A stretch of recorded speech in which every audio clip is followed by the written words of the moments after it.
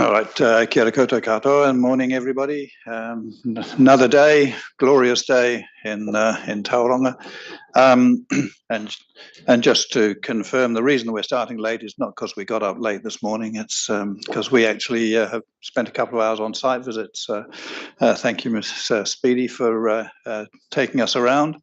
And one of the places we've went through and passed, of course, was Tauranga Crossing. So we'll hear about shortly. So yes, last night or yesterday afternoon, late afternoon, we did a bit of a tiki tour around Mount Maunganui and on that side, and this morning was on this side. So we've now comprehensively visited all, I think, but two of the areas that we need to look at. There are a few table statements that I just want to read in for the record, and they are from fire and emergency fuel companies, Hauora Toi Plenty, Ministry of Education, and a couple that were tabled, but I'm not quite sure whether they are to be tabled or actually to be heard. I suspect they're to be heard, so I'll leave those ones off for the moment. And this morning, we've had advice from JSWAP contractors who will not be appearing, and again have tabled a statement accepting the council's recommendations.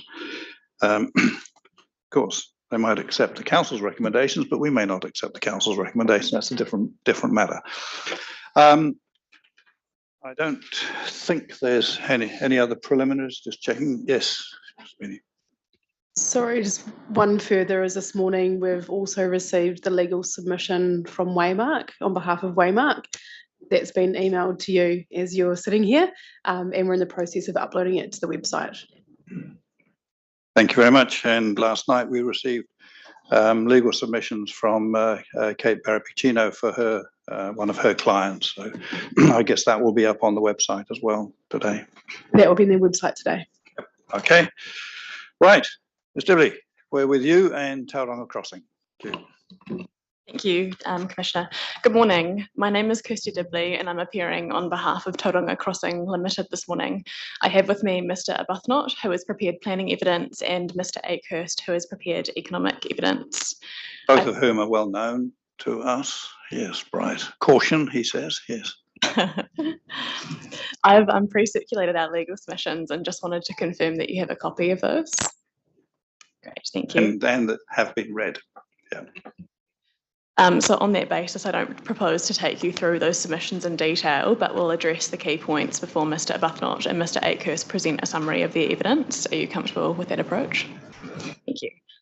At section 1 of my submissions, I've just provided an overview of TCL's operations in Tauranga and outlined that TCL essentially seeks to enable greater height and density in the Tauranga commercial zone through Plan Change 33. I understand that Council now accepts that Tauranga Crossing submission points 198.1 and 198.2 are within scope, and I confirm that Tauranga Crossing wishes to pursue those submission points at this hearing. The key matters my submissions address are the classification of Tauranga Crossing as a non-residential zone and commercial centre in the Tauranga district, and the importance of including more enabling provisions in the Tauranga commercial zone in Plan Change 33 to ensure that Policy 3 is appropriately given effect to. Moving to section 3, the commissioners will be aware that section 77N of the RMA places a general duty on council to give effect to policy 3 in non-residential zones in Plan Change 33. This includes the Tauranga commercial zone.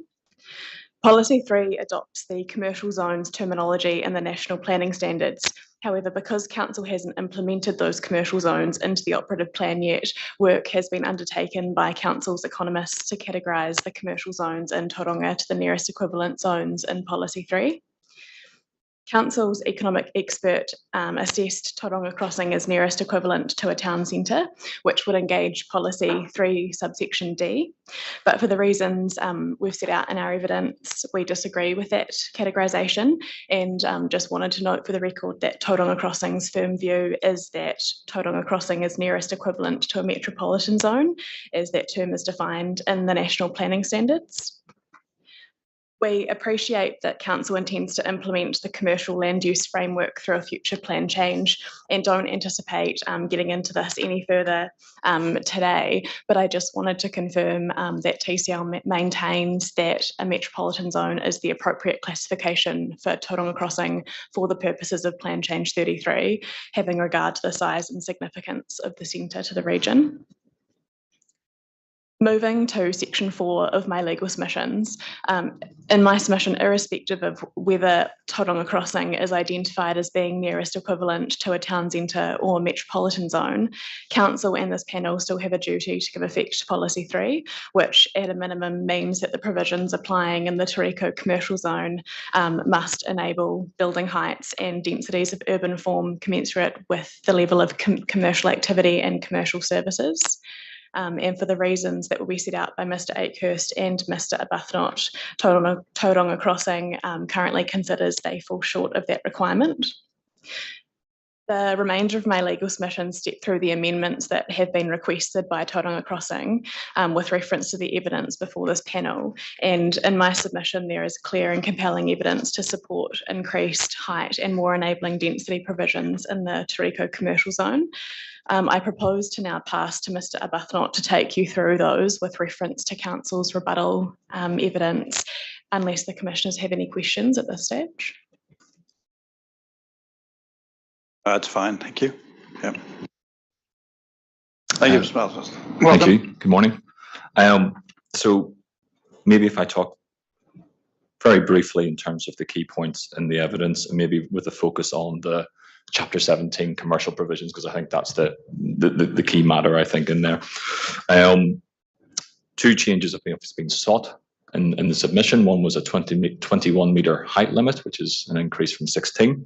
The other was the deletion of the gross floor area control for Tauranga Crossing, which caps it at 47,600. Beyond which is a discretionary activity. Now, actually, in saying that, I think the last time I appeared in front of you, I may have given you the wrong steer in terms of the activity status. I think I may have referenced a non-compliant activity status previously. It is discretionary. I think I was conflating other rules in the plan when I was talking to that. Now, in terms of height and reviewing the addendum section 42A report that's being prepared, and I think buried away in one of the appendices, Appendix 6, there seems to be a Section 32AA analysis around the height and gross floor area provisions for Tauranga Crossing. Seems to me then Council planner seems to accept the 21 metre height limit is appropriate, and I obviously agree with that. In arriving at 21 metre height limit, I've obviously had regard to Mr. Heath and Mr. Akehurst in terms of what a commensurate level of development would be for that particular centre, and it seems to me that there is quite a considerable amount of growth required over the next sort of 10-20 year period to keep pace with the intensification, and given that it's a fairly constrained zone in terms of the land around it and the area available to it, then to my mind it's appropriate that things go up, because there's no real opportunity to go out, or at least constrained opportunity to go out. So we seem to be on the same page on the height limit. The second question then comes down to the gross floor area control. Originally, the submission sought the deletion of it in its entirety. The Section 42A report raised a number of concerns on that, one of them being effects on the transport network. And I thought, you know, on review and on reflection of that, I thought that that's appropriate. The area in of itself, with Tauranga West coming on stream, either be a variation or a future plan change or whatever that might be, but one of the key planks to that is being the Western corridor and the upgrades required for that, both in the short term as well into the long term. Plainly, that's an area that has transportation constraints, and so acknowledging that, I proposed in my evidence, or I recommended in my evidence, a threshold, a nominal threshold of 1,000 square metres, above which resource consent would be a restricted discretionary activity for transport matters. In doing so, or arriving at that number, I had regard to the threshold that was on some of the other centres in Bethlehem and Bayfair, where there's a permitted standard up to 1,000 square metres, and then beyond 1,000 square metres, I think it flicks into controlled, and then it snowballs out of controlled into restricted discretionary or discretionary, depending on what you're dealing with. So I was trying to keep it consistent with that control. I also had regard to what I'm maybe more familiar with in terms of the Auckland Unitary Plan approach to traffic generation and the trip generation thresholds that are contained in that plan, where residential retail activity is capped at, I think, just over 1,600 square metres of retail activity, beyond which transport effects need to be considered. And I considered that to be, in terms of 1,000 square metres to what was there, to be within the ballpark, in terms of the overall scale and significance of that sort of floor area being appropriate to consider transport effects. Reading the section 42A report in the rebuttal, I think there's still disagreement on that. They agree that there can be a restricted discretionary activity consent process, but have retained the floor area cap, or recommended that the floor area cap is retained at 47,600. Reflecting on that, I think I still disagree with that approach. My opinion is, when we look at what the requirements of policy 3 are about enabling development, that's commensurate with this, I can't remember the precise words, commensurate with the scale and form of commercial and activity for a particular area, at least at that level, policy 3D level.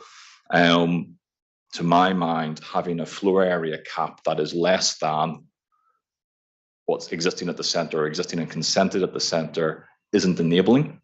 And so to my mind, then I'm more comfortable. I think my approach is probably the more consistent with that enabling framework, in terms of saying, well, yes, you can extend. It's just when you get over a certain threshold, you need to start considering certain matters, and this one being transport effects. Can I just ask a question there? I think you said that the GFA cap is currently set at less than what is existing. Is that in terms of existing in terms of consented, or existing in terms of constructed, or is there no difference? No, there is a difference, and thank you. There's a good question. I would need to go and check, and maybe if I do that, maybe with Mr. Akers, I can come back to you with those precise numbers. But you're right, I may have misspoke there as well on that. I know certainly consented, we're up into the 60,000s. I just can't remember what that stage 3 consent GFA actually is and where that sits relative to that. Yeah, thank you.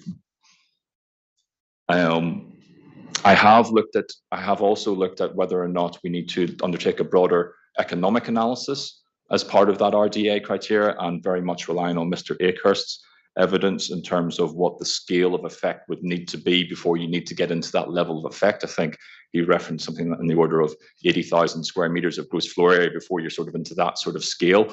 And I don't think really that's really of a sort of it doesn't seem to me to be something that would be actually obtainable on that site that would require that sort of an approach to be taken for this particular centre. So I haven't included that within the recommendations that I've put forward.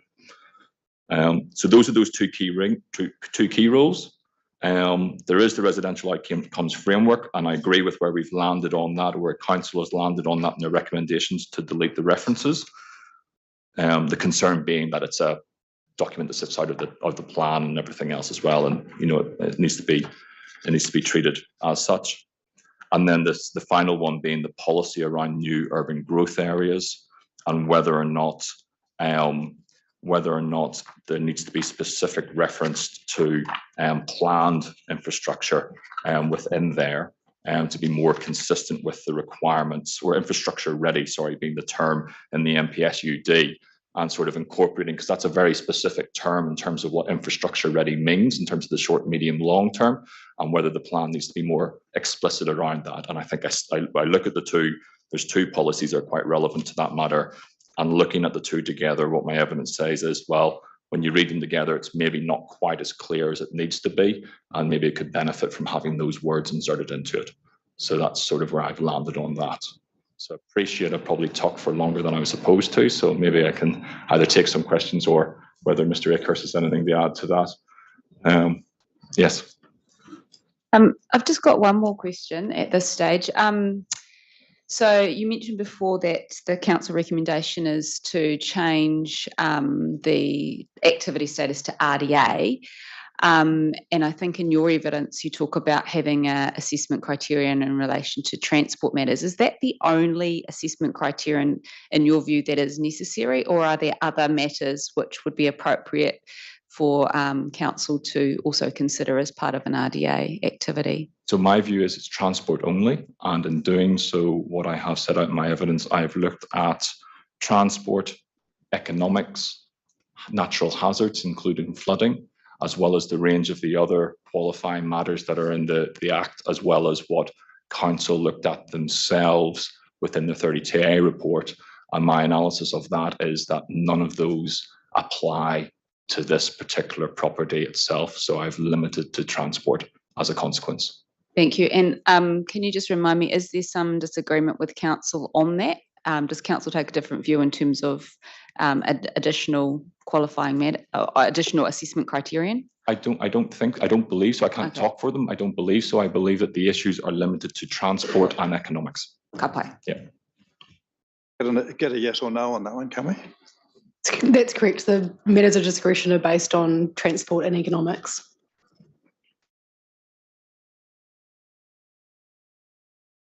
So I should have gone to the rule and read it. The 1,000 square meters is not a one-off, is it? It's the fact you can continue to apply as an RDA for further 1,000 square meters. Correct. Yes. Yeah. That's clear. Thank you very much. Yep. Mr. Akehurst. Good morning. In the interests of time, I realise that we've probably only got about 4 or 5 minutes left.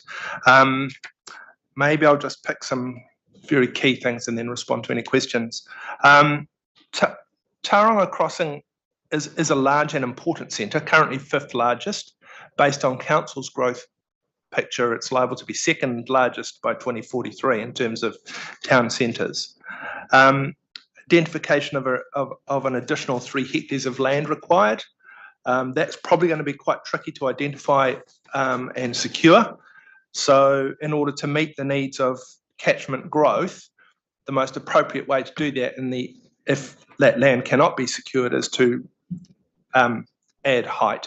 And I think everyone is sort of on the same page with that now.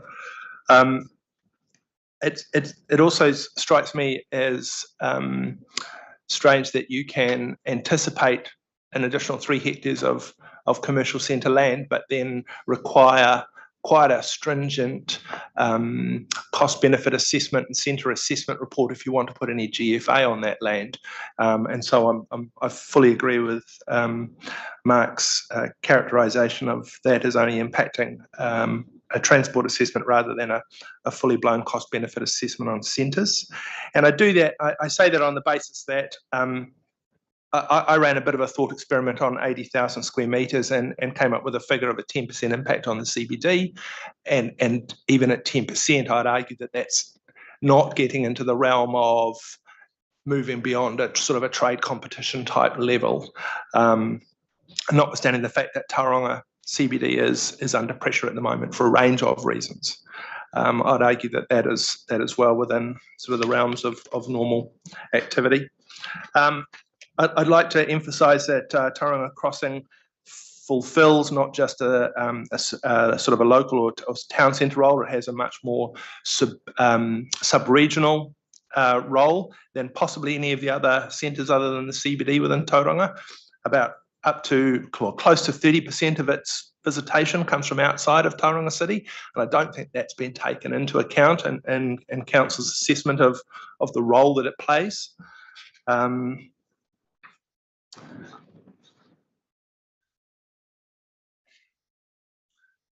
Building heights we've covered.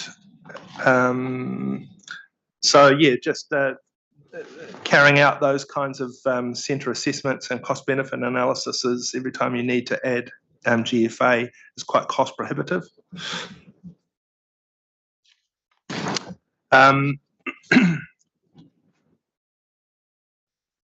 So just finally, in order to meet the needs of a strong growth community across this part of Tauranga and Western Bay of Plenty, it is more economically efficient to ensure Tauranga Crossing can expand to meet the needs of the wider community.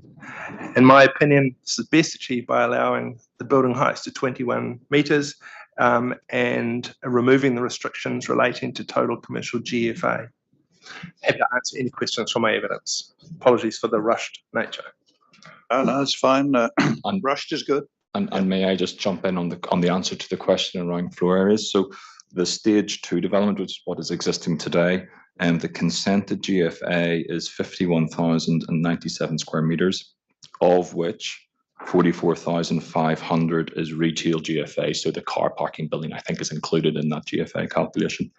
The stage 3 the stage 3 consent increases that retail GFA to 64,600. And then there's more again because there's a parking building, but retail. And just to clarify, that's just on the current site. It doesn't include the lifestyle centre site, or is that including the lifestyle centre site? Excludes lifestyle. Thank you. Thank you.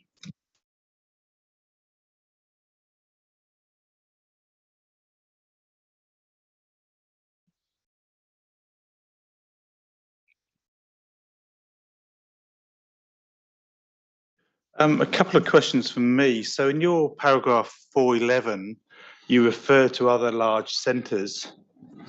I wonder where those 3 centres that you quote sit in terms of size relative to Tauranga Crossing, because the ones you've listed, I assume, aren't necessarily the largest and the most comparable, or are they? They're reasonably comparative size-wise. In terms of the visitation data, Papamoa Plaza is about 10% larger than Tauranga Crossing. Mount Maunganui is about 30% larger, but Fraser Cove is slightly less than half the size.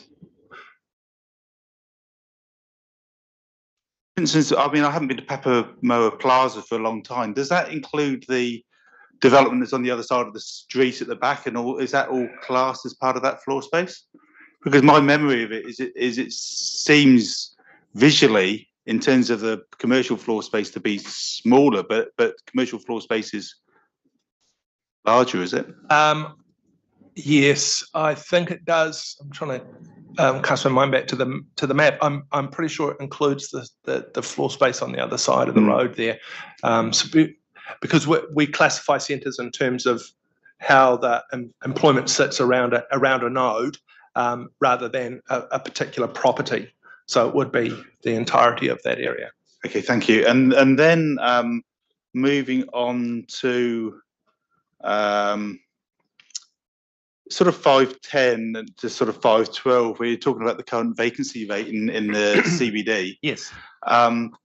So that's a sort of as of this time vacancy rate, and what you don't have then is figures as to how long term that vacancy is. So does that, on that basis, not knowing how long those properties have remained vacant for, if you had additional information regarding that, would that have implications for your assessment in 512, where you talk about 80,000 square meters of commercial space, needed to have an impact on the CBD? But of course, if the CBD's got 10% long-term vacancy, I presume a lesser amount of floor space at Tauranga Crossing would have a similar impact. Is that correct?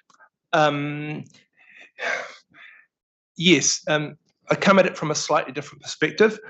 What I'm talking about in 510 and 11 is really that all centres have a degree of vacancy, which, and I'd emphasise that these figures have been drawn from Mr. Heath's evidence.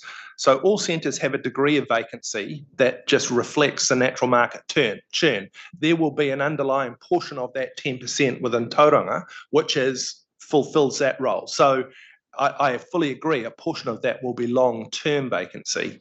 So setting that aside, my assessment of the 80,000 then it ignores that to the extent that I was just looking at what the impacts of 80,000 additional square metres would be on Tauranga CBD. it returned a figure of a 10% impact. I've appeared in a number of hearings where impacts up to 30+% were still considered within the realm of trade competition, but all of those figures are conditional on what's actually happening in the CBD at the time. So fully aware that there is an issue within Tauranga. So I would still argue that a 10% impact from 80,000 square metres is not significant, even though some of that 10% will be a long-term vacant. I had one more, sorry, so scroll down. Then 516, you talk about allowing residential accommodation has the potential to positively reinforce the role of the centre, and this may actually be a planning question rather than one for you, in terms of what the activity status is within the centre for Resi. It's currently non-compliant. I haven't sought any changes to that through submissions, been focused on height and density of form rather than activities that go into it. Yeah, so it's not something we need to worry about. I think it's the future plan change matter. So I just had another question possibly for you, Mr. Arbuthnot. You gave me some figures before, and you mentioned stage 3 was the 64,000.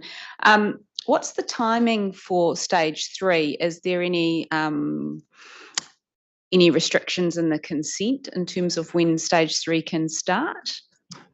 So stage 3 is currently being planned by the centre owners. They're in the process of undertaking detailed design with the view of picking up the necessary building consents or changes to the resource consent just to facilitate the first stage 3A, I think is what they're calling of it now. So that's imminent in terms of its construction. I believe that should be done, ahead of in time with the consent itself. So yeah, that's kind of where it's sitting at the minute. They've been through negotiations with tenants and are now into the detailed design of that now that they've got their input from that. But there's no sort of restriction on when stage 3 can start. No, sorry, no. It can commence. So there's no. Yeah, so it can commence now. It can commence today. Yeah. Thank you. And just a question for you, Mr. Akehurst. I think, where is it? In your para 4.6, you talk about relying on phone GPS data to map the movements, etc. And you refer to the 2020 and 2021 year. I just wondered whether there was any implications for using that data, given that was during the time of the COVID lockdowns, and if that is a accurate representation of what things would be. If it's not, would it be over or under in terms of that? Good question. Thank you for asking. We were very careful when we purchased this data to pick a year between COVID lockdowns. So none of this data overlaps COVID lockdowns in New Zealand. So it starts at the end of one and finishes at the beginning of the other, because we wanted to avoid that very question when we were using that information. So with the exception that there is limited international visitation within the data, we think it's a reasonable reflection of how New Zealanders are moving around and using centres and so on. Yes. Thank you. I've got a couple of questions for Mr. Akehurst. Thank you for your evidence. You mentioned in 5.8 about the unreasonable level of cost of undertaking economic and commercial assessments of TCL in comparison, I guess, with the CBD. I guess my first question is, what do you see as being unreasonable in the context of the scale of development of your client? I think two things. One is I think it's unreasonable because council are assuming that this is an appropriate centre to cater for growth. So in that context, I'm unclear as to why you would impose some significant costs on top of people, and to carry out, just by way of example, to carry out a centre assessment report and a cost benefit analysis, you're probably looking at could be up to 80K, that sort of number, depending on how many issues you need to sort of cover off. 40K for each report. So it seems to me that it is one of the reasons I carried out that assessment at 80,000 square metres was to highlight the degree to which you would need to expand the centre in order to get any sort of impact that you might want to be concerned about. Because that is a completely unreasonable scale, I couldn't see why you needed to carry out a centre assessment report and a cost benefit analysis to support anything that was less than that. So in terms of your concern, it's not so much about the level of cost as why you actually would want to do it anyway. I mean, these are multi-million-dollar developments, so $80,000 compared to it's nothing, right? Okay, but it just seems completely unreasonable. Okay, in the context of what you're trying to achieve. So, given that that's a current proposal from council in terms of the plan change we're looking at, and it may well be there currently. I'm not familiar with that, but are there any other economic metrics you think would be better at trying to assess the effect of Tauranga Crossing on the economic viability of CBD? Notwithstanding whether that's a good idea or otherwise, but assuming it is.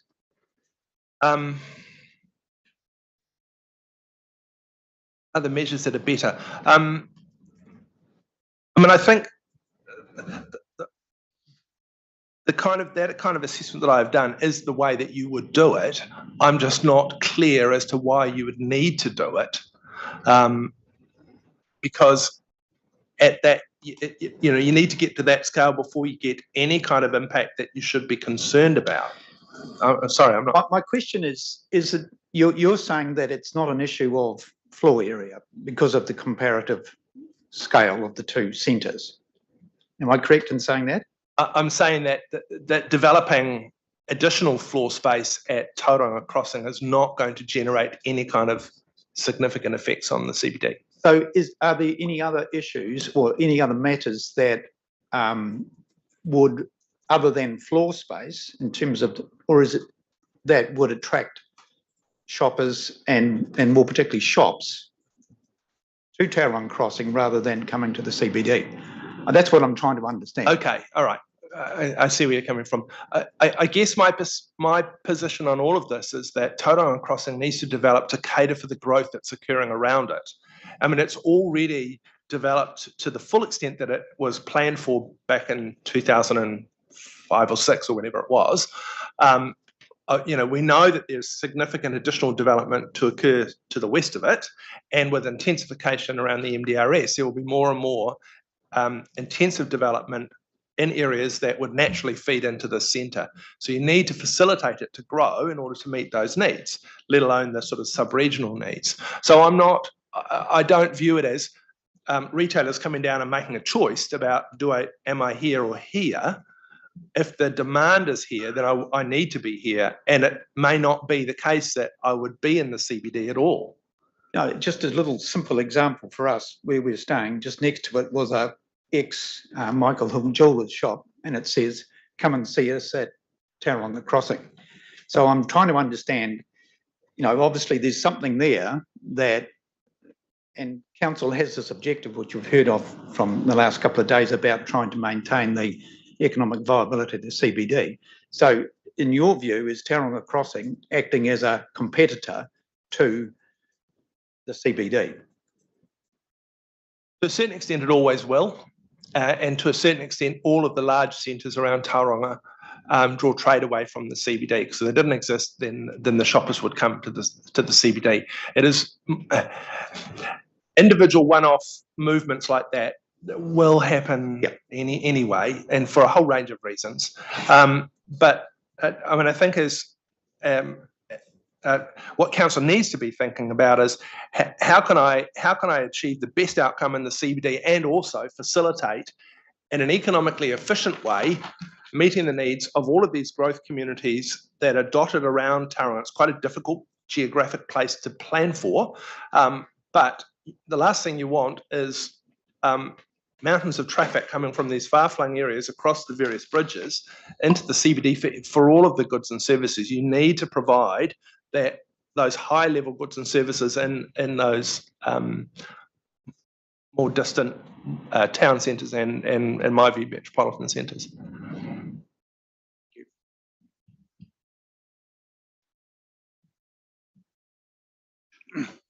Just a speculative question from me. In terms of stage 3 and the whatever it was, I can't remember the number that you gave us. I think it was 64,600 or something in that sort of order.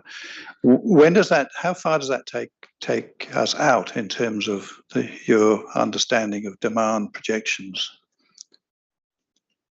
It's all they hold the resource consent for.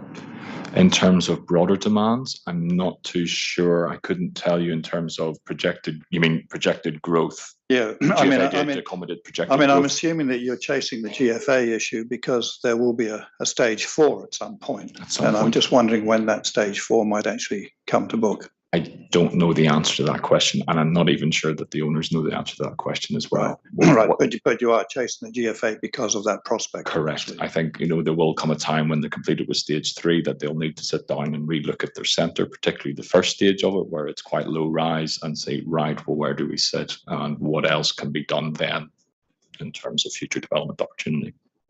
Okay. Mr. Akers? I could probably point you to Tim Heath's evidence where he says that I think it's he's recommending about 1.3 hectares of additional land by 2033 and an additional 1.7 or so by 2043. So I think that might give you some idea there's slightly less growth in the next 10 years and slightly more in the 10 years following that. That's from the council's perspective anyway.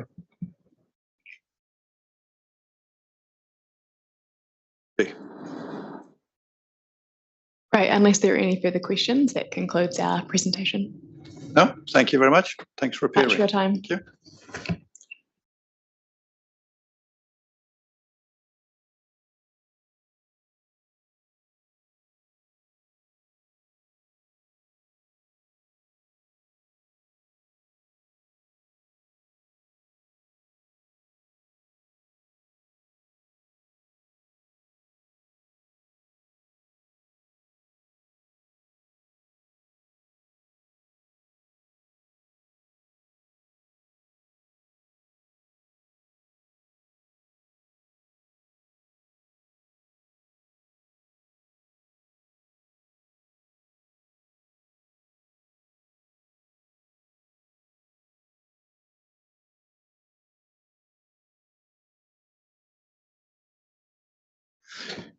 Right, Regional Council, Ms. Boyd.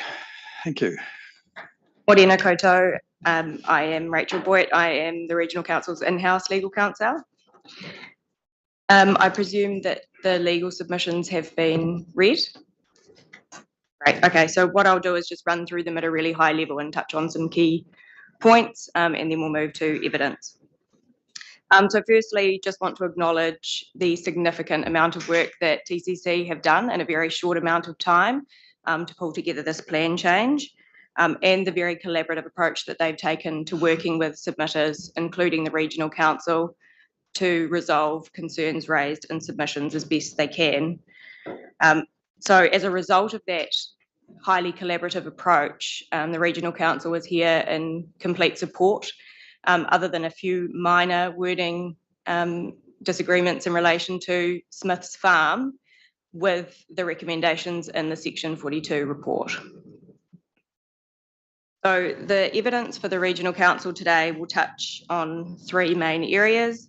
So firstly, we're going to explain why the existing setback rules in the operative plan should continue to apply to development under Plan Change 33. This is a joint position. We're in agreement with TCC, but there were a couple of submitters that sought that those be deleted. So Ms Holden is going to give evidence on that point, as will Mr Hamish Dean.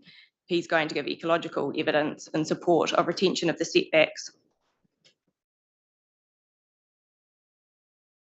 We're also going to provide evidence that support the planning approach proposed to ensure appropriate management of adverse effects caused by the increased height and density on the ONFL and areas of natural character. So that was what was discussed over the last couple of days, is the SEPA and also similar rules in Mount Maunganui. Ms Holden will give planning evidence in relation to that. We also have here today Ms Rebecca Ryder, who co-authored the landscape report. She didn't provide a separate piece of evidence, although the landscape assessment was obviously appended to the Section 42 report. But she's here, she's listened to the questions of Simon Button, and she's able to provide some further clarification on some of the points of interest to the panel. To best assist the panel, she's actually prepared a short statement that she can hand up, and she'll take you through that and then answer any questions. Let me just check with council. Is Mr Button available? He might want to be here for that, or listen in anyway. I can ask him to be. I mean, I do understand that Ms Ryder has conferred with Mr Button. He's seen her statement yes. and is happy with it. Okay, all right. Well, you might just want to talk to Mr Button anyway. He might want to just dial in. Okay, thank you. Lastly, we have Mr Tapaide, who will talk briefly to the Smiths Farm issues. Those are very, very discreet, and there's very few, and those discussions are ongoing between him and Mr Bellamy, and it's very likely that full agreement will be reached with the council. So I won't go through the legal framework in much detail, other than just to highlight that I refer a number of times to the MDRS, but obviously the same considerations apply to Policy 3 and the height and density, which is particularly relevant here. In relation to setbacks, which I cover from paragraph 26, just wanting to highlight that as far as we are aware from reading the evidence of those submitters that had raised the issue and opposed the retention of those setbacks, that's no longer being pursued. So at this stage, we don't understand that there's an issue as between submitters, although of course the panel will still need to be convinced that it's appropriate to retain those. In relation to the coastal environment, I heard there was a question yesterday in relation to the coastal environment line. So just to clarify, my understanding is that yes, they have used the coastal environment line as mapped in the RPS, and page 18 of the landscape assessment explains that. That coastal environment line was put in the RPS in variation 1 to the RPS, which was in 2012. That line is based on policy 1 of the NZCPS. And I have got copies of these policies if it's helpful for me to hand them out. But essentially that lists a range of factors that need to be taken into account when you're looking at the extent and characteristics of the coastal environment. So those include coastal marine areas where coastal processes, influences or qualities are significant, areas at risk from coastal hazards, coastal vegetation, as well as different things like natural elements and features that contribute to natural character and landscape. So there's a range of matters that were taken into account that was subject. Let me just cut this through. I wasn't challenging the RPS or the coastal environment line if it had been put through by regional council. It was just confirming that in actual fact the lines were the same. Yes, yeah, they are the same, and it was subject to a full process. So in relation to the qualifying matter, the only points I really want to highlight, sorry, this is in relation to the coastal environment, is that in my submission, the proposed approach is an appropriate and reasonable response to the key directions in section 6 of the RMA and in the NZCPS, as well as to the MPSUD. And it does meet the test for a new qualifying matter. It's supported by both expert landscape evidence, and that was tested in a caucusing session as well, and there was agreement from the experts. And also the provisions do not necessarily preclude development. And I think that is an important thing when you're looking at the level of information that's required under the enabling housing legislation. What they do is ensure that any development in those adjacent areas will be sensitive to the environment in which it is to be located. And Ms. Ryder will be able to provide a little bit more information on what kind of information we would be expecting to see in a landscape assessment and how that might work through into the development.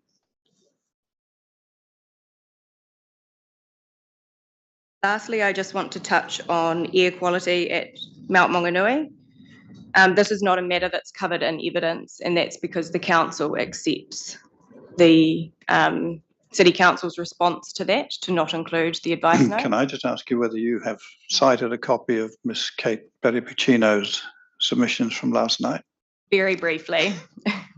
Yes. Very briefly, and about 15 minutes before this morning started.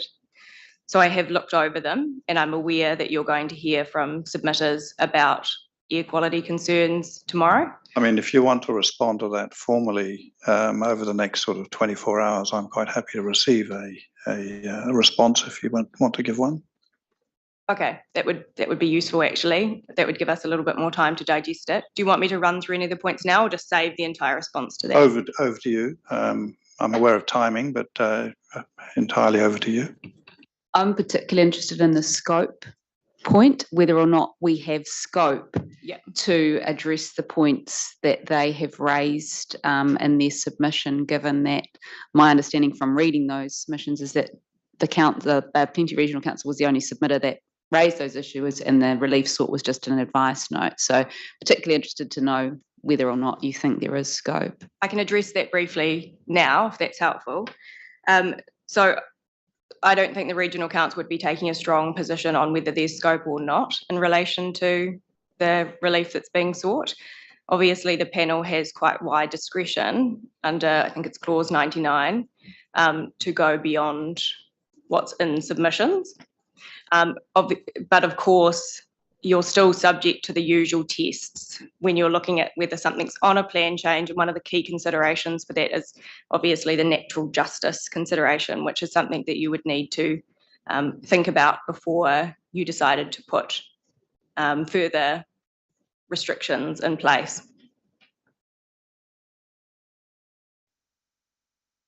So I think I will just save the rest of the response to the air quality issue until I've had a chance to fully digest Ms. Berry-Puccino's submission. So we might move to evidence. And first, Ms. Holden will speak. You? Right, Ms. Holden, and are you going to address your primary or your rebuttal? Or both, probably? Well, I was planning on just very briefly summarising the primary, if that's all right.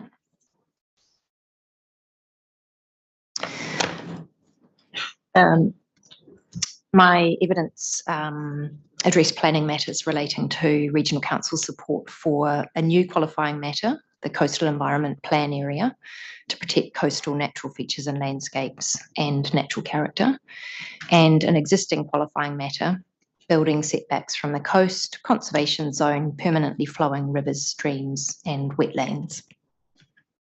About the coastal landscape qualifying matter, Regional Council and Tauranga City Council jointly commissioned the Tauranga Residential Intensification Landscape Assessment, which assesses the capacity of the Tauranga City urban landscape to accommodate urban intensification. The operative Tauranga City Plan protects outstanding natural features and landscapes from development within an ONFL, but does not protect the ONFL or coastal natural character from development next to these areas. The landscape assessment recommended measures to ensure that intensification next to the coastal environment does not adversely affect ONFL values and natural character areas. Pages 8 to 9 of the landscape assessment identify the relevant planning provisions that support this approach, including the RMA, New Zealand Coastal Policy Statement and the Regional Policy Statement. I consider the recommended amendments to Chapter 6 of the City Plan, as supported by the landscape assessment, to be an appropriate planning response to ensure that adverse effects from intensification enabled by the plan change on the values of coastal ONFLs and on the coastal natural character are managed. About the other setbacks rules, I support retention of the existing rules requiring building setbacks from mean high water springs, the conservation zone, permanently flowing rivers and streams, and wetlands. As supported by Mr. Dean's ecology evidence, I consider that the setbacks continue to be relevant and necessary for Plan Change 33. Paragraph 32 of my evidence lists the planning provisions that support these setbacks, including the RMA, New Zealand Coastal Policy Statement, the NPSFM, and the National Policy Statement for Indigenous Biodiversity. I consider the setback rules to be an appropriate planning response to ensure that the natural areas being protected are not compromised by intensification enabled by the plan change. And I'm happy to have any questions if you have any.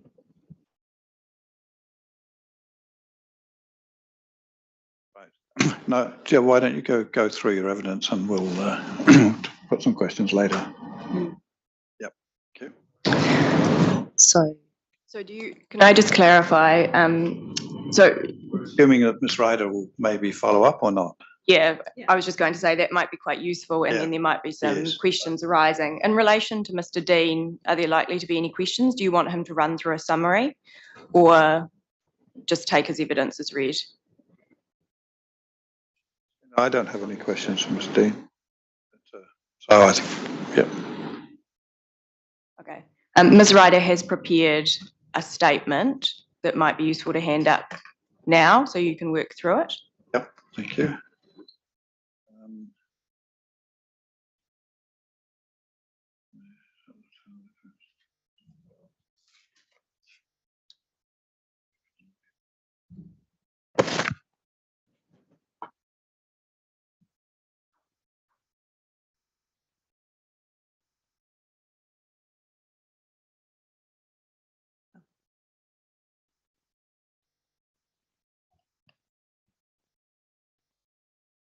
There are a couple of questions for Mr. Dean, so if he just wants to stand by.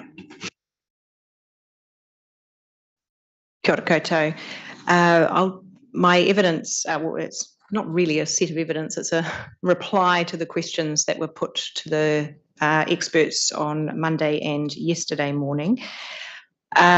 However, I've set out, and obviously given that I am presenting in front of you, set out the code of conduct and other matters in my evidence. I'll just refer to, if I can take paragraphs 1 to 5 as read, effectively my expertise. But relevance to this particular matter, I'm the co-author of the identification of the coastal environment for the Bay of Plenty Regional Council, for the Bay of Plenty Regional Policy Statement, and also the co-author to the natural character assessment for the Bay of Plenty Coastal Environment. I'm also the co-author of the, as referred to earlier, the Tauranga City Landscape Study, which was March 2011, where the city is characterised and the outstanding natural features and landscape areas and important amenity landscape areas are identified for the Tauranga City Plan. I've also acted for the Bay of Plenty Regional Council for their Coastal Environment Plan hearings and supporting the technical outstanding natural features and landscapes assessment prepared by my colleague Rachel de Lambert at Boffin-Miskell in 2006. And during this work, I also prepared schedules of values for the identified features. As an expert for the Bay of Plenty Regional Council, I am the co-author of the Tauranga Intensification Landscape Assessment, Natural Character and Outstanding Natural Features and Landscapes, produced in 2023 or July between Boffin-Miskell and Isthmus, Tauranga City Council and the Bay of Plenty Regional Council. I'll take 8 as the standard witness statement relating to the code of conduct, and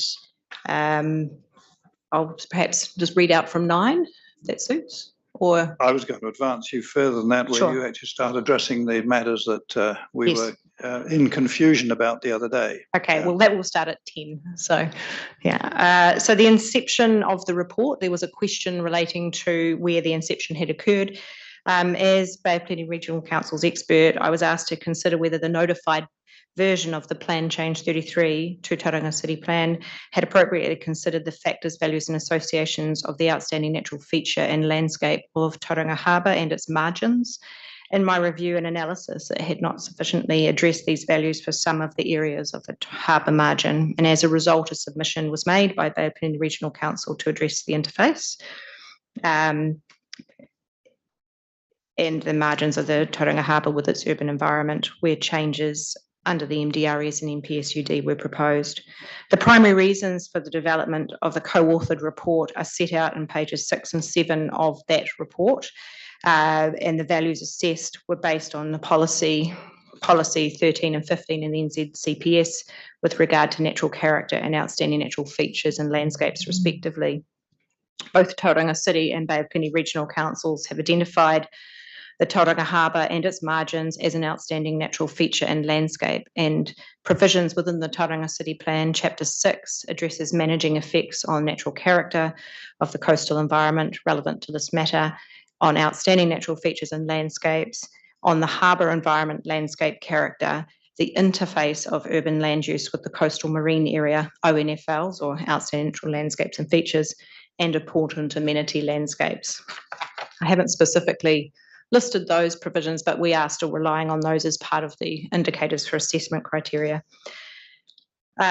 Scale, but not specifically density, has been addressed in the Tauranga Intensification Landscape Assessment as a means of managing the effects on the factors, values and associations on the Tauranga Harbour and its margins and the coastal dunelands. There was a question relating to permitted height, and I observed some discussion around that. I have a slightly different view to that of Tauranga City Council. However, it's a small comparative difference, but it was a discussion that you had on Monday. So I'd like to just address that in this evidence.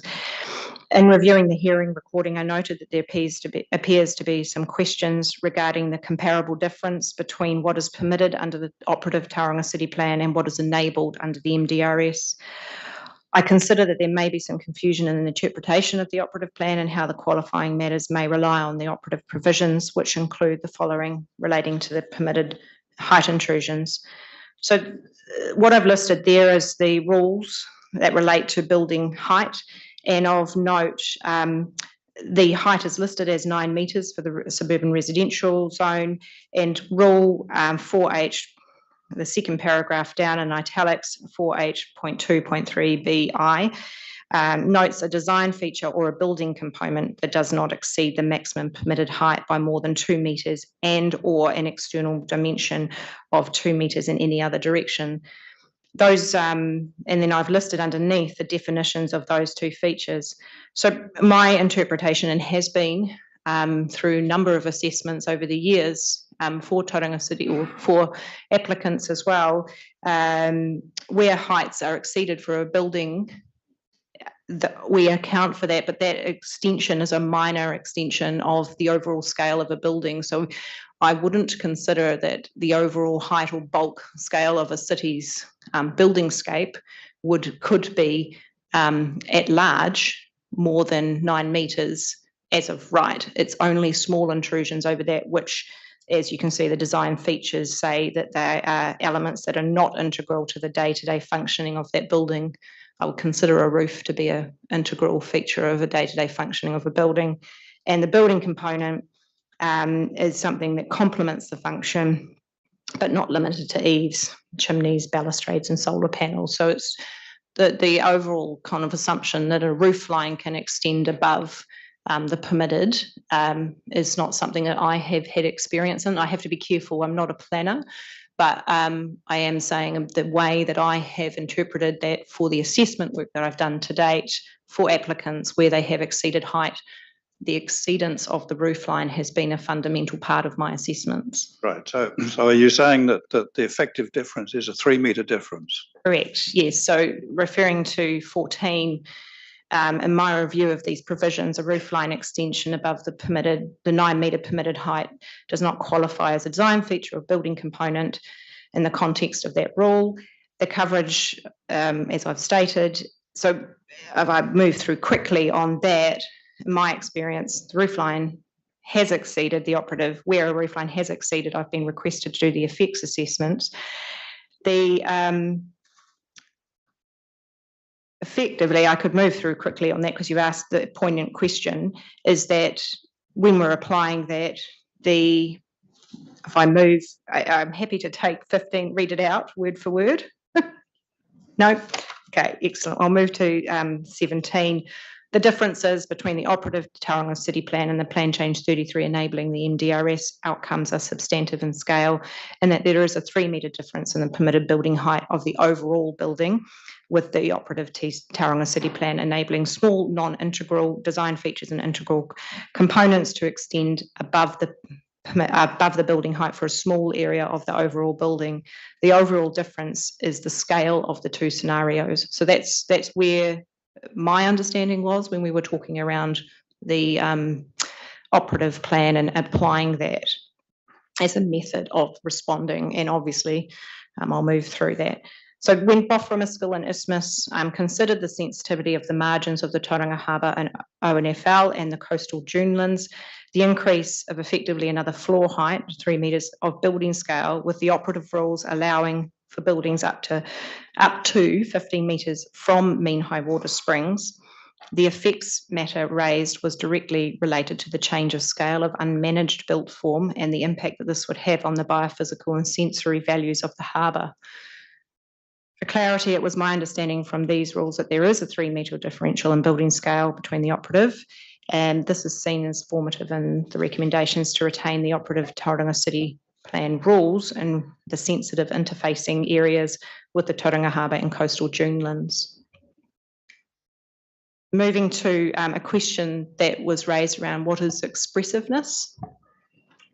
That arose on Monday. The term is found within the sensory attributes of landscape values and is described in the Tauranga City Landscape Study as being natural features in landscapes that clearly demonstrate the natural processes that formed them.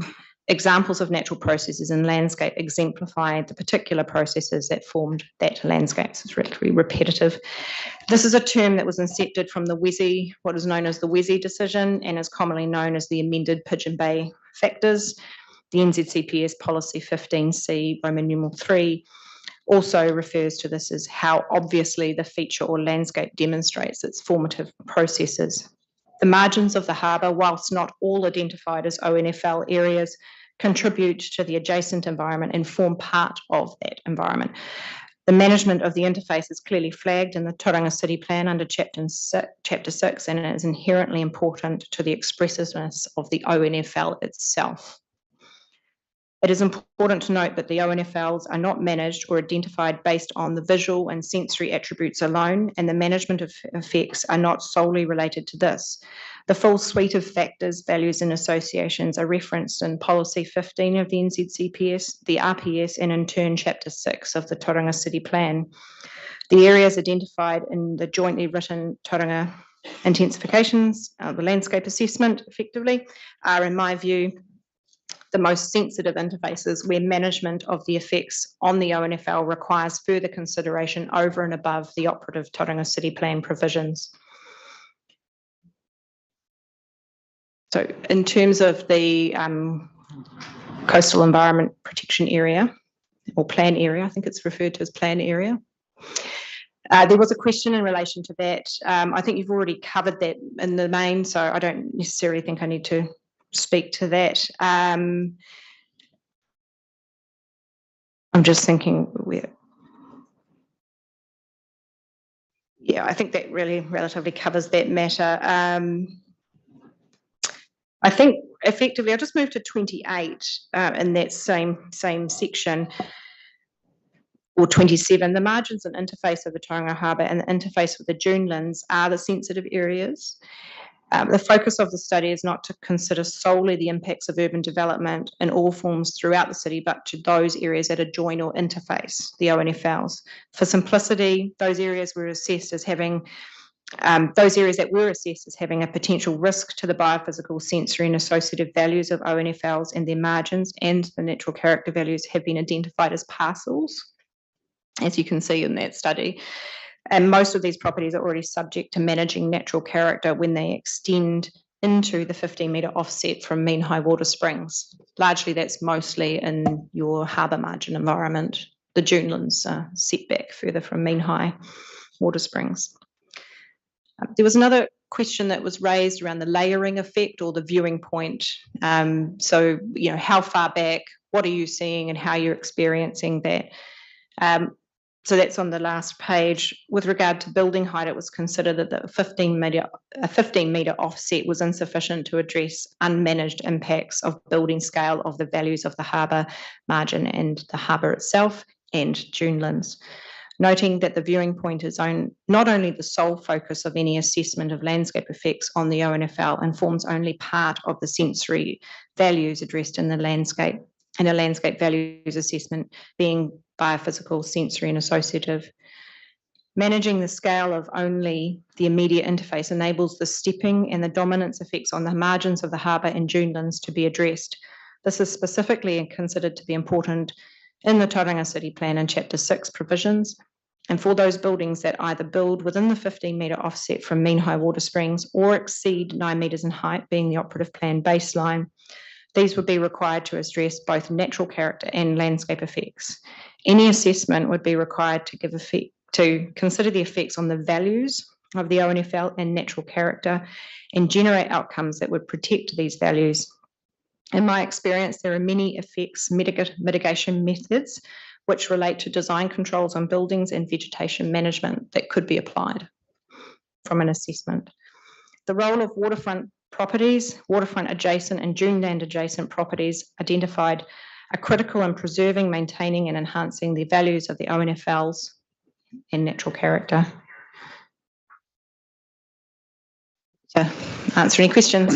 All right, thank you, Ms. Ryder. Do you want to pick those up? Yeah, I'm still not sure that I've got a good handle on what the biophysical, sensory and associative values are, and I just wonder, which is the critical thing, it seems to me. So I wonder whether you could just run through that a little bit more for me, please. The biophysical relate to effectively a biotic and abiotic environment. So they are talking around the vegetative cover, they'll be talking around the formative processes, the geomorphology, the hydrology, those natural processes that are occurring in that space. The sensory are what you often hear, and a lot of focus seems to sit in that space, but it's only one part. And that relates to what you might have heard terms like aesthetic coherence, which you would have heard through the RMA. It refers to expressiveness, which was the one term I referred to before around those formative. So it's about the human interaction and the human interpretation of those values.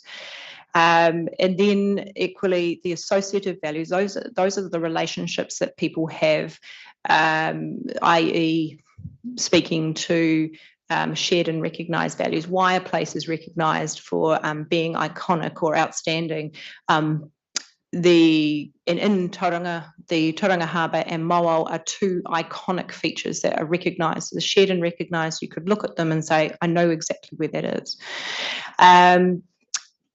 And the other component is what in the Pigeon Bay factors relate to the tangata whenua values, or has been referred to previously as Māori values. More recently, in the practice of landscape architecture, the profession has written its own guidance document around assessment, Tangiata Manu, which you may have come across, and that is speaking more around a te ao Māori or bicultural approach to assessment.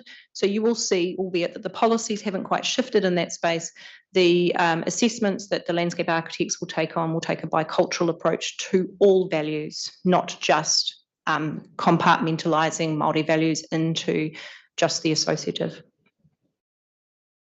Picking up on each of those, I wonder whether you could speak to each of those and say how building height off-site impacts each of those, because I think I haven't yet made that link to understand why a reduced building height is required on outside of the site. So if you could perhaps talk through each as to why building height has an impact. So predominantly they will, the values in relation to the biophysical, the formative processes of those margins and how they're interpreted will be affected. So the additional height starts to create a loss of legibility in the along the margins of that harbour, and then equally the sensory values naturally would be affected because of the scale and dominance that it comes with that. And that's one thing that we have identified. Most of the properties are without setbacks, or some of the land that hasn't been identified sits behind a esplanade reserve, or it sits well behind marshland or the like. So, and then obviously the associative values, that is both basically relating to the it may be areas that have cultural significance to them of some sort. It may be the vegetative patterns that are important, i.e. the Pūtakawa clad coastlines or areas, and certainly just down from where we are placed here, there are Pūtakawa clad and vegetated escarpments that are important to the character of that harbour margin. So those are components to that. In the RPS, in the Regional Coastal Environment Plan, the values, and perhaps I can supply that separately, are also the attributes that have been listed. Equally, Tauranga City has a set of attributes relating to the Tauranga Harbour and its margins. So they are what an assessor would pick up as a baseline, but they would go further to look at best practice for assessment. I mean, particularly just sort of thinking about the biophysical and the sensory, though, we've still got large buildings being proposed, and I can't quite see how the limited reduction in height that's been proposed relative to what would otherwise be allowed is achieving, is making a significant difference to your your understanding of the biophysical and sensory. I'm just not really seeing how a couple of meters reduction, which is what I recall it is, really makes a difference. And again, whether you could perhaps cover that off. So ultimately, in most properties without an esplanade reserve or have riparian rights, for instance, they can build to within 15 metres of that line with a 11-metre building, permitted building height plus one, as I understand it, so effectively 12. That dominance component and the effect that has on the proportional effect that has on the margin is one thing that we did look at quite carefully. So Simon Button and I worked through that to say, is this a critical matter? And we did for those areas alone. We haven't extended it beyond that. We recognise that there will be that layering effect, and you will see that. So it comes down to the more sensitive and the more intimate kind of experiences of that harbour margin. There will be the biophysical changes will be, how do I explain this? That predominantly happened with a lot of urban development along that margin. But there are some escarpments, for instance, which haven't been, which a 9-metre building could build within as of right, is what we're saying in this plan with the qualifying matters approach. 11 metres, again, it comes down to that scale and dominance on that escarpment and the change to that escarpment. So it gives us the ability to actually really provide for better outcomes for that harbour margin. It's been a means to addressing the scale and dominance of that built form on the harbour, which is quite commonly something that I have been involved in over the years, where buildings have either intruded into the 15 or extended in height. So where do I look to sort of see that comparison of you've got your building on an escarpment, you've got your 15-metre setback, you've got a building on an escarpment, and you're suggesting it should be 9 rather than 12. Where shows me that sort of analysis so I can look at it and just sort of understand this issue a bit more? We have covered that in the study, but perhaps the cross sections per se under the different types of scenarios haven't been. No, they haven't been provided for you in that particular study. That there is components of that and addressed in a word written format, but diagrammatically I haven't got anything in front of me. Is there anything that's been prepared? Other than the study outside of the study that was part of that assessment or not? No, I haven't got anything at this point. Okay, thank you.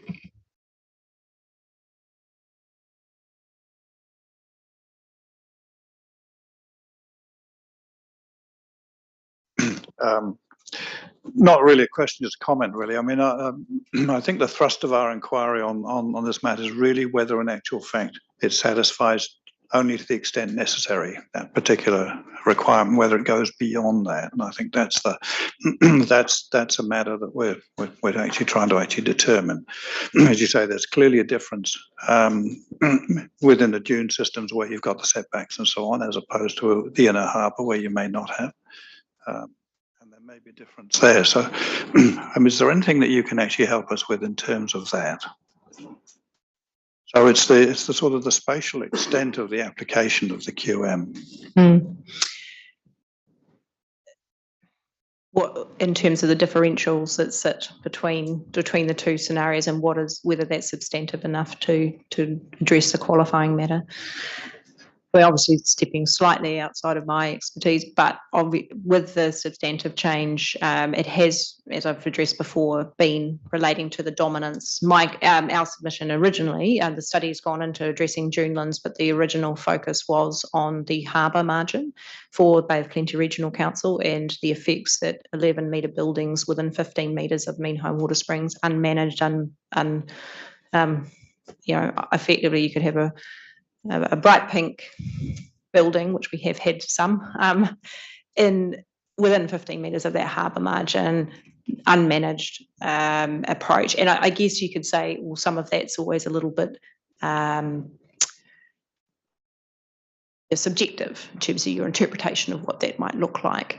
However, the values of that harbour margin are important. The margin are important. The vegetative cover and the scale of buildings and how they relate to that margin are important. So the 11 metres it's not actually 11. It's 11 plus 1, so it's 12 metres effectively. Is a step up, quite a substantive step up from where the current operative plan is. In our view, in terms of how we looked at that. So in terms of the extent of that area, it does account for properties that are interfacing along the Matua and the Otomoto Peninsula. And it also looks to this particular area of the harbour up the upper parts of Te Awanui here. So it's does have some substantive reach on those properties. And we did look carefully at that about the context of each of those properties or each of those site areas. So for here, just to the south of where we are sitting right now, there are properties with steep escarpments and then some with dwellings immediately adjacent within sort of 5 metres and 10 metres existing dwellings that sit very, very close to their sea walls that they have established. And they could, by if they were set back to redevelop, sit within 15 metres, which is not a huge distance in the bigger scheme of things when you're looking at the harbour values themselves. So we were concerned around that. The Matua Peninsula, there are properties with immediate waterfront and then some without. And those with setback and reserve we've removed. There are some along which have a road interface, which could be, we had raised based on the context that they're quite low-lying and flat. It's a very flat peninsula area along Beach Road. I'm wondering whether it might be useful having, 3 or 4 specific locations that really illustrate the issue that we could perhaps look at. As there's no sort of cross sections or anything, we're obviously, sufficiently experienced, I think, that we can stand there and imagine the 12-metre building versus whatever's there now. So that would be quite useful, I think. Just say, not a huge number of places, but some key locations that really illustrate it. Yeah, that's not difficult to do. Yeah. I'm not sure my powers of imagination should be put on trial, but that's another matter. Yes. Yeah. So I've just got one question for you, Ms. Holden, and it's in relation to your primary evidence. In para 27, you talk about the setback qualifying matter, and then it says encroachment into the mean high water springs and rivers wetland setbacks in RDA and encroachment into the conservation zone or setback as a non-complying activity. I was just wondering, why is the difference in activity status? Is it due to the greater sensitivity of the areas within the conservation zone? I wasn't sure. I don't know whether you can comment on that. I don't actually know, sorry. It was an existing rule and it's been in the plan for many years. Muncie may be able to.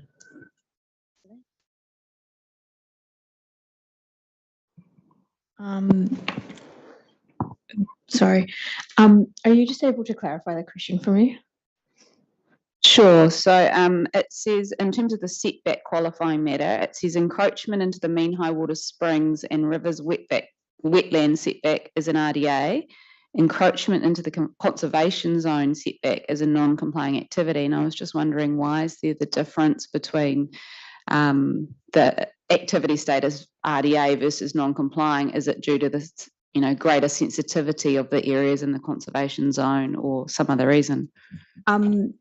Yes, so my understanding is, and I wasn't there when this city plan was prepared, but my understanding is that the conservation zone was created to protect a much more sensitive area. So right next to your river margins, it normally has your significant ecological areas and things like that on it, whereas the setbacks from the other setbacks, as the rule is called, is more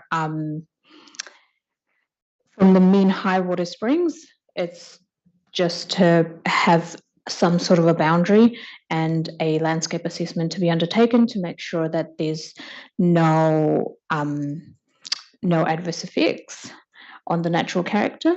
So it kind of, and then for the 10-meter setback, I think, from the rivers and margins, it's a similar view that as long as a landscape assessment has been undertaken to address those adverse effects, it'll be okay.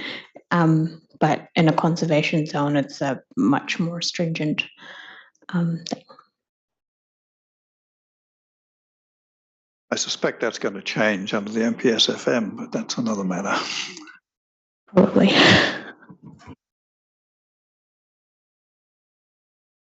I know we're well over time, but you still have some more witnesses, so. We also have Mr. Dean, and you'd indicated there might be a couple of questions for him. And then Mr. Tapaide can speak quite briefly. He usually does, yes. Yeah. Do you want to do any preliminaries, or are you happy to go straight into questions? I'm happy to go straight into questions if saves time. Just really.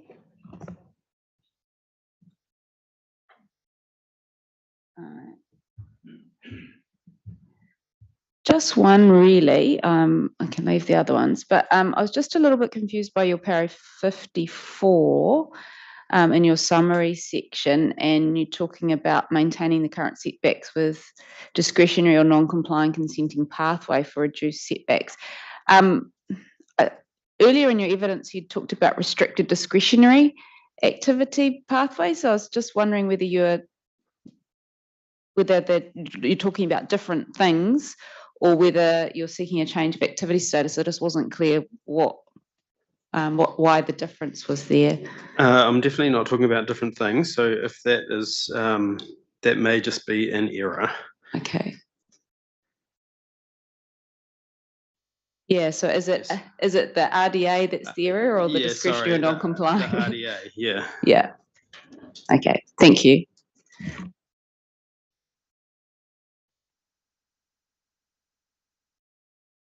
Well, your trip was hugely valuable. Thank you, Mr. Dean. He's local, it's fine. So Mr. Tapaide was going to talk about the Smith's Farm provisions. Do you want him to run through his evidence, or do you have any questions? Well, I guess the fundamental question is you're still looking for additional matters, aren't you? That you haven't changed your view on that.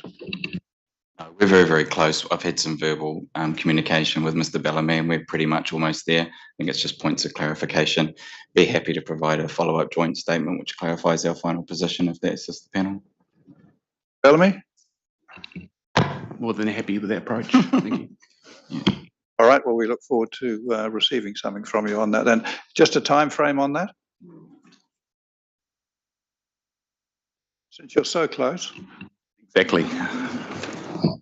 I would think that before the end of the week, we might be able to have something pretty close. Thank you. Thank you very much. Thank you.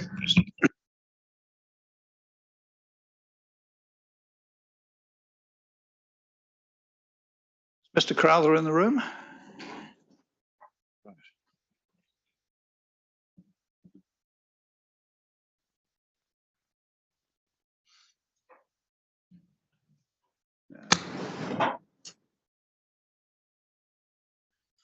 Welcome, Mr. Crowther. Thank you.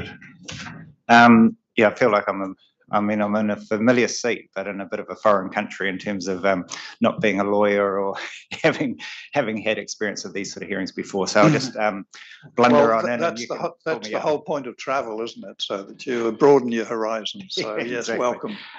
Thank you. And I do want to acknowledge the hard work that the City Council staff have put into this plan change, and it must have been an absolute nightmare to navigate all the central government changes and everything. So what we are saying is kind of in that context of understanding there are big challenges for Tauranga. And I think what's going to happen will change the face of Tauranga forever. And the same is no doubt happening elsewhere, but we see a particularly difficult set of circumstances here that we're dealing with. In general, our charitable trust supports the higher density development, and we support it particularly in appropriate locations, and especially if weighed up against the opposite extreme. So that's often the way it's sort of presented in a polarized way, but we think the nuanced application of the right kind of planning techniques is absolutely vital to get good outcomes. So I'll go through a few different points with begs the question, what are the appropriate locations? Yeah, well, I will address that. Yeah, I thought you might. Yeah. So firstly, I'd say that we're a community-focused organisation, and we think that these proposed changes are not well understood by local communities. So I have spoken to in the hundreds of people. No doubt the council has spoken to a lot more, but you know, despite the best efforts of council, I think the background documents are technical. We've got some uncertainty even around which are the current valid documents, whether there have been changes sort of since. For instance, on the qualifying matters, we notice that the web page still shows we're in the orange category for the COVID alert system, and but we've heard the minister make comments that seem to contradict it. We've certainly heard the shadow minister, who's likely to be the minister, I think, in a couple of weeks, say that there are, quote, enormous discretions available under the qualifying matters clauses. And that's been echoed by some other lawyers. But then as lay people, we're sort of hearing all that, and then we read what TCC is saying, which seems to be that we've got very narrow constraints here and we can't navigate through them. And because, like we don't have that understanding, we just raise that as a huge concern, because the evidence is that in other cities where you have clearer qualifying matters like the historic buildings in certain suburban areas, then that gets a public sort of outcry, and you then have a bandwagon to jump on, and then all these other things get dealt with through legal advice that the wider community has. And having councillors instead of commissioners means that there's more of an accountability, particularly with a local government election in the middle of their process, that we didn't have. So we think it's wherever possible legally that it has to be that in Tauranga that context gives as much scope as possible to take into account a broad range of those matters, to push the letter of the law as far as it can be pushed, because there has not been, in our view, a sort of a fair process, which is normally the whole reason for that sort of legislation going through. The argument was, well, local people will have a chance in their election last year to have a say. And that didn't happen here. And we think that then puts the onus on this process to try to make up for some of the loss from that. We also note that TCC has pushed back strongly against freshwater regulations to the extent that central government gave a specific Tauranga clause for the 5-year exemption to basically destroy wetlands. So we think there is absolutely a precedent for something to be carved out for Tauranga to try and give us a bit of breathing space here. because the proposed changes are, I would say would have far bigger detrimental impacts than not being able to destroy some wetlands. And we also look at the context of with the new government, what that will be, and also just in terms of a specific clause where I've had very limited legal advice about it, but the efficient operation of nationally significant infrastructure in regards to the port and how broadly that can be interpreted and the impacts on the Mount and Tauranga and that whole intensification stuff, where's that line drawn? We certainly see at a very practical level, we sort of operate at a, on the ground reality level as opposed to a sort of the legal level. And we just go practically, I've been in workshops where big corporate businesses are saying the way that Tauranga is developed, the way that Mount is developed will have massive, massive repercussions on the port. And I presume from a legal perspective, that would be, efficient operation of nationally significant infrastructure. Fourthly, that we raised the issue, I think it was raised by the crossing really, this issue of the different zones, high density zones and centres, and we just cannot understand the logic, and we have had conversations with council staff around why Brookfield, for instance, is labelled a local centre, but so is, from our understanding, still the crossing and Tauranga. And the types of facilities that are available, amenities that are available, are completely different. And so at that very practical, again, from a community perspective, it's just bewildering why they are treated the same way, particularly because high density at the crossing, which they were, I heard, proposing that they be allowed to go up high. I don't see huge downsides to that from a local perspective if you live in anywhere near there, whereas in Brookfield there will be huge implications for that. And then you get to, just to use that Automotai example, because I live there, so I'm familiar with it, but it's a good example where you have the local centre, then you have other neighbourhood centres which have even fewer amenities. And yet the local centre and one of the neighbourhood centres will be earmarked for 6 to 8 stories, or 6, I can't remember where it ended up, 6 stories, say. But then some other neighbourhood centres, the same classification will not be. And so from a public point of view, when you try to look at, does this make sense or does this not, trying to get behind it, and I'm sure there are good logical reasons, but when it's presented in that way, it makes it very confusing to understand why is it certain areas will be allowed to build up to 6 stories without notification. That's, to me, that's a key part of it too. Is this is not just something where people will have another go at having their views shared. This is, to my understanding, there will be a non-notified consent process. So we think, at a practical level, that the solution to that is that Brookfield and other certainly neighbourhood centres, but even some of those local centres without good community amenities need to be removed from the highest density zones, or the higher density zones, until the council has invested in better amenities, and that means the transport, the infrastructure, in some cases Three Waters infrastructure.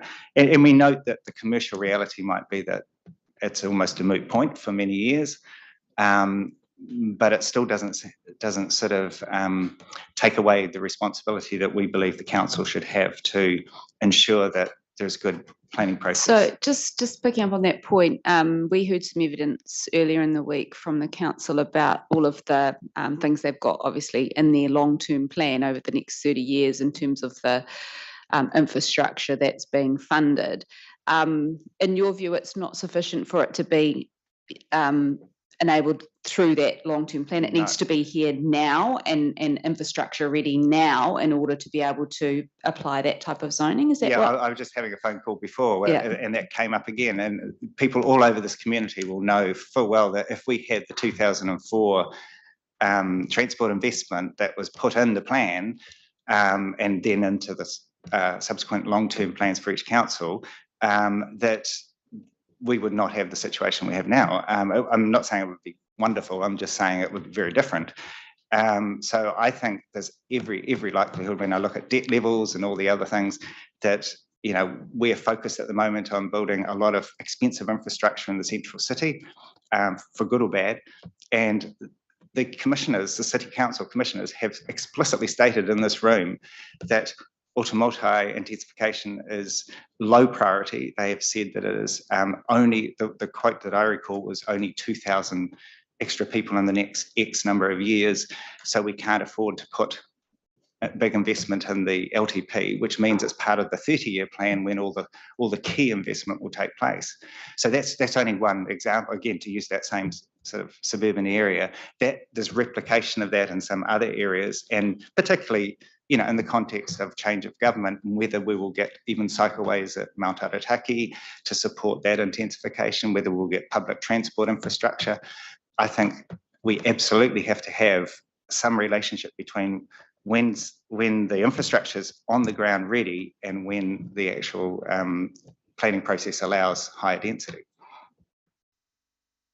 Yeah, so I mean, we do see good opportunities in some other locations, and obviously Gret and Gate Pa are always talked about as centres which do have, well, certainly Gretton has a broader range of amenity, and of course there you get into commercial realities again, which is what dogs Tauranga as well. We note that the Mount is the only really higher density suburb at this point, and it contrasts a lot with the central city statistical, Stats NZ sort of definition of Tauranga city centre, which is one of the lowest density city centres in New Zealand, lower than New Plymouth, Palmerston North, etc.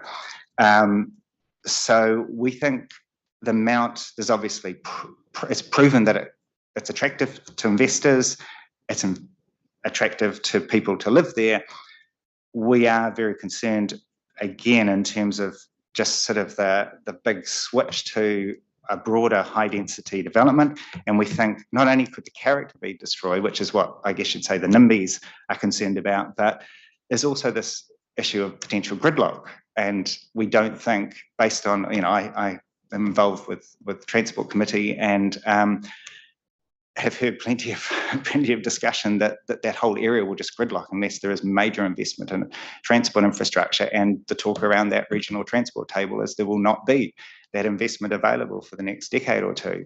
So somehow that we've got to square that circle. And I don't see how the Mount is going to end up being a good livable place if we go to too big an extreme. That said, I think, there is plenty of scope to turn one-bedroom dwellings on a large site into very tasteful, well-designed, 2-3 stories that'll meet market expectations. And, I don't think there's anywhere near as big a problem there, just the number of people, the number of vehicles.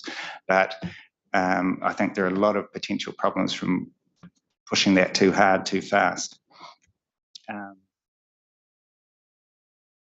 And I think the market situation around Te Papa and Gate Pa, where we hear one-bedroom apartments would be, up around the $1 million.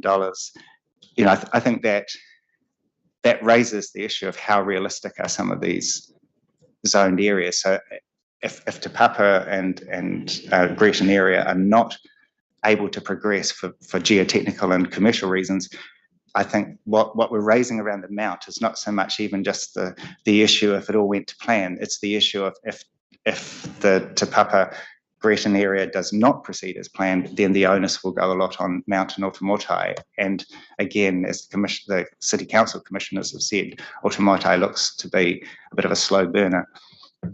And I will raise at this point too that from our trust point of view, looking at the economic, social, environmental considerations, we don't dismiss the big downsides from having large buildings, shading and increasing the energy use in buildings. And I think when you have an area, when you have a brownfield, a true brownfield like Auckland has some brownfields, then you've got plenty of scope to deal with that.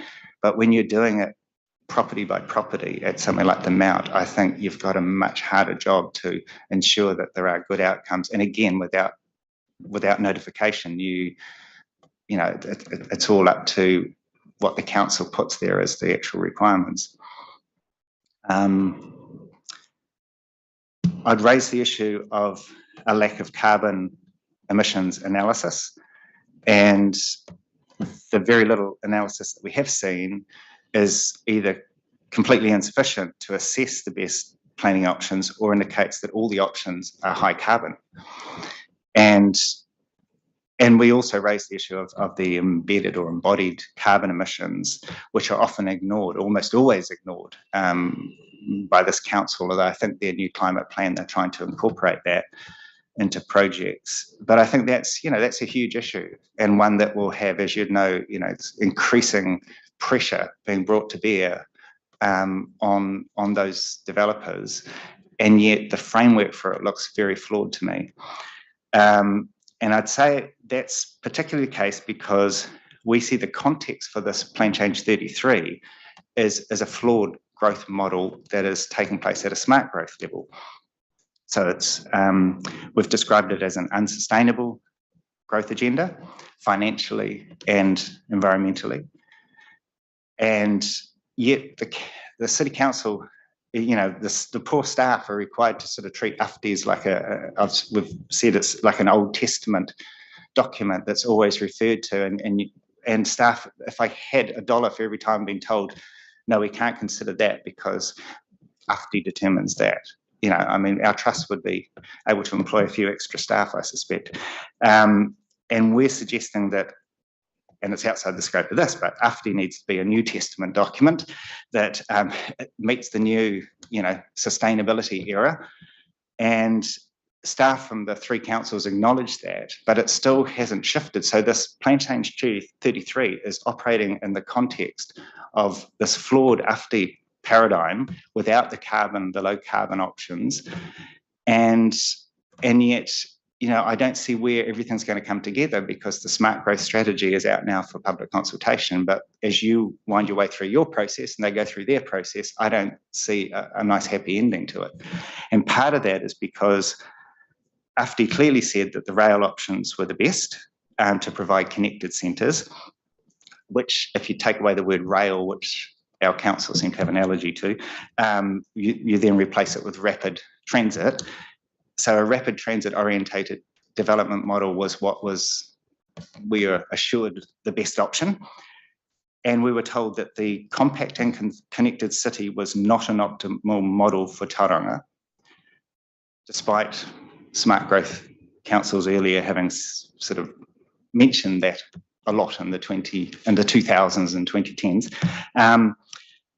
And yet, when we look at this, if we had to pick what is it that Plan Change 33 is encouraging, it is a compact and connected city. And yet that's precisely what we were told was not the right option. Now, we're not arguing whether it is or isn't. That's not the point of me saying this. The point is that there is a disconnect there. And it's a very explicit disconnect in our view. And we're concerned that Plan Change 33 at the high level could result in the worst of all worlds, which would be high housing costs, high carbon emissions, high energy consumption in a number of cases, lack of amenity because all the costs would go into basically fighting battles on all fronts, if you like, to use a military term, where you're just developing high density all over the place. And then a subsequent poor quality of life and other environmental downsides. Now, I know that's not the goal. I know that's not what council's trying to do. I'm not suggesting that, but I'm just saying, despite all the best efforts, I don't think there are enough, there's not a strong enough framework in place to ensure that that won't happen. And if you want evidence of why I think it might happen, look out around Tauranga. We've heard for 2 decades now, that smart growth will give us an affordable, livable, wonderful city with blah-de-blah, with live, learn, work, play. There is no evidence of live, learn, work, play. If anyone can provide me with that, I've asked repeatedly. There's plenty of evidence to the contrary from the commuter walker data. We do not buy that. We never have. We do not buy that growth pays for growth. We heard that for decades. I've written an article, if you want to see it, which is just quoting the City Council saying growth does not pay for growth. So all these myths have to be factored into the practical consideration of how to apply Plan Change 33. And we think that it needs to be sustainable. We think it needs to be low carbon, and we do not see that happening. I'll address transport and parking specifically, because that's been a big focus for our trust. Context is, just to be very clear, we are very much in favour of a sustainable low carbon transport system. Anything I say needs to be in that context. We are very concerned, and we know some of this is not the council's doing, but the scrapping the on-site parking requirements, the fact that it's come precisely as Tauranga is trying to roll out safer cycleways, and at precisely the same time that we're trying to transition to EVs. So you have these multiple things happening all at once. I'm going to stop you there, Mr. Crowther. Just refocus on PC 33, because some of the matters that you're dealing with are really not on our table. Well, I am looping around to why it is that we, as part of that plan change, what we see, and correct me if I'm wrong, we see that you could have 18 apartments, maybe 2 or 3 bedroom apartments with no garaging, built on what was one single residential site, which had, a dwelling and a garage, maybe double garage. And maybe I think the example I used in this submission was if you had half of them only had a car and they only had one car, I mean, you'd still have a bit of a problem. If you had half of them having one car and half having 2 cars, then where on earth are all these vehicles going to be? And particularly if they're electric vehicles. And what we don't see in the Plan Change 33, and we've had discussions with Mercury and not so much with PowerCo, but just for practical reasons, we haven't completed that conversation, that I think there are major question marks around how community infrastructure for electric vehicle charging and for storing vehicles is going to work, because the perverse incentive will be that if I have a clearway outside on my street, and maybe a morning clearway, or it could be morning or afternoon, and so I park my car there overnight because I haven't got any off-street parking, so I'm parking on the street, and then my choice is either to leave it there and get a ticket. No, I could try and find somewhere in another side street, but they're all parked up because they've got the same problem, or I drive it to work instead of taking the bus. And so you have genuine issues around that, and it's been addressed explicitly in a number of cities around the world as a major problem with these kind of planning changes. And I don't think we're up with the play of what could happen here. And I think things like community parking areas with electric vehicle charging hubs, that's a potential way out of it. But we have to acknowledge that where we're planning to put the biggest intensification tends to be on the routes that we want to put through these transport changes that are going to make that problematic. And we do think the sequencing of transport, and again, I'm not even sure, and I haven't been able to figure out, talking to different people, I get different views, but if it is within the scope of this consideration, that the principle should be that you provide the rapid transit connectivity, so that the high-level spatial plan is for connected centres.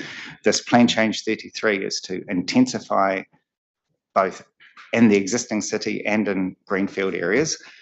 And so therefore you have to target much more broadly where you need good quality public transport. And the only option for Tauranga that we see is not mass rapid transit, we haven't got population, but rapid public transport between those centres. That's the model that rightly or wrongly councils chose. So that has to happen first, or else we're going to have major problems in our view.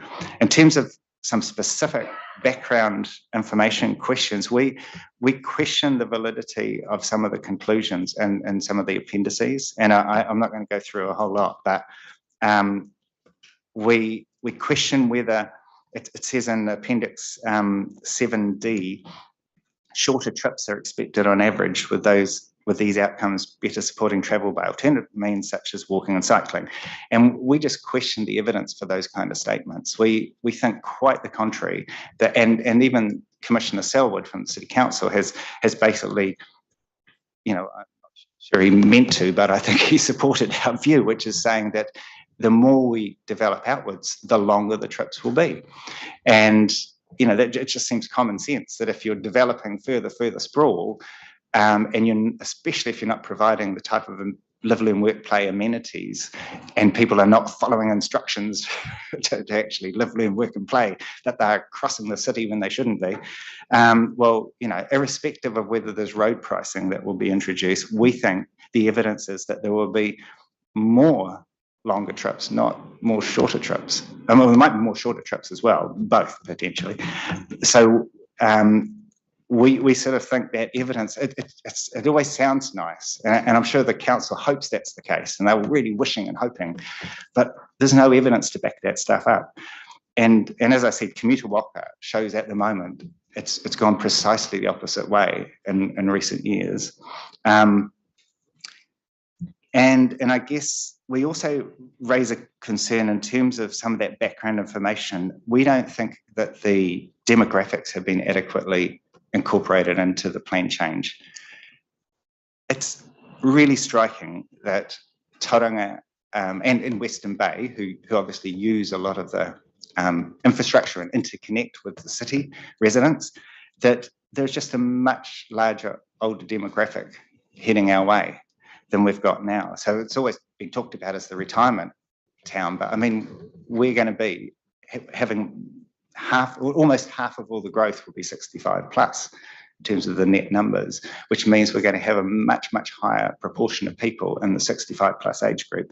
So when Plan Change 33 is implemented, there are some very big opportunities that gives us in terms of that live, learn, work, play. But we have to understand the type of infrastructure that's needed to support those older people. So for just one example, if you have Grace Hospital, which is increasingly brought into use because of our health system requiring more, but there's no public transport servicing that because rightly or wrongly, City Council consented that activity there. Rightly or wrongly, Regional Council can't afford good public transport to that facility. And yet, haven't got the stats, but I'd be guessing there would be a very high proportion of older people who would use that type of facility. So as that proportion, that kind of thinking, we don't think has actually been brought to bear in this, because there are some high densification areas which do not have any of those kind of facilities, no health facilities.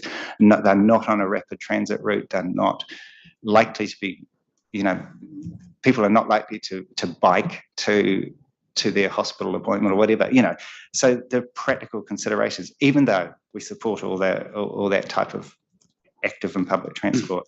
And I might just ask you to summarise and conclude, if you would, Mr. Carden. There may be some questions. Yep, sure. So we think that limiting the high density 6 to 8 story zones to smaller areas where there is established rapid transit style public transport.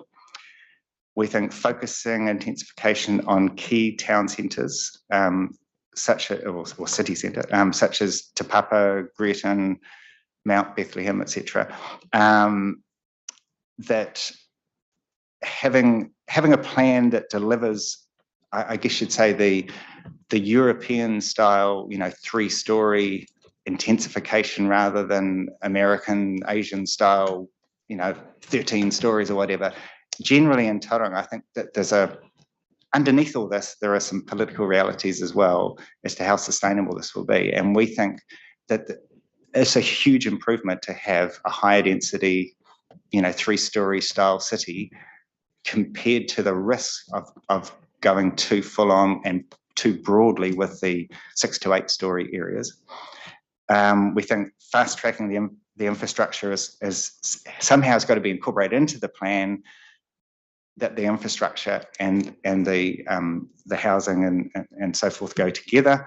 And again, I don't know if this is out of scope, but we think it just seems nutty to have increasingly high citywide development contributions battling against this desire to have more intensification. So you end up having people able to build more cheaply into greenfield areas, which rack up a huge debt for our city residents.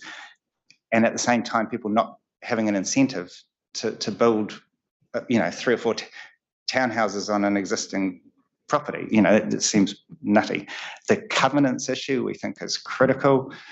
I'm sure you've heard all about that. It's just, we've got to be able to somehow find a way through that. And I think there has to be discussions with central government, the new central government, presumably, to actually say, if you want to have all this growth, if you want high immigration, high economic growth, etc., we've got a problem here. And it's not fair apart from anything else. Solve the parking stuff. And I guess we think there need to be, within the planning documentation, we need to have much more focus on sustainable housing, the various, I won't go into all the details of it, but in general, a more sustainable economic, financial, social, environmental outcomes. And that's probably the big summary for us. Well, thank you, Mr. Crowther. Obviously your group has put a lot of thought into these issues over quite some serious amount of time, but I guess we'll just have to see what we can do with it. I don't know if there are any questions. Just one from me, thank you. I was just having a look on your website at the work that you do, and I just wondered whether in preparing your submission, you undertook any consultation with the community yourself, or whether it was just sort of on behalf of the trust? Now, we did informal, I couldn't say we did formal consultation, but we did informal. So I would have spoken in, 3-figure number of people around this topic. We've had things like just little breakfast sessions where there might be 15 people or whatever, and we talked about that. I certainly get the impression, and obviously it's, surveys and things are much better to gauge this, but the impression I get is that there is this tension there between the people who sort of, they want it to change, they want something different and better and higher density, and then at the same time, some of those same people are going, oh boy, we're losing the things we value most about the city. And this just seems too, I think the common thread is that central government has imposed too much change too quickly. And I've heard that from councillors from the various councils around here. And I'm sure staff just have they just have to suck it up and deal with what they're given. But I think, the view from our trust and the people we talk to is that the more that we can kind of slow the process down a bit, and that's certainly been a bit of a mantra of ours, that we're sort of saying we can't stop growth, but we just need to slow it down and manage it much better. Because at the moment, to quote Councillor Crosby from Regional Council, growth is managing us. We should be managing it.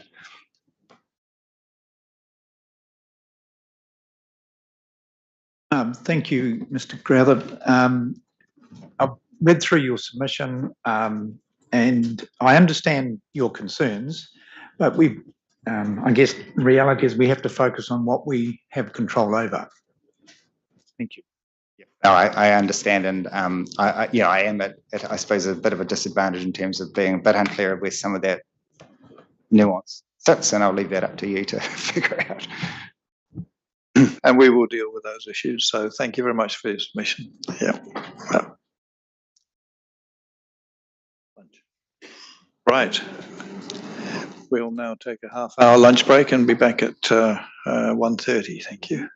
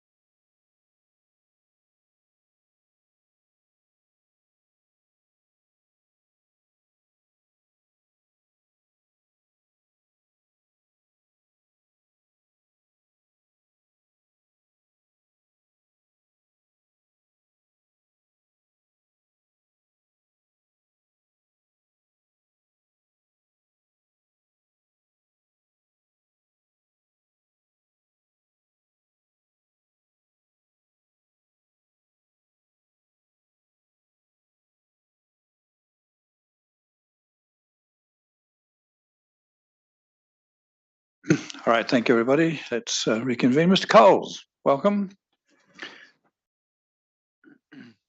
And you're going to speak to us on 2 matters today, I understand. Yes, that's right. First of all, Brown Street Collective.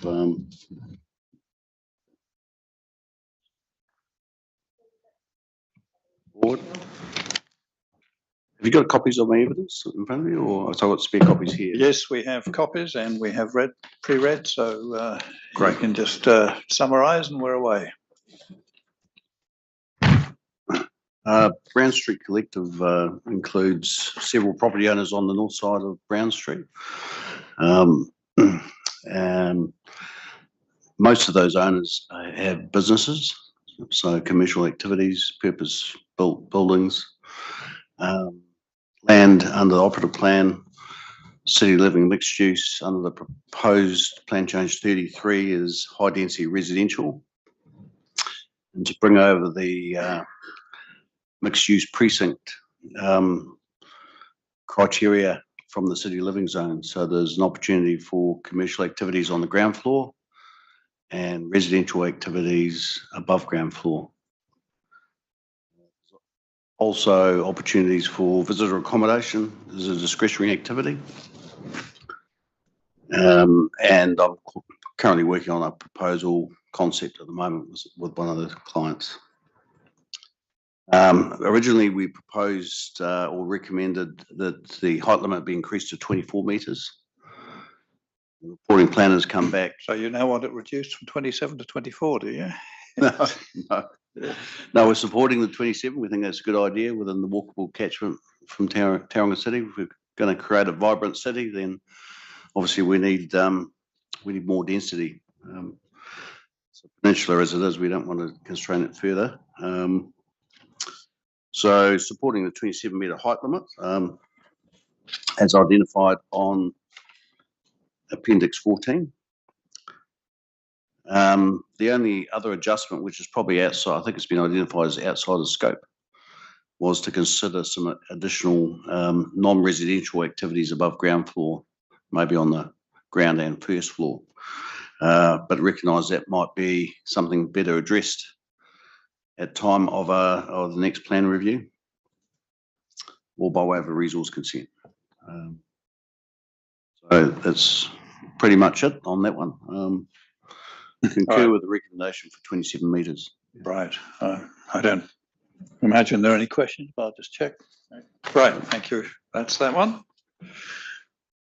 Second one is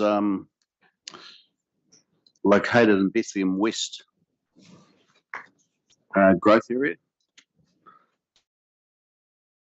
The site's 15.4 hectares in area, owned by Landhouse. They're working with a development partner at the moment to do a constraints assessment of the site. So we've got geotech underway at the moment.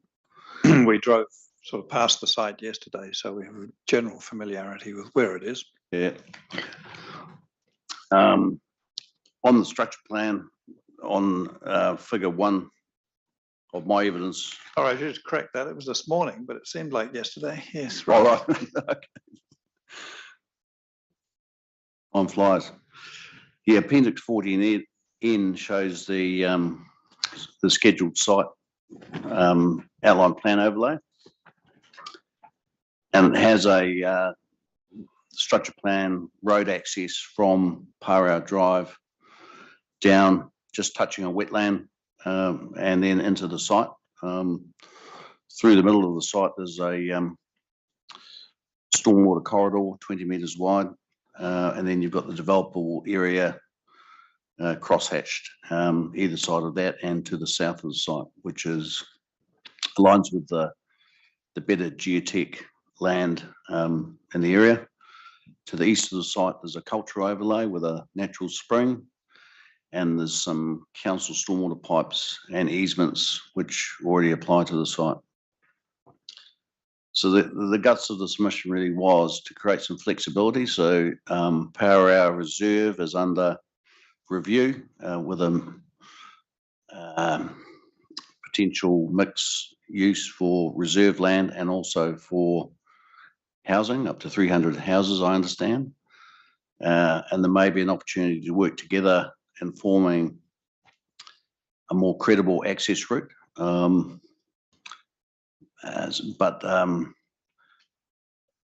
Planner had recommended a note on the Appendix 14N, which is, we've now reached agreement, I think, in terms of the wording, which is alternate access can be achieved by way of a resource consent.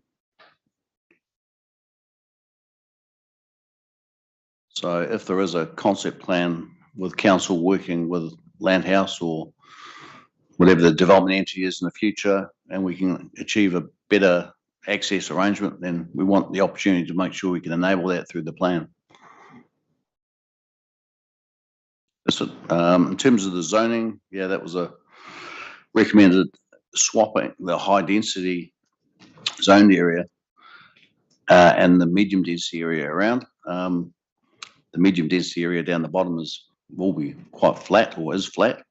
The walkable catchment, I've done a very rough calculation using the MapEye tool, you know, assuming that a road was established via Parra Drive.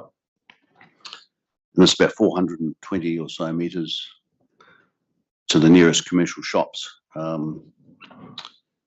We have had the development partner, who's an earthworks contractor, analyse the access route, and with some modification, he thinks that is feasible, but not the most desirable access route.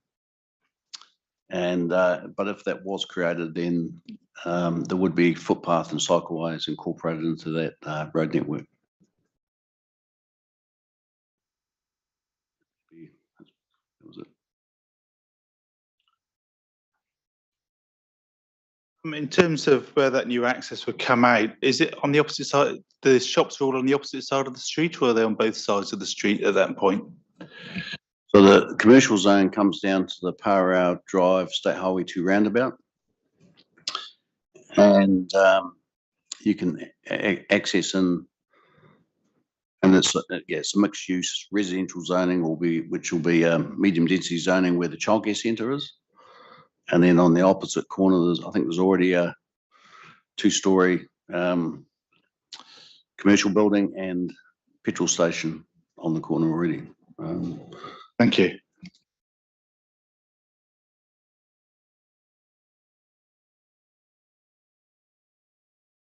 All right, thank you, Mr. Coles.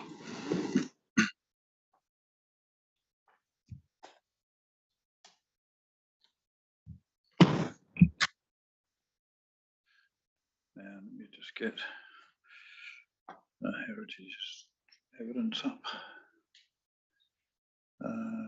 Where are we?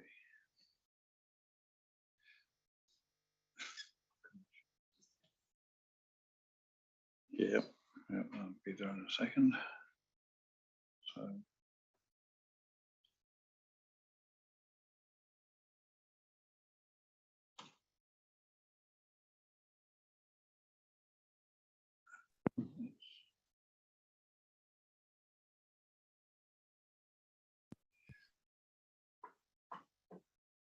Okay.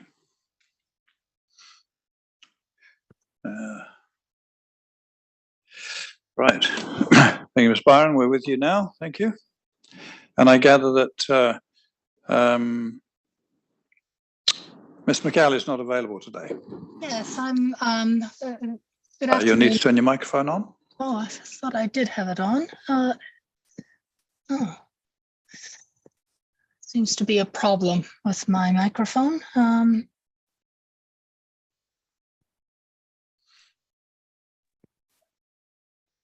No. Robin, are you there? We can see your microphone going on and off, but we've got no sound coming through. No, you're still muted at our end at the moment.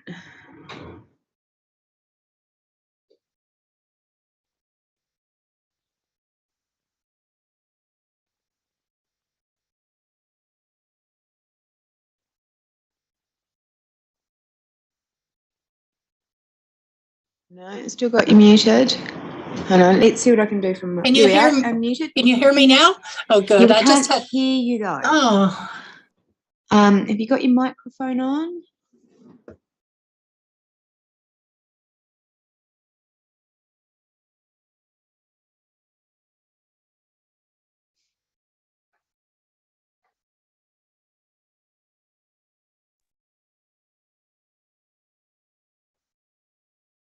No, it's still waiting. If you can, yep, see if you can get through now. can you hear me now? Because No, do you need to turn your sound up at all? no, that seems to not be a problem. Yeah, we can see your microphone moving, but unfortunately, you just got no sound coming through.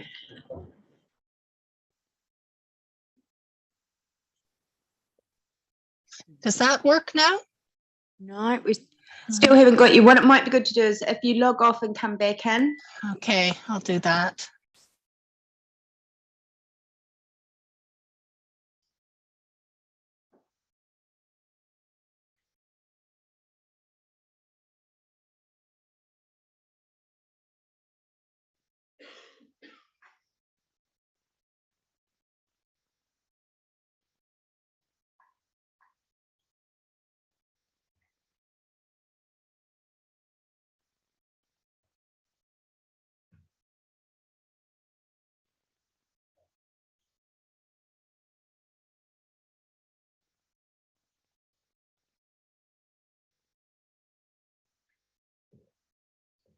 Yeah, we just need you to turn a mic on now. You're not showing a mic at all.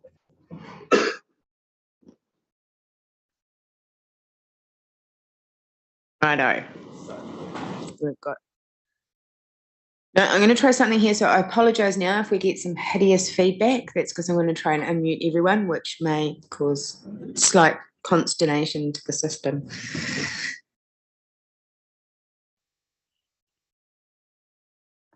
And you can't hear me now? Okay, can you still hear us, Robin? I can still hear you. Can you Yep, hear no, me? still can't hear you. Okay, we will try again.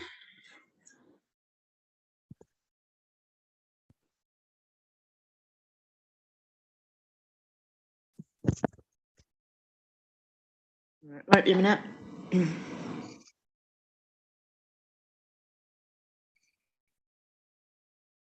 Can you hear me now?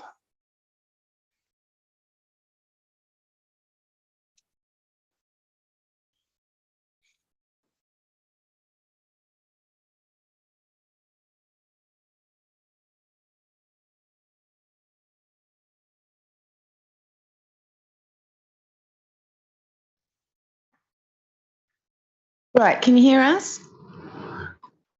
Okay, can you try on your keyboard hitting the hash key?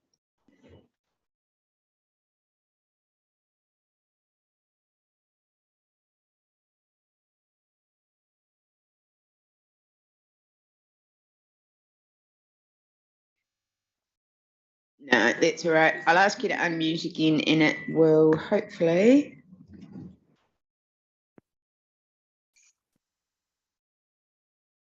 No, you just muted. Can you unmute again, please?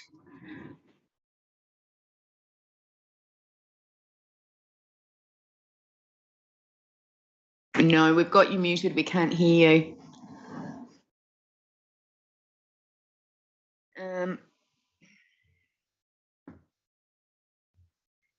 I can only suggest maybe you call in. On the meeting link that we've sent you, there's phone numbers.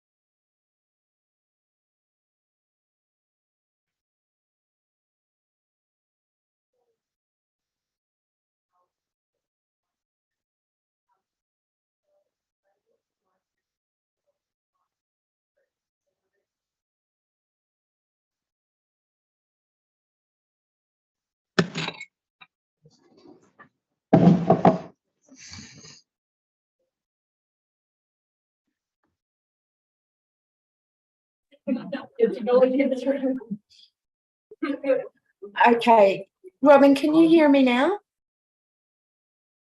Can you try and unmute again? I've made you a co-host, which may jump the system out. And can you just try talking? They can Hello? hear you online, but we can't hear you in the room. So we will move to plan B very shortly, which is a little bit ugly.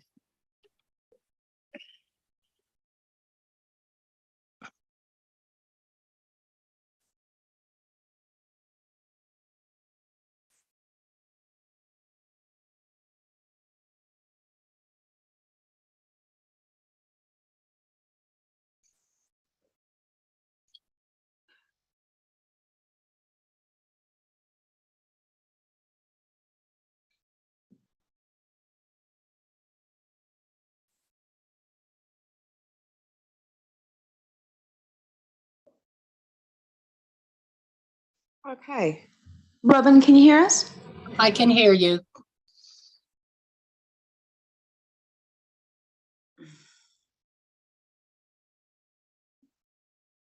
Can you hear me? Mm-hmm.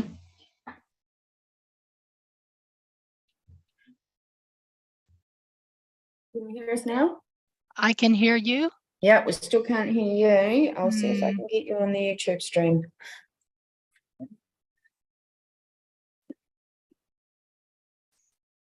Can you try talking, Robin? Yes. Can you hear me?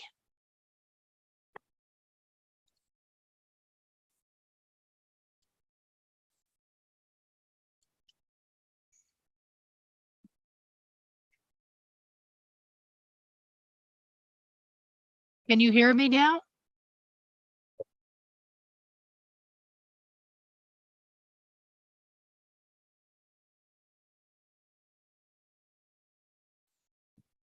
It's great when it works until it doesn't.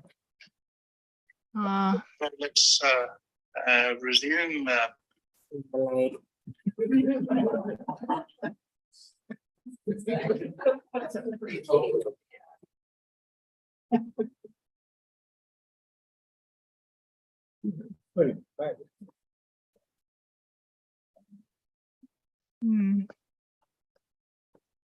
Okay. Anything yet? I can hear you. you. Hear us, but we still can't hear you. I'm I'm sorry, I haven't. I can ask for IT support to come down.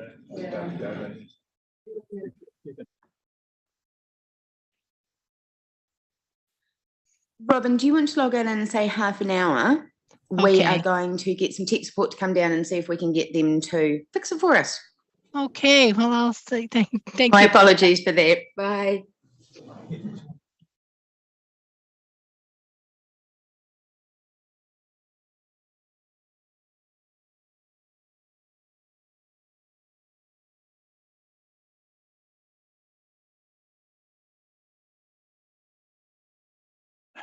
Yeah, thank you, PowerCo. If you just want to come forward and turn your voices on, that would be really helpful. So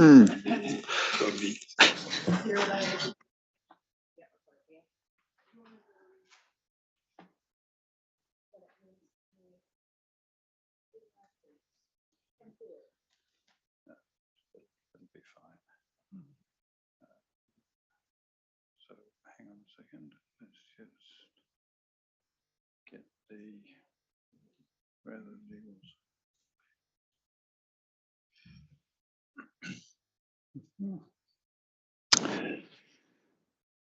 Okay, we're good. Righto, thank you, Mr. Pedler. Good morning. Sorry, good afternoon. Feels like morning. My name is Hadley Pedler. I'm a Senior Associate in Chapman Tripp's Resource Management team. I'm here today with Mr. Gary Schofield, who's a Senior Environmental Planner for PowerCo. We're here today to seek one small but important change to PC 33, which is to add new setback standards to the district plan to require that new buildings must comply with electrical separation distances and the New Zealand Electrical Code of Practice for electrical safe distances. Mr. Schofield will speak briefly to his evidence and present images and diagrams to illustrate the issues PowerCo is facing. Then I'll run briefly through legal submissions. Then any questions? I'll pass over to Schofield. Oh, good afternoon. I'll take my evidence as being read, highlighting that the relief we seek is the identification of our overhead electricity networks in the area covered by Plan Change 33 on the planning maps, and the inclusion of a new standard in section 14G 2.4 and 14H 2.4, which is the other setbacks of the district plan that requires compliance with ECP 34. Just kick into a few slides now, just to cover off a few matters that would be useful. And this is included within our submission, as just gives a high-level overview of the distinct activities that make up the interconnected. Very high indeed. Yes, it is indeed. Yep. But I've actually found through presentation to other committees throughout the country that there's not a great understanding of the electricity system as a whole, so it's quite useful. So obviously generators through the transmission system into the PowerCo networks, which is distributors, and we get them to every house and business and organisation within our area, our footprint. Just onto the next slide, this is obviously included within our submission as well, and is highlighting this situation pre-MDRS, so obviously development with reasonable yards, both the front yard and the side yards. And the next slide is showing the type of situations that were likely or possible to encounter post the MDRS provisions, which is basically taller buildings and a lot or reduced yards, bringing development in closer proximity to overhead distribution networks and transmission networks as well. Right, the next photograph is our lovely Pools Road in Gretton. I would often throw out the challenge to say... we were down there this morning. You're down there this morning, right. We went right down that line. Yep. So the assets on the left-hand side of this photograph are owned by Transpower. So they're afforded a 12-metre plan area through this area, which means any new houses established within 12 metres of the lines on the left-hand side of the road are required to obtain a resource consent. I note that they're also required to comply with ECP 34 in addition to that requirement. The assets on the right-hand side are owned by PowerCo, and there are no setback requirements from those assets currently within the district plan. I'd just like to draw your attention to there's a new house and fence on the right-hand side of the photograph, right next to the pylon that's visible. If we jump onto the next slide. Will you move on to the next slide? Are they similar voltage lines? No, they're not. The Transpower assets are operating at 110 kV. Ours are operating at 33 kV. So this is obviously a higher voltage. So in terms of Transpower, do they go down to 33 kV voltage lines on their? Not on their networks. I think the lowest they go is 50 kV. Don't quote me on that. I'm not an expert on their networks, but yeah, generally the 110 is typically the lowest they go, but there are some smaller assets that they own that go down to, I think it's 50 or 60 kV.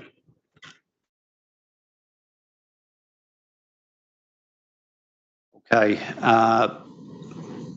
so, and this is really highlighting the potential issues with the MDRS provisions. This is the property at 67 Pools Road. Now, the aerial on the left-hand side of this photograph was sourced from the TCC MAPI system, and the aerial is from August 2022. I note that the earlier 2022 photo showed a shed at the rear of the property where the white material is.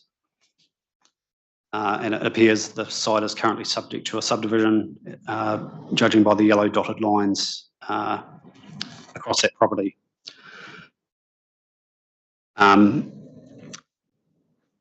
As seen in the photograph on the right-hand side, there is now a house that's been constructed on that property. So that's been constructed within the last year. And you'll notice that there's a tower situated on the other side of the fence and road in front of that property. I've currently opened an investigation within PowerCo just to determine whether there is a breach of ECP 34 here. ECP 34 requires a setback of 6 metres from those towers, and from what I can judge, the fence appears to be about 2 metres from the base of the tower, and it looks like about a 3 metre front yard has happened with that development. So I suspect that there is a breach of ECP 34 there. Is that setback, does that exclude fences as well as buildings, or is it just buildings? I mean, is it a fence if it, falls into the building definition, or are we just sort of looking at, what sort of structures does that setback exclude? I would need to turn into ECP 34 just briefly.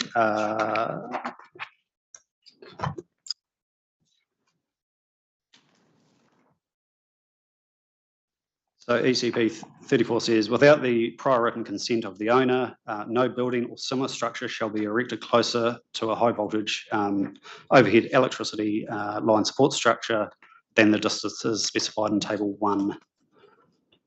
So, So it would include a fence if it fell within the building definition of a fence. Yeah. Could I sort of ask a supplementary to that? So it doesn't specify materials or anything like that, because I know I've seen instances where fences have gone up, but they've gone to timber under the pylon, and the height of the pylon doesn't make any difference. So the height, because that obviously increases the physical distance of the wires from the structure. So there's a few different setbacks within ECP 34. One relates to separation from structures, so poles or towers, as is the case in this instance. And then there's separation from the conductors or the lines. And there's a vertical distance below the line, as well as a horizontal distance away from the line that needs to be met. Am I right in recollecting that the setback from the tower is for maintenance purposes, not for electrical conductivity? It would be for maintenance purposes in the first regard, and the second would be in terms of a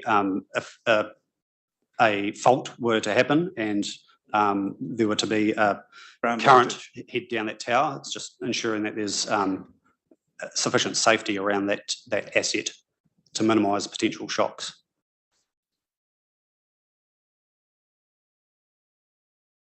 Now, under the new, so we're in the high density residential zone here on Pauls Road. So I note that the yard could have been reduced to 1.5 metres, which would have been a potentially greater ECP 34 breach. And I further note that had the building been constructed mid-span, so in between the towers, the setback from the lines on a horizontal plane would have been 12 metres. So there's no way that dwelling would have complied by any margin had it been mid-span. And obviously, remedying a situation once, as in this situation, the house is complete, there's residents living there, that's obviously very difficult, time-consuming and costly. And I think it provides a real-life actual example of the type of situations PowerCo's looking to avoid.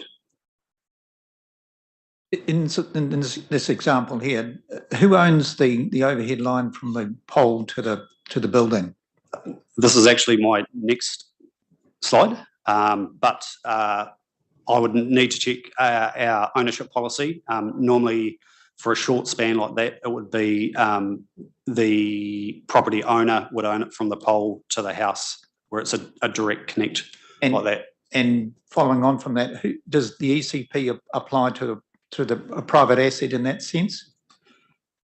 I would need to look into that. I believe it still would. Normally, within ECP, it talks about the owner.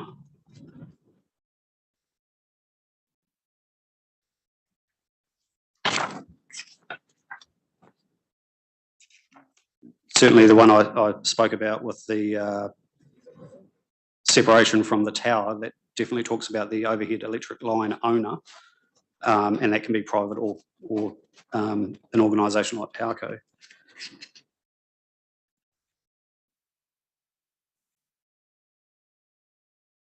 And again, when dealing with separation from lines, it's dealing with the overhead electric line owner.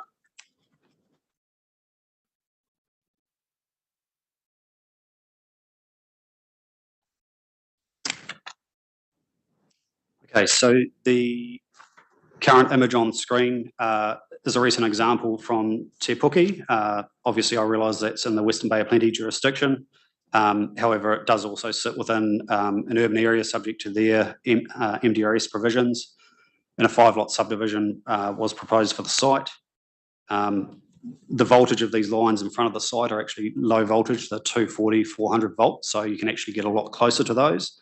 The overhead lines in front of the site wouldn't constrain development of that property. However, as you've noticed, the two lines, one feeds the development site, which is number 5. The other line feeds the property at number 7. So that would have an implication on development of that site unless they relocated those assets. And that would likely be the developer approaching a contractor to basically relocate that underground to feed that property. In that case, I was able to send a response to the processing planner just to note that there's potential issues, particularly with the supply to number 7, so they could alert the developer prior to development becoming far advanced. So just highlighting that if we get advanced involvement in the process, it's easy to resolve issues. Dealing with it after the fact is a lot more problematic. Just to be clear, though, the Paraco lines within the street, there's no setback required for those 240, 400 volt lines. There is a setback, but taking into consideration the standard yard of 1.5 metres plus the distance that those lines are from the front property boundary, it wouldn't impinge on development happening at the front of that property. So, do you know what the separation distance would be? Because I mean, there'd be instances where you got the pole closer to the boundary than that, wouldn't there? So in that case, and this is quoting from Table 2 in ECB 34, the minimum distance to the side of the conductors is 5 metres, and the minimum distance below is 5.5 metres. Sorry, I've quoted the wrong rule there.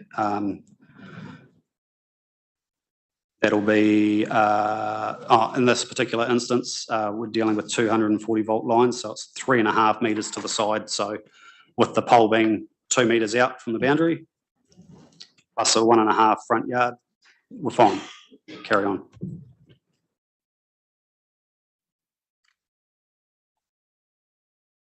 Right, the next few slides just outline the implications of remedying ECP 34 breaches after construction is complete.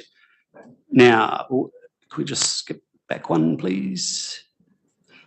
This is a shot from Google Street View, which is why the pole looks a bit wonky, and it's on Hewlett's Road, opposite Aerodrome Road. And you'll note that the cross arms at the top of the pole are evenly spaced, so they're sort of balanced either side of the pole. They're strategic assets, so these supply the Mount Maunganui industrial and residential areas. I note that they're also identified in the city plan maps, and there's an advice note included in the district plan text alerting users to comply with ECP 34, but no specific setbacks apply. And the next slide shows a building which was constructed with the Tauranga Motor Company in there. And after the building was, or as the building was going up, a breach of ECP 34 was identified. Excuse me. So you note that the cross arms at the top of the pole have now been altered to what we call an offset arm. So it brings the assets out over the carriageway. What's not quite visible is just to the left-hand side of the traffic lights visible there, there's actually a railing installed on the roof of the building across the full length of it. And that's to ensure people working on the roof do not approach those assets moving forward. So these assets are 33 kV, just for reference.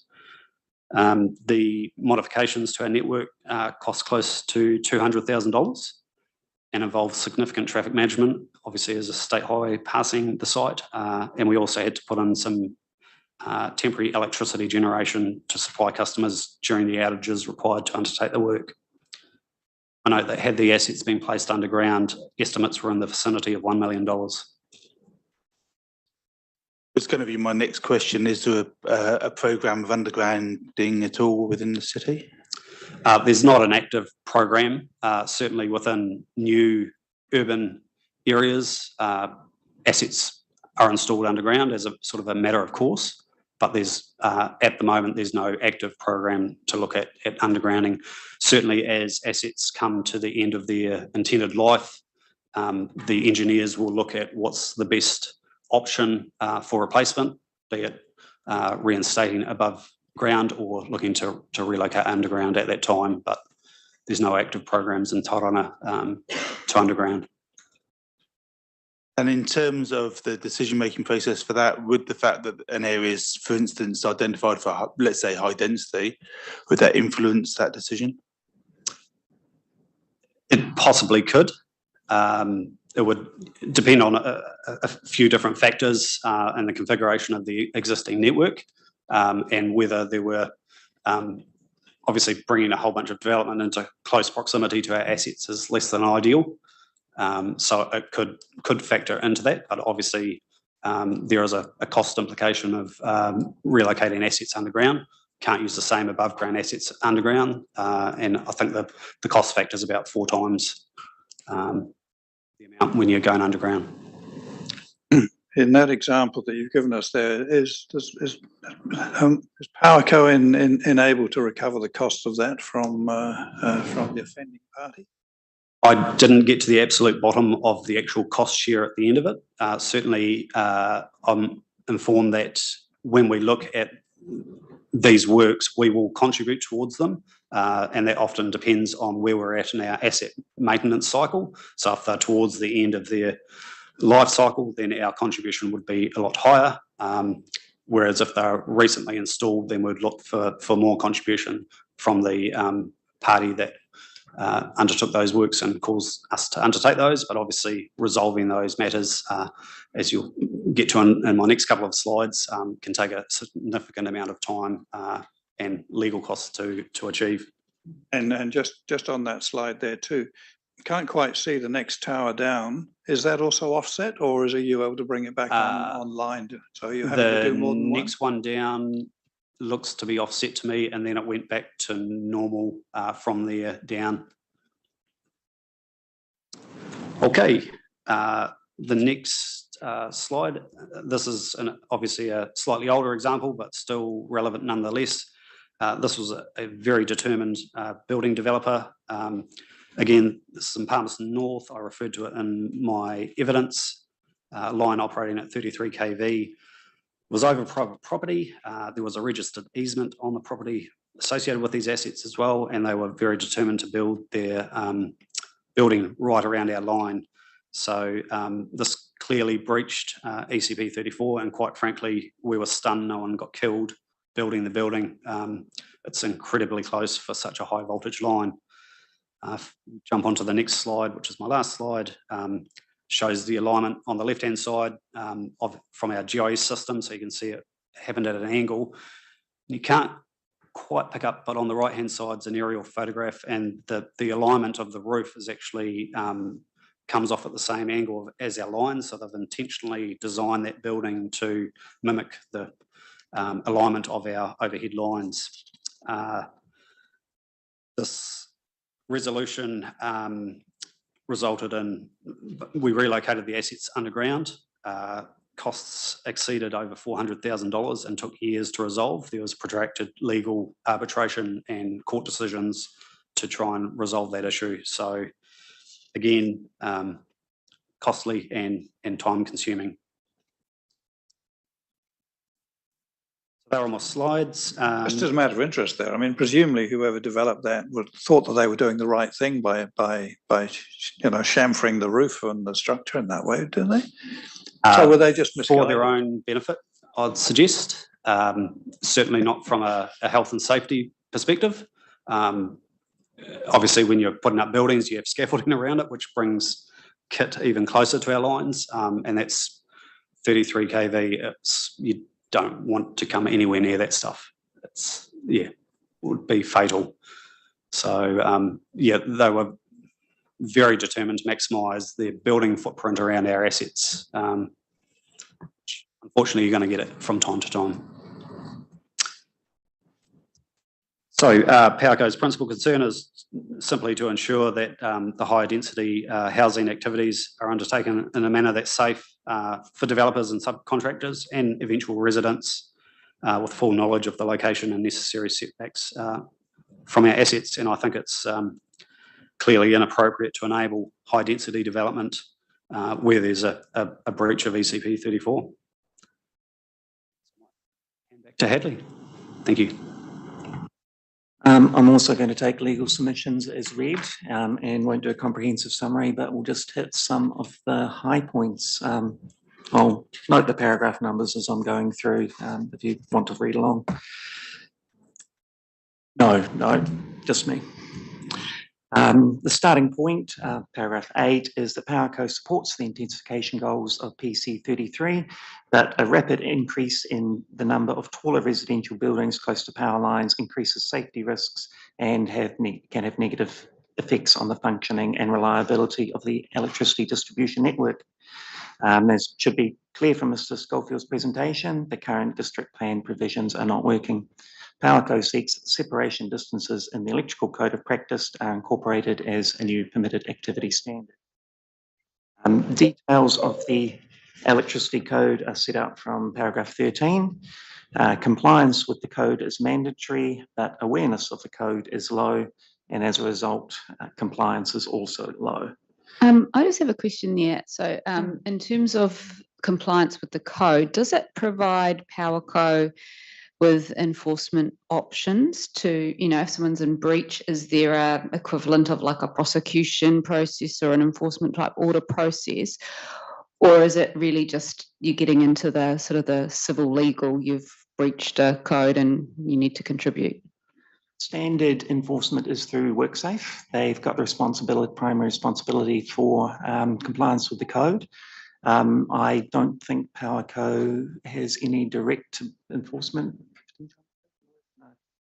No, so it's WorkSafe, but they're not particularly active in the area of enforcing separation distances for buildings. Okay, and so with the request to include it as a standard, then obviously that would open up the enforcement processes under the RMA and enable perhaps PowerCo to seek an enforcement order of a breach of a standard in a plan without a resource consent potentially. Is that another reason why that's being sought, or? I hadn't considered that. I think you're probably right. The emphasis for what we're seeking is prevention rather than cure. It's to not to give another tool to enforce compliance, to create a remedy. I think the Schofield already gave examples of PowerCo sort of difficulties they have in the process for seeking remedies. It's to stop the situations arising in the first place. And just thinking about that, also just to close off the enforcement point, obviously if it's included as a standard, then wouldn't it also put a impetus on the council to enforce the provisions of their district plan to make sure that those requirements are complied with? So I'm just like, in terms of, if there is a breach and you've said, WorkSafe generally take the lead, but doesn't that also mean that council should be looking or say, hey, there's a breach and we should be taking an enforcement order or issuing an abatement notice or those sorts of remedies? Just interested in how that crossover or overlap might work. I think the council would have access to sort of the full suite of compliance tools, including potentially retrospective resource consents or engagement, and but also I would see enforcement orders and the like as well.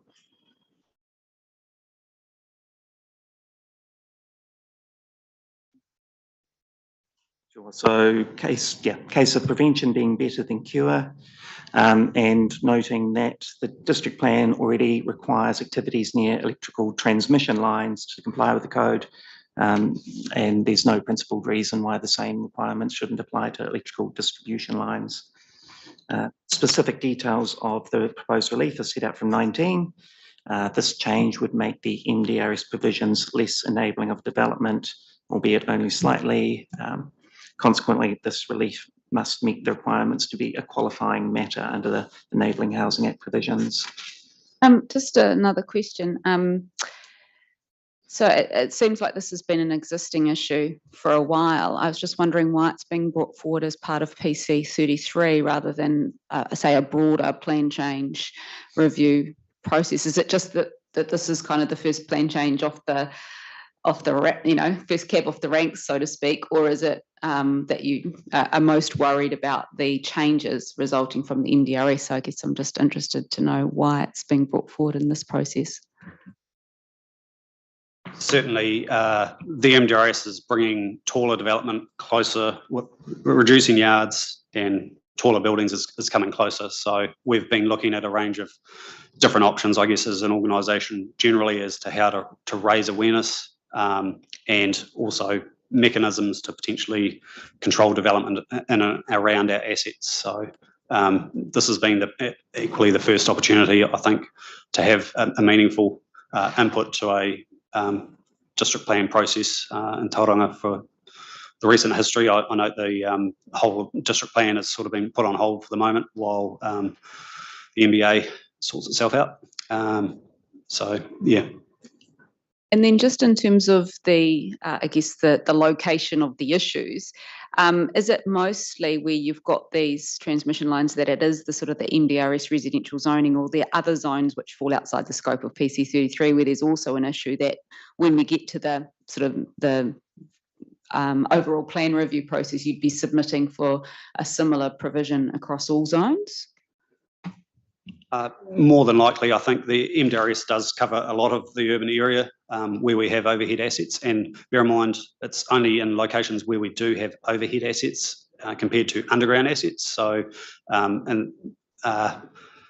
modern subdivisions reticulated underground, so that's great. It's not going to apply in the more recently established areas like Papamoa East. But certainly the MDRS provisions, because of that height and bringing it forward closer to our assets, that's the potential concern there. Just while we're sort of on that topic, have you done any work to see what the scope of the impact would be on if this standard was imposed, and how many properties would be affected in terms of, where you've got those assets, etc. Where it would bite? No, I haven't, in short. At this stage, we've sought inclusion and we've been uncertain as to whether that's going to lead to a specific change. So I haven't got into the details of exactly how many properties could potentially be affected. It does get a bit more complicated with the voltage of lines. So we've got, as I mentioned, 230 and 400 volt lines. We've got 11 kV lines and 33 kV lines. So they all have different voltages, have different setbacks, which will have different impacts. So the lower the voltage, the less the setback. So, and like the Te Puke example, you can come a lot closer to the lines, but where the voltage steps up, then we would want a greater setback. It also depends on the distance between poles. So the greater the distance between the poles, the greater the setback. The narrower it is, the closer development can get. So it all factors in, and sometimes we've got multiple voltages on the same set of poles, so 33 at the top, 11 underneath, and then in some cases we've got the lowest voltage underneath that as well. So getting a clear answer of exactly what the impacts would be may not be that straightforward. Now, I think you said just then that the newer areas, they're all sort of underground, if that's correct. How long has that sort of been the standard policy of undergrounding? Has that been sort of 5 years, 10 years? It's certainly been happening for the time I've been at Powerco. And I first started back in 2010. So a lot of district plans require new residential areas to be undergrounded as a matter of course. So majority of those are articulated underground. I've aware of only one instance in Papamoa East where we installed a temporary overhead line just due to the way development was advancing, and there was a road, Te Okoroa Drive was going through, but it hadn't been built and we weren't sure of the exact alignment of it. So we put a temporary overhead line, but everything else has been underground. So it's certainly been happening for at least the past 13, 14 years, if not longer. Thank you, that's helpful. Just returning to qualifying matters, I cover that from paragraph 24 in the legal submissions, and just will note here that operational risks, time and cost implications, and particularly health and safety risks mean that electrical separation distances should clearly be considered a matter that makes density inappropriate to meeting the requirements of section 77 IJ. Electrical separation distances are exactly the sort of issue that qualifying matters were intended to incorporate, with the Select Committee on the Enabling Housing Bill stating that qualifying matters could include ensuring residential housing is safely set back from high voltage transmission lines. Aligning the rules in PC 33 with the requirements of the code is the smallest limitation on NDRS that is necessary. Before responding to the officer's report, I will note that the code is already applied to distribution lines by other district plans and set some of those out from paragraph 44 and appendix A. And is also proposed to be applied across New Zealand by the new national planning framework. And the point to make there is the most recently carefully considered approach to managing separation distances considers compliance with the code as an appropriate resource management mechanism. So at present, there's just an advice note, is that correct in the plan, or yeah? Correct note for distribution lines, yes. Responding to the officer's concern about duplication of regulation between, and by incorporating the code will duplicate regulation between the Electricity Act and the RMA. The response is the code represents the best practice safety separation distances between buildings and electrical lines, requiring the district plan to ensure compliance with these distances is an appropriate method for the council to ensure community safety under the RMA. It is common and appropriate for district plans to incorporate standards from other legislation where there's good reason to do so, and there's case law on that from paragraph 56. In terms of efficiency and effectiveness under section 32, that's covered from paragraph 64. And in short, Mr. Schofield has provided examples that show the current advice note approach is in no way effective. The change Power Co seeks is for an ounce of prevention and ensuring compliance with the code at the planning stage to save hundreds of thousands of dollars as the later cost to cure breaches, noting that in some cases personal injuries can't be cured. The officer further objects to Power Co's relief as introducing the code as a standard, saying this would create potential for confusion if the council can authorise breaches of the code under the district plan when compliance with the code is mandatory under the Electrical Act. Electricity Act. PowerCo expects this problem would seldom arise in practice if developers are required to review the requirements of the code by the district plan and required to engage with the lines company. I'd also like to flip that round and note that the much bigger problem is that the district plan and PC 33 currently authorises breaches of the code through the permitted activity status and standards that do not require safe separation from electricity lines. An integrated approach would have less confusion and better outcomes. The officer's concern about qualifying matters already dealt with earlier.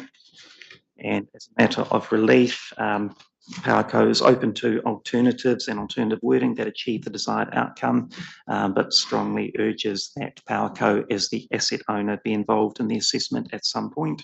PowerCo has in-house expertise to readily assess compliance with the code, and early engagement is likely to result in a lot of issues being resolved without the need for council involvement. We do not support the officer's proposed use of advice notes for the reasons set out from paragraph 85. Advice notes are legally non-binding, understood as such, and are readily ignored, again, as you've recently been shown. In conclusion, what PowerCo is seeking is that the panel give effect to responsibilities under the RMA by ensuring potentially incompatible land uses are properly separated. The best guide to safe separation from electricity lines is in the code, and compliance with the distances in the code is the best way for the council to meet its responsibility of ensuring community safety under the RMA. Thank you.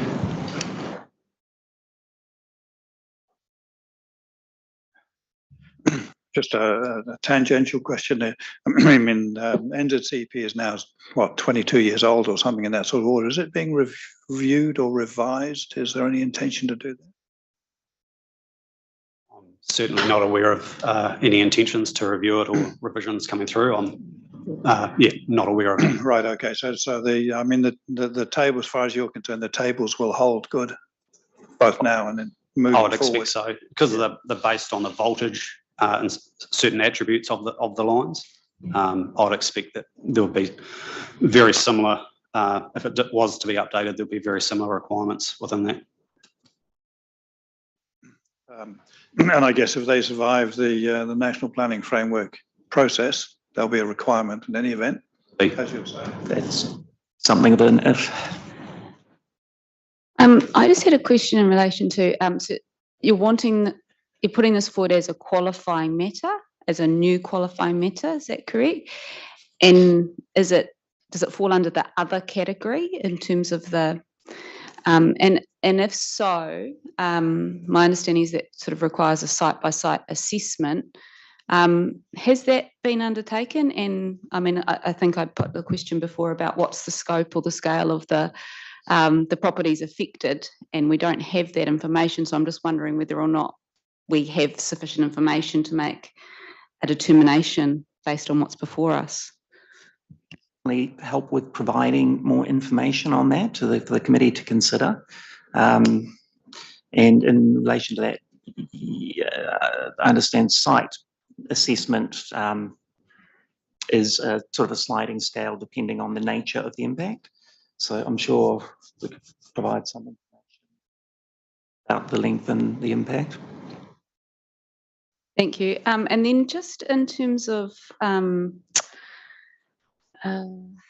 28 of Mr. Schollfield's evidence, there's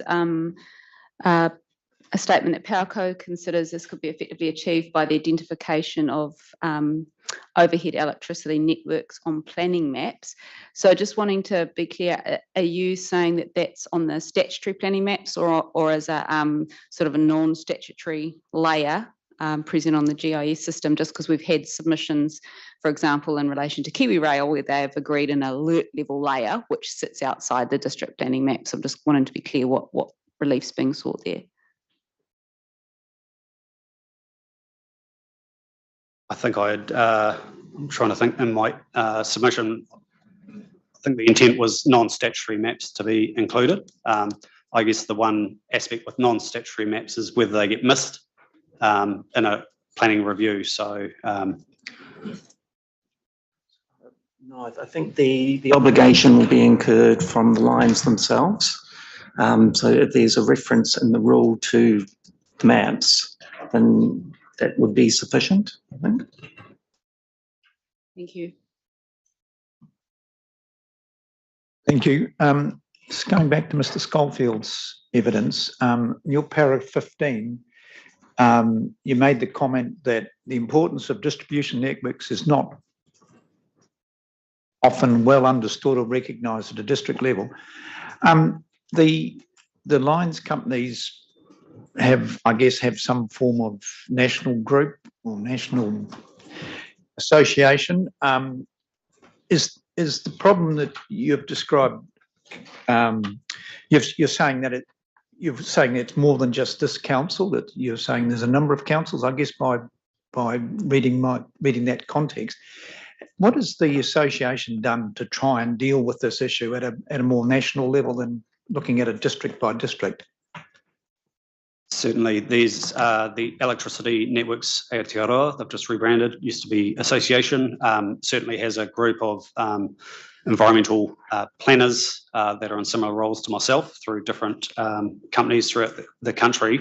And certainly the ENA does represent our collective interests to central government organisations and have undertaken lobbying, as I think is sort of evident through the national planning framework that's come through for provisions that will apply to the networks right across the country. So there's certainly work in that regard, and we have regular or semi-regular catch-ups with those professionals to see what's happening in everyone's area. But yeah, at national level, there's certainly discussions, lobbying, if you will, of central government officials and other organisations to try and lift the understanding and awareness of our networks. And I think the comments that I've made there in comparison to generation, there's national policy statements in terms of transmission, there's also national policy statements and national environmental standards, and then there's distribution off the end. Without the whole system, generation and transmission is pointless if you don't have distribution to get it to every consumer. So that's really where those comments are coming from, saying that it's misunderstood or not fairly represented in our view. And I think there was a comment made perhaps by Mr. Pedler about the select committee about the making that distinction between distribution line and high voltage line. What you've described is that within the distribution line, within your network, there's a range of both low voltage and high voltage lines. Do you think that in that comment from the select committee, they understood that difference? I couldn't speculate on that, and wouldn't be putting too much weight on that, except to note that the committee was alert to the risks of building and buildings near electricity lines. I don't know if they were alert to the distinctions between transmission.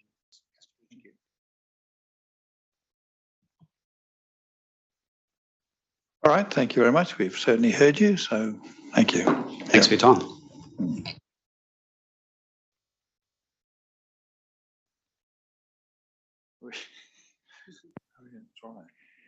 Right. Try saying something, Mrs. Myron. I'll try. Can you hear me now? Excellent. Yes. So our IT genius has worked something, or just turned up. He turned up and looked over my shoulder. Oh, that's very good. I did do a little test with one of my colleagues, and it was fine. So I'm very pleased. Obviously, it would be better if I were there in person, but I couldn't manage that today. But thank you for your patience, and I'm glad that it's worked. Kia ora, panel. I, as you've noted, my colleague Carolyn McCallie was going to be here today, joining me, but she's had a family matter to attend to, and so it's just me. She did prepare a statement, a summary statement of her evidence, which I'm happy to read. Probably if there were any detailed questions, they would have to go back to her, but she's happy to answer them if there are some that are identified. It's a short summary. I can just read through it if that's appropriate.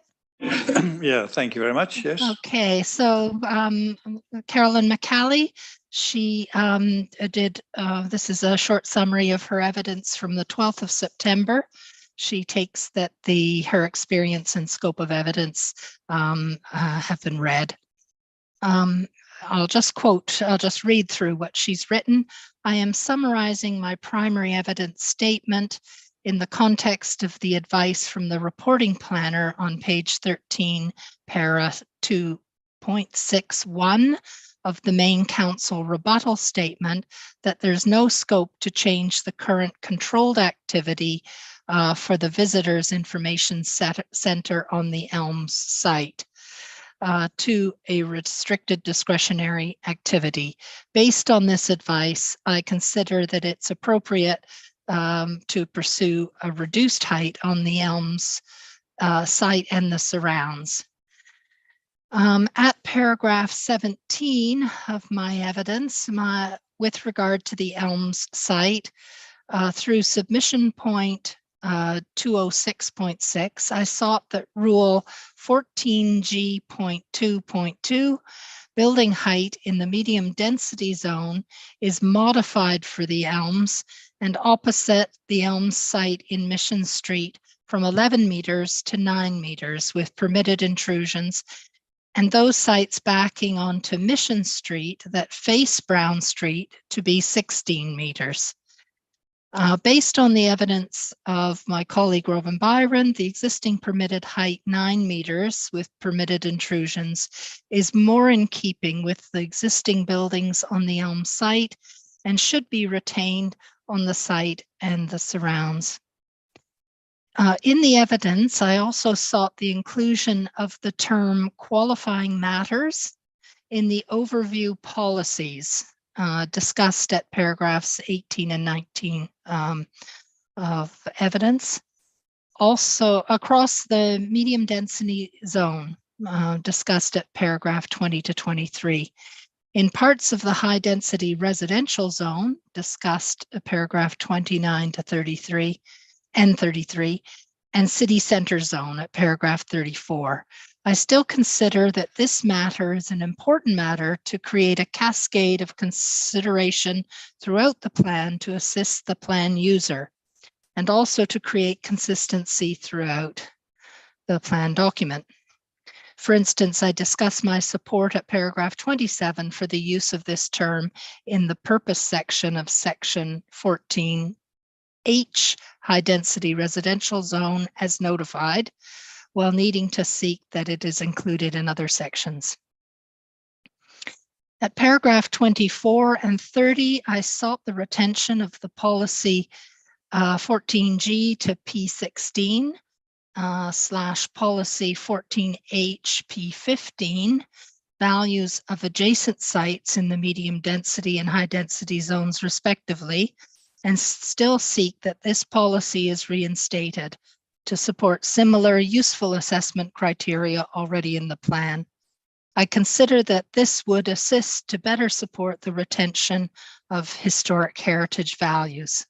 And her conclusion, the RMA requires that the protection of historic heritage should be recognized and provided for as a matter of national importance, section 6F, as subdivision use and development have the potential to significantly detract from built and other historic heritage. It is important that the plan limit the potential for adverse effects to occur. In my opinion, the amendments that I have described in my evidence and also sought through the NZHPT submission and further submission will achieve the purpose of the RMA, and more specifically will recognize and provide for the protection of historic heritage from inappropriate subdivision, use, and development. Perhaps I'll just go on with, Yep, no, you go on with yours now. Yeah, I'll Brian. just go on with mine, and mine is very specific to the elms and to the height provisions in its vicinity. So I'm senior conservation architect for the northern region of Heritage New Zealand, and I too assume that my experience and evidence is taken as read. The elms, as you'll be aware, is entered on the Heritage New Zealand list in acknowledgement of its outstanding historic and cultural values. The Elms Mission House and Library are the oldest known surviving buildings in the Bay of Plenty region. They're remnants of the Church Missionary Society settlement at Te Papa Mission, which had been founded in 1835. The Elms is a nationally significant place which provides a tangible and valuable link to the city of Tauranga's establishment. I think that the value of the Elm site in Tauranga, while it's extremely valuable, obviously, for its heritage values, in my view, it also serves as a kind of oasis within the city, and one that that has been one that and with the city and its continued and extensive growth, it gains, in my view, in more and more importance in serving this sort of function. It provides amenity, urban respite, and a sense of place and identity for the city of Tauranga. In that, in kind of setting the scene for the importance of the place, I think it's very important to try and protect that environment as much as possible. So it was my view that that through the Tauranga District Plan, we could help to achieve better protection for it by setting a height limit of a maximum of 9 meters at the Elms and on Mission Street and the properties that back on Mission Street across from the Elms, and that the back of Mission Street properties, which face Brown Street, have a height limit of 16 meters. That would be instead of the notified 11 and 23 meters. The requirement that to further ensure the integrity of this significant place and setting, I think it's important that the development adjacent to the Elms, including the development on the sites immediately across the road from it, are appropriately controlled and limited. I think that by trying to create an environment around it that helps protect that setting would be appropriate. I think that it creates a bit of a transition to the more urban areas that start to build up and conferring more development potential outside of that zone would be very helpful. Obviously, if a 9-meter limit can be set across the road, then a jump to 23 meters would be quite severe. But if it were to 16 and then to the 23, in my view, that would be appropriate in providing for a better setting for this supremely important heritage place. I'm happy to take any questions. Thank you, Ms. Byron. Richard. No, it's very clear what you're asking for. Thank you. So I don't have any specific questions because from the evidence of what you said, I fully understand. Thank you. Thank you.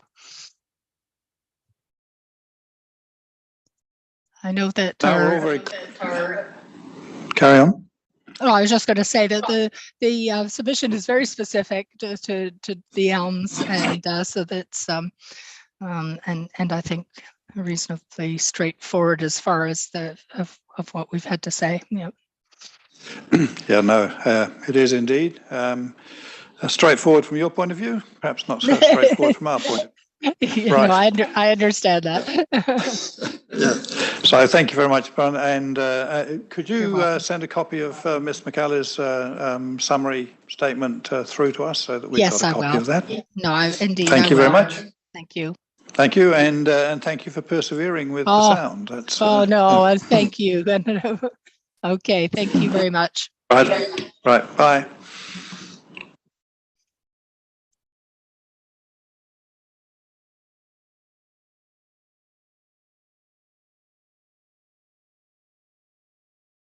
If Blue Haven's here, we may as well move you forward if you're all here. And you're willing, of course. I will give you an option. Yeah.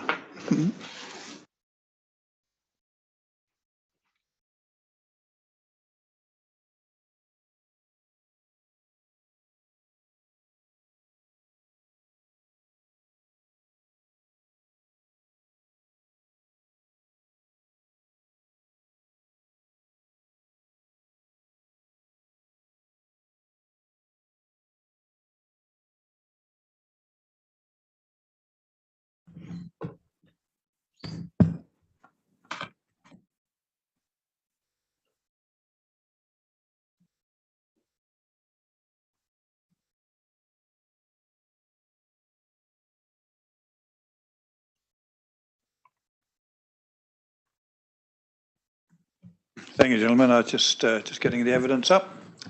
Mr. York, you're kicking off, are you?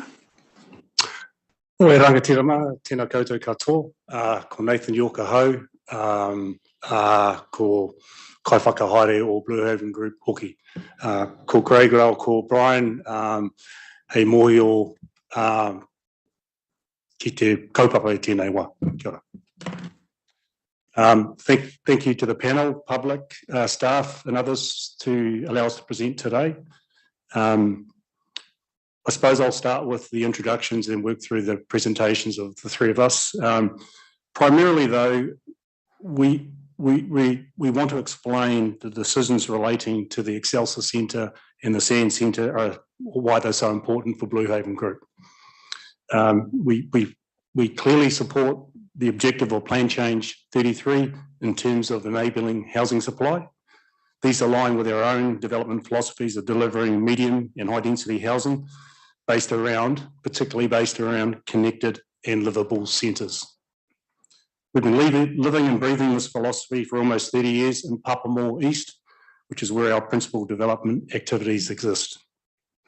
However, there are significant ramifications from council staff recommendations based on what I believe highly questionable analysis by its experts in suggesting the reclassification of the Sands and Excelsior centres as lower order centres that go way beyond the scope of enabling housing supply. Just introducing Brian Peering to my right. He is our development expert. Brian will set out the commercial metrics of both the Excelsior Centre and the Sands Centre, both in its current and planned form. He compares our two centres with groupings of other Tauranga centres in their relevant zoning with careful and detailed factual assessment. These facts alone will speak for themselves. Craig Batchelor to my left is our planning expert. Craig will set out the position on Blue Haven's overall submissions. We acknowledge that several recommended changes will achieve greater efficiency in the delivery of housing as per Plan Change 33.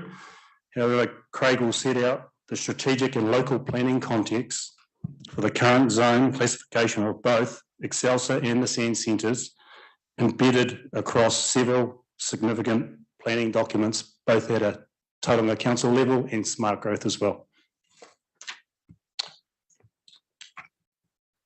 Right, I'll jump straight into the zoning classifications of both Excelsior and the Sands itself. In essence, we just don't agree nor understand council's approach to downgrade the zoning for both Excelsior and the Sands. I want to make the point pretty clearly. We have not had any direct consultation with any of TCC's experts on this particular issue, despite numerous requests by Blue Haven to do so. We don't understand why the hierarchy of centres language is even part of the discussion of Plan Change 33. However, in the interim, we have had to respond to the council evidence reports and submissions. Nor do we understand why the resistance for TCC or council of accepting our submission, despite all the facts we have presented. The objective of enabling housing will be met as part of Plan Change 33. The downside for us, our Papamoa East community and these centres is huge. The principal point we wish to raise is the entire development of Golden Sands, the Papamoa East area, has occurred on the premise that the Sands is a sub-regional centre, with Excelsior as a local centre, with several smaller neighbourhood centres operating to complete the connected centres network for Waiawake urban growth area. The suggestion by council to step away or step down from this position is wrong and unnecessary, based on some relatively minor process to redefine centres as part of a national planning standards or NPS approach.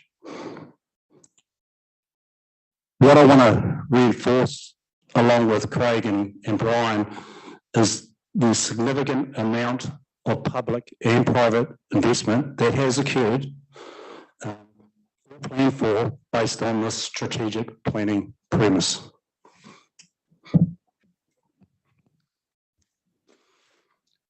What you see in front of you is a broad range of some high-level investment, both public and private, that has already occurred. the continuation or establishment of 3 major arterial roads, including Tuakura Drive, the Sands Avenue and the Boulevard, has occurred. There are currently 3 operating primary schools out east. There is massive, significant 3 waters upgrade, particularly around wastewater and stormwater, and water for that matter. There are 11 new active reserves and playgrounds. 2 stream crossings. This stuff is real in terms of what has gone either in the ground or invested to date. To simply suggest we walk away from this investment is wrong. Added on top of this, and we'll explain it further, is a significant commercial investment in the thousands and thousands and thousands of new houses that we have established along with our neighbouring developer partners.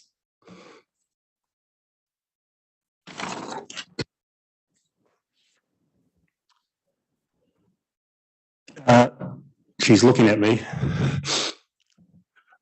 What I want to show to people, because I've heard some of the rhetoric or some of the loose commentary around uncertainty. Mr. York, could I ask you just to speak a little bit quieter, or at least turn the microphone down, the speakers down? I'm getting a bit of a headache.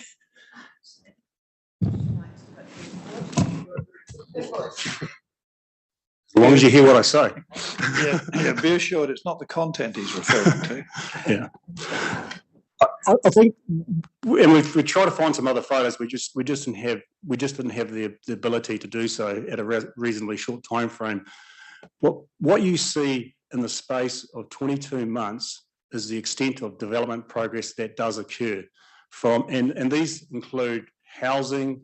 These include particular development stages associated with housing. These include earthworks. These include roading.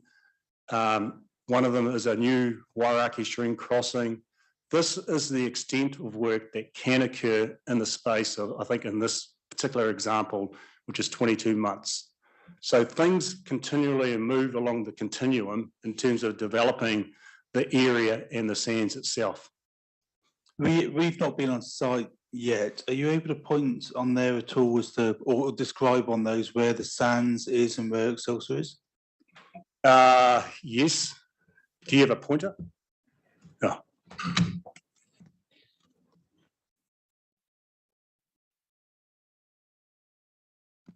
You can just use the mouse that way. So, oh shit. In here is the sands development area. That is a new crossing we've established. Oh shit. Excuse my language. That is the new extension of Tuakura Drive. That is the enabling works of the Papamoa East Interchange. This is extensive increase in residential areas. This is new residential stages that we've completed, and along with this. This is just 22 months of work. And that includes the preparation, the design, the consenting, the engineering approvals, and the delivery. It's 22 months. I think I'll probably deal with the next page as well. Yep. Just hit the 40. Yep. Why I'm showing you this page, because this stuff is real. This is one of our initial stages that are currently under construction at the moment. I think people don't realise it's not just the boxes of themselves. When you're into a large-scale development like the sands, you start with the land purchase. Then you go through the zoning process, which is extensive. Then you go through the consenting process. Then you go through the infrastructure investment. Then you go through the leasing and negotiation. And this is just at the end. So the continuum of development has occurred over time. This is not uncertain. Sorry, I was going to say something I shouldn't. This stuff is real. And this is just an example last month of what is occurring. There's the site in November 22, right where the arrow is. Oops, shit, and there's it today. That is only 10 months later.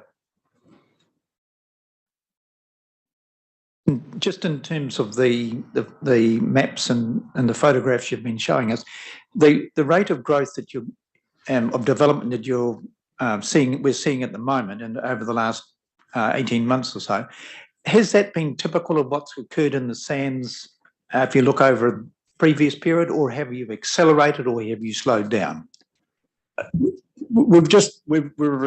Each separate stage that I talked about requires a different process, a different analysis, and a different level of investment. So at each stage, we've concluded. The land acquisition was 20 years ago. There was extensive consultation with all the authorities, mana whenua, tangata whenua, neighbours and stakeholders to get the zoning. Then we had to go for the consenting side of it. So they all take a certain pace. Some of them are frustrating, some of them take long. And then once we got to the consent, COVID hit. So we couldn't do a hell of a lot for a couple of years. And then we're currently at the bottom of the cycle. Even though we're at the bottom of the cycle, we are doing work now. Once that recorrects itself ultimately, then we'll be away. But we've already got 2 stages under construction. We're at various stages of construction now. All right, let's get on with the evidence, shall we? Have lots of time for questions. Okay. So I was making the point that this here shows you the continuing extent. The pre-development greenfields is 20 years ago. We've overlaid what we've done so far with the areas that are hatched, and the white is the sands itself, of which we've got 2 stages underway.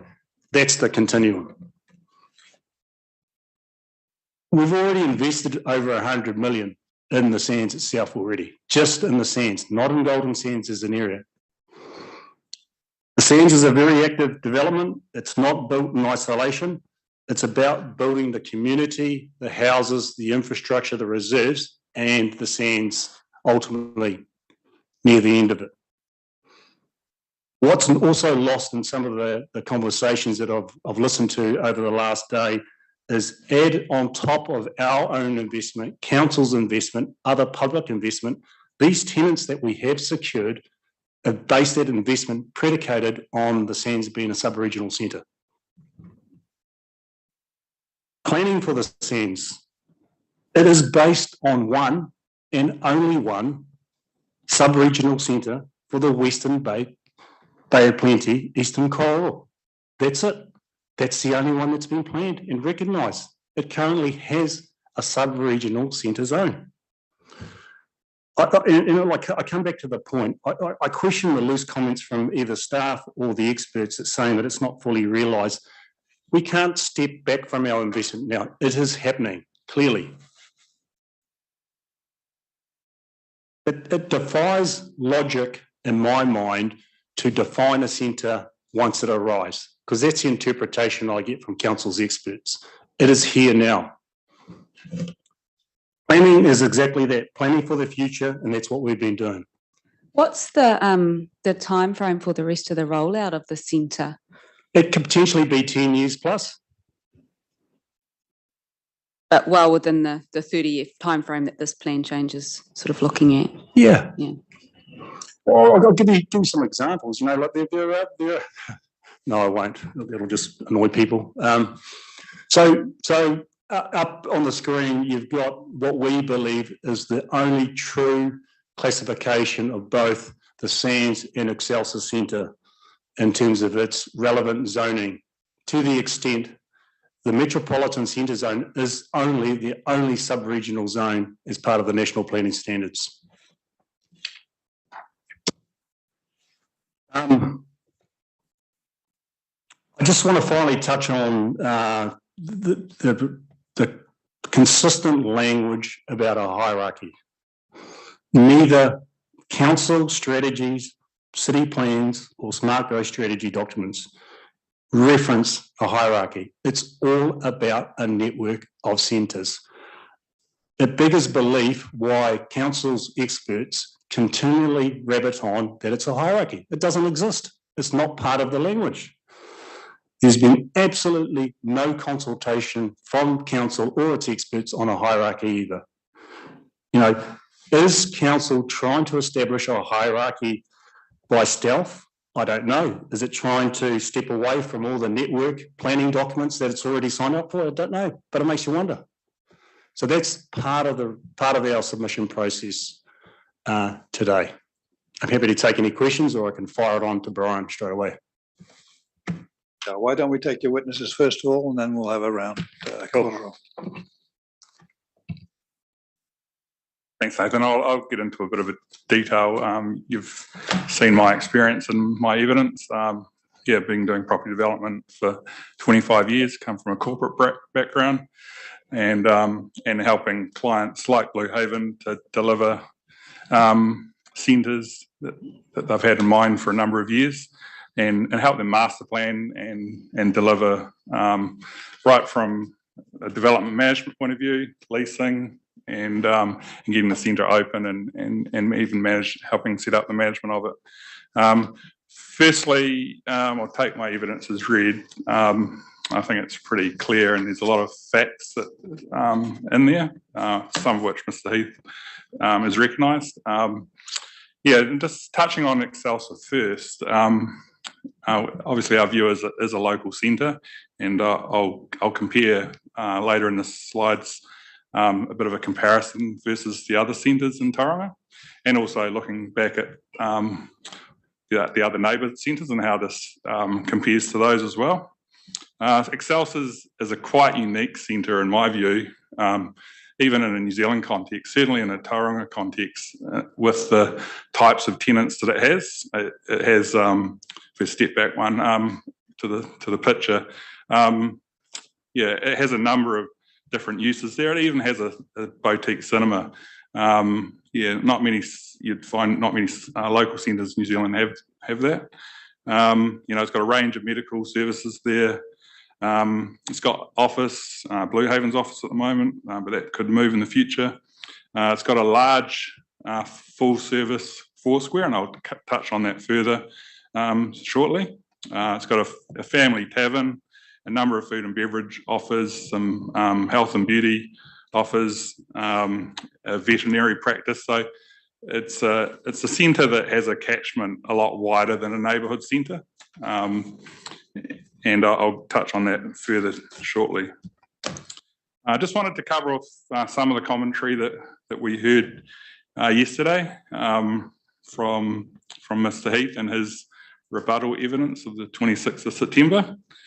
And also just answer some questions. I think yesterday, Commissioner Morrison-Shaw had a question about the Mount Central Foursquare. I can give you the figure. I'm involved in that development for Tauranga as well. We're managing the development management of that centre, or redevelopment of that centre for Tauranga. It's basically exactly the same as the Excelsior new format Foursquare. Mr. Heath sort of references, this Commerce Commission study, which does have some relevance. One of the key points on that in that study is that store size it's not a perfect approximation or reference for a supermarket. It's about product range and SKUs, and I'll go into that shortly on what these new format Foursquares are about. So both the Excelsior ones and Mount Central were actually, and I'll show you this slide next from Foodstuffs. But Foodstuffs, when they talked to us about this offer for Foursquare, communicated that it has a full SKU range similar to a New World. And so that's a really important point. So Mr. Heath looks backwards. He's probably not aware of some of the stuff, that these formats are new. And I'll leave you to read the detail. This is just an excerpt from a big review that they did of the Foursquare brand. But essentially, there's the three different types of Foursquare. The one at Cherrywood would be classified as the small convenience type offer of under 300 square metres. Then there's a medium-sized type Foursquare, which is sort of a top-up, a little bit in between, doesn't quite have the full range of a New World or a larger supermarket. And then you've got the larger one. And this format was actually developed, I believe, in response to the Commerce Commission report and this whole competition commentary that's going on at the moment. Because this is across all retail. Most retail formats have got smaller, and they've basically, because of construction costs and other things, they made smaller formats, still maintain the range. It happens in all brands. Kmart, the Warehouse, they've all got smaller. I work for the Warehouse. We built 13,000 square metre stores. Warehouse are only doing 6,000 square metre stores now. So it's happened across retail. And I've got a retail background now working for landlords, and so the larger format is the full basket one as described there in that highlighted section, which Excelsior and Mount Central are. So there's a whole, this report was done by RCG. So I agree with this next slide. I agree with the statement obviously around the MPS framework on what a local centre is, and I think it's clear that the local centre of Excelsior has a scale and range of community and commercial activities. It's got 2 childcares, it's got the school right next door, so it meets the definition under the MPS of a local centre, I think clearly. I've said that its catchment extends behind a neighbourhood area. Foodstuffs wouldn't have put a large 4 square with a full range if it didn't extend. The next closest supermarket is Puffmile Plaza, which is a Countdown and a Pack and Save there. And what's the distance to that next full service supermarket? It's about 10 minutes drive. Yeah. And you don't know the case because we were stuck in some of the congestion yesterday on our site visit, so 10 minutes might be a relatively short distance. Yeah, it's relatively short. It'd be 5 kilometres, I suppose, along the coast. Yeah.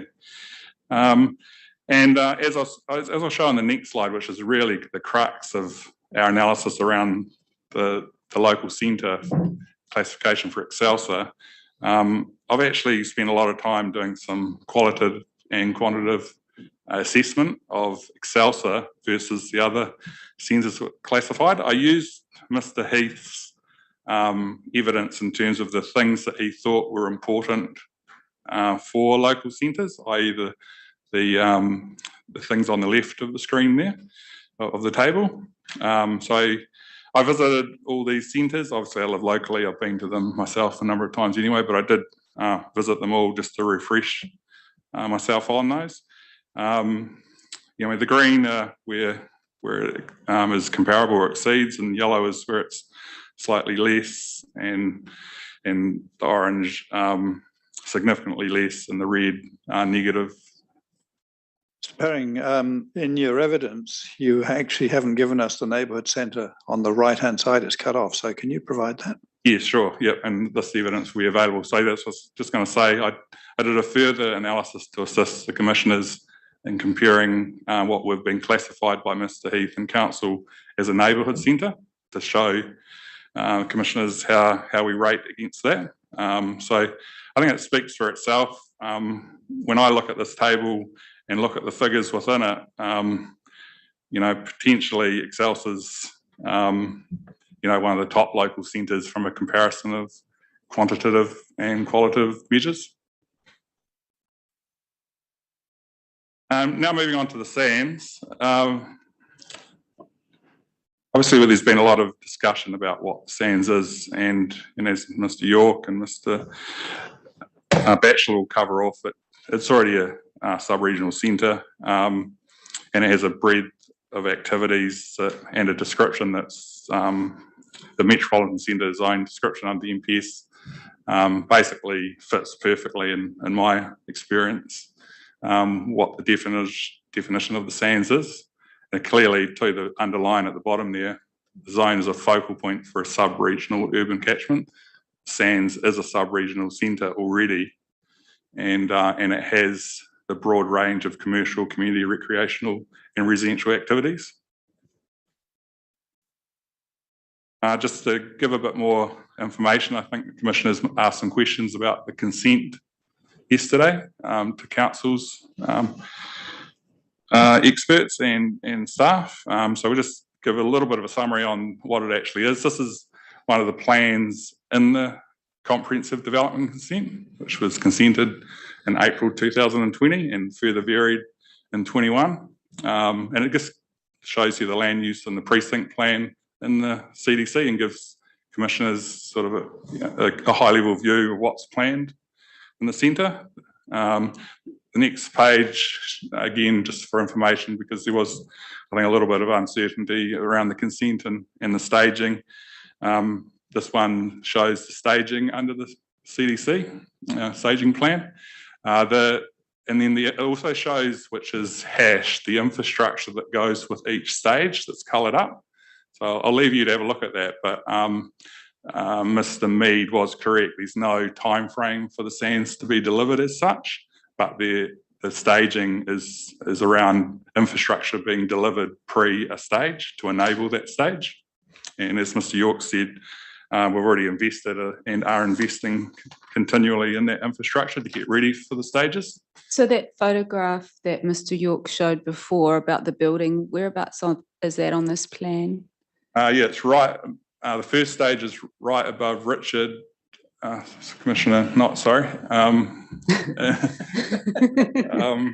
Immediately to the right in the dark green triangle.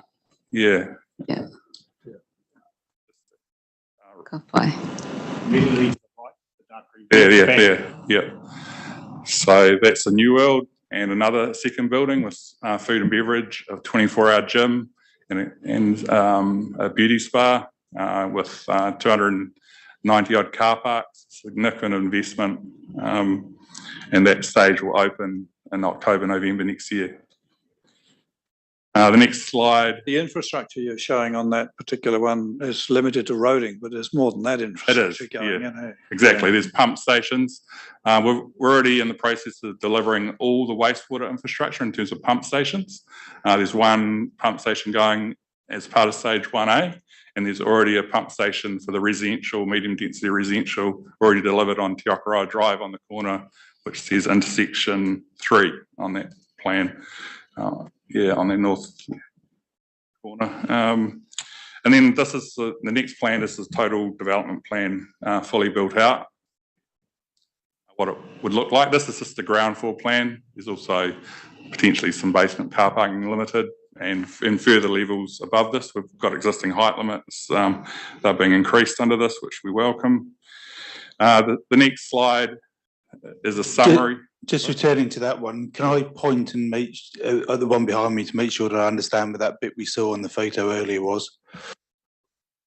That stage there, yes, correct. Yep. And then the next slide is just a summary of that breadth of community commercial activities, which meets the definition of a metropolitan centre under the MPS, and the scale there. 232,000 square metres. It's one of the largest centres to be proposed and will be developed in New Zealand. The next one, and Mr. York touched on this, but there was various discussions yesterday about proposed considerable uncertainties, which is unvalidated in any way. It's just an opinion. I mean, the significant investment that Mr. York's outlined, both private and public, cannot be viewed as uncertainty. It's happening, it's happened, it's happening, and it will continue as we roll out stages.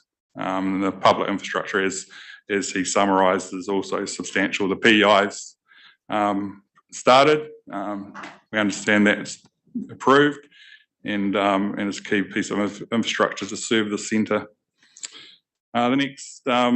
There's some photos there of some of that infrastructure that's been delivered. These are the first 2 stages. And so we've got MITRE 10, which is confirmed and will be opening in line with the PEI opening in late 25 or early 26 when that gets delivered. So that's the development on the right of that picture, which will potentially include a fast food and some other supporting tenancies. In total, the New World and that first stage and this stage is approximately 17,000 square metres, and we're continuing to negotiate with other major tenants, which will get announced in due course. Was that the framing that we saw in the earlier picture? Yes, it is. Yeah, that's sort of an artist's impression of what it will look like when it's complete. Yeah, so it's well underway. And the next one is just talking about the the demographics. One of the comments made also that that the sands is dependent on Te Tumu. From our perspective, that's just incorrect. We haven't based it on Te Tumu at all. This is a sub-regional centre, and I think this is the key point here. Although we're talking about this from a Tauranga City point of view, the sands serves a much wider sub-regional catchment, and operators, as we've shown, like New World, Mitre 10, these are large organisations with their own demographic teams and very experienced property people. They wouldn't have gone there if it wasn't a sub-regional centre. And just a couple of follow-on points from that. Future operators, will also make their decision based on it being a sub-regional centre and having the scale that's been outlined in the catchment. These centres are developed because of the scale and bringing together all those activities in one place. And those are the types of centres that retailers, large commercial offices, they want to be in. And obviously we've already outlined this, but currently it is recognised as a sub-regional centre already. Just to round that off, in terms of the definitions that have been used, you're operating on the basis that this is a metropolitan centre. What impact, if any, and I'm not trying to be clever here, what impact does the name of it being a sub-regional centre or a metropolitan centre versus another centre, what actually impact does it really have on your development?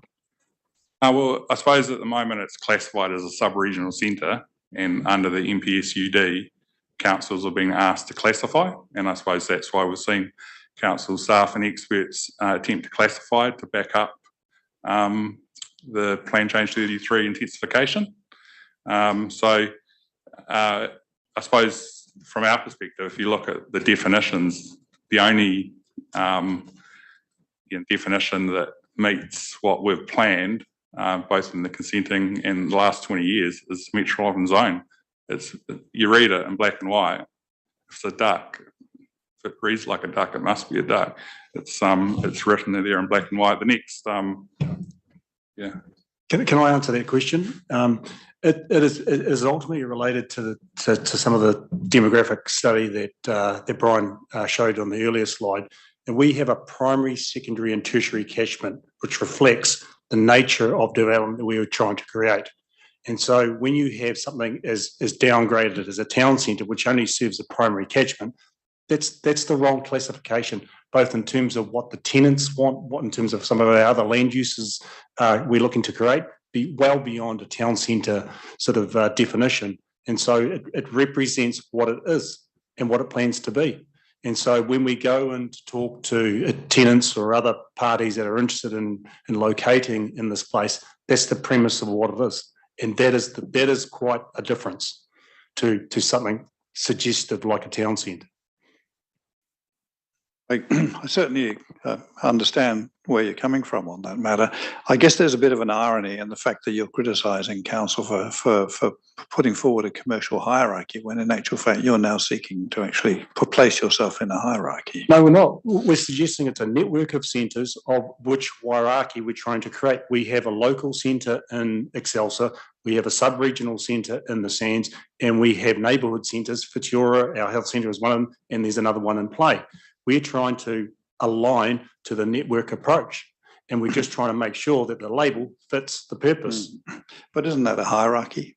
No, it's a network. It operates as a network. All right. All right. So obviously that argument's going nowhere. I guess also just in relation to that, and Mr. Batchelor might cover this, but in terms of policy 3, I guess it triggers the different subsection in terms of a metropolitan centre zone as a policy 3B rather than a D, which is your sort of neighbourhood or local centre or town centre zone in terms of the height and density, etc. I can talk about that. I mean, I suppose at this point where the key issue is not to lose the sub-regional label before we enter into a complete centres network review. It's not the right time for that. The only intention here is to say, where do we have high density residential? We're happy with the arrangement that's proposed. Why do we need to get into a debate around the status of the centre?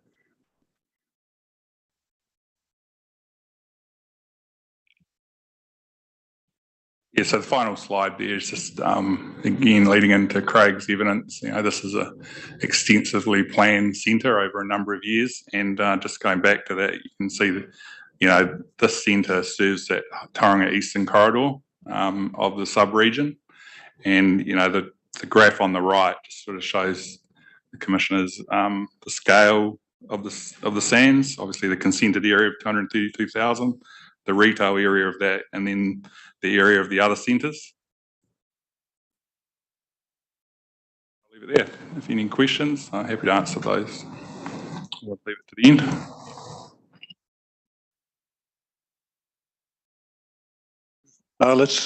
Let's move through to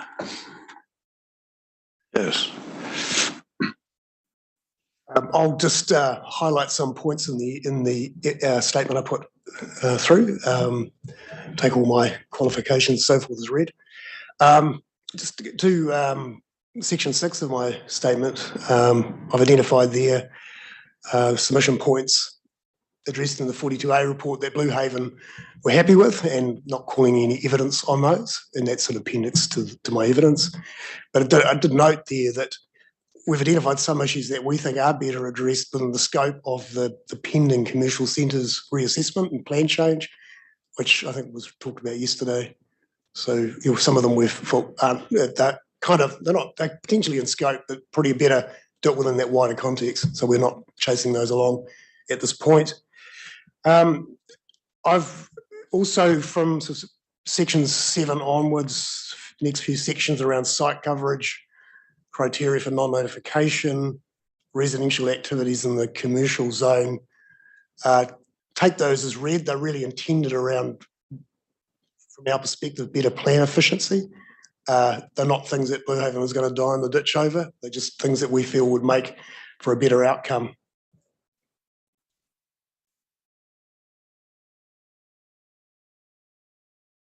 Move to my section 10, which deals with the commercial centres network, which is really the core of Blue Haven's submission and the evidence that Brian and Nathan have put forward.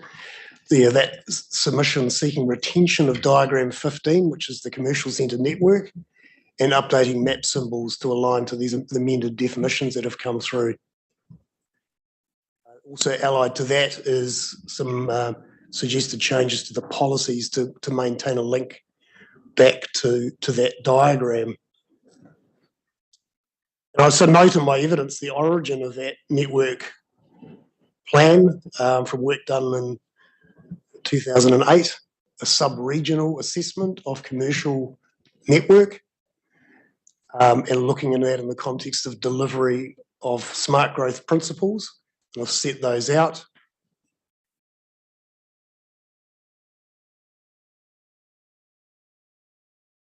Point that it's long overdue for review.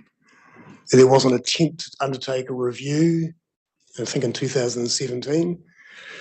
Blue Haven actively took part in that for obvious reasons, given their centres were about to come through a consent pathway and were interested in the outcomes. But that piece of work, we're not sure where it ended, but it didn't get completed. So the point being that the review proposed for next year, it does need to happen to bring things in line with a lot of changes that have happened since 2008.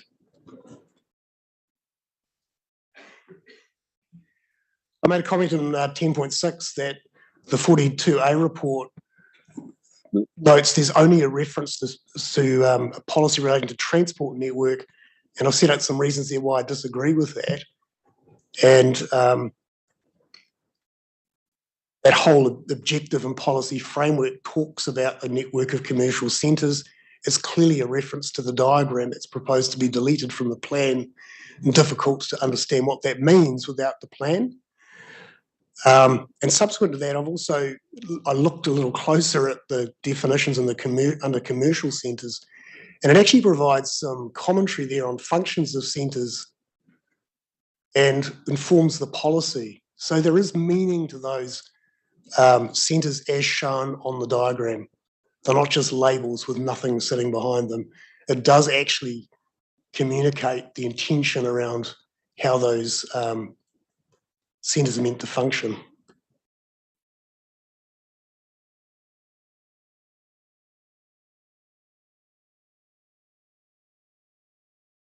My view of removing diagram 15 is it's really, I believe it's counterproductive. My view is that because this approach to intensification is so strongly tied to centres, it would suggest the need to retain that diagram and ensure that it's aligned to the framework under the national planning standards. And our submission gives scope for that to happen. So my view is that the PC33 approach increases rather than reduces the significance of diagram 15.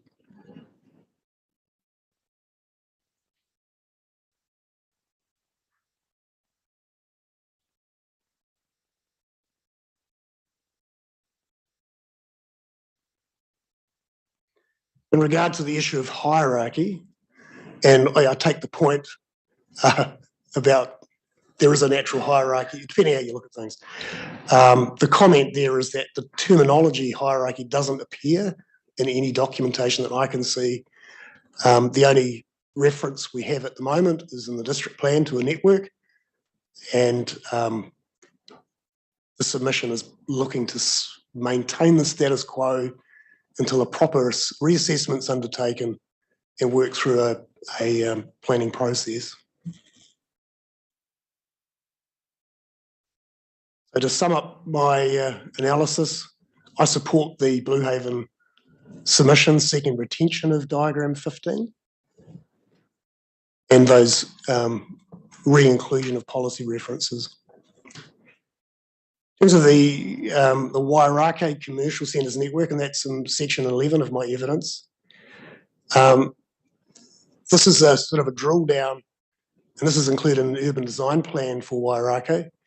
So the same network approaches are laid in at this finer grain.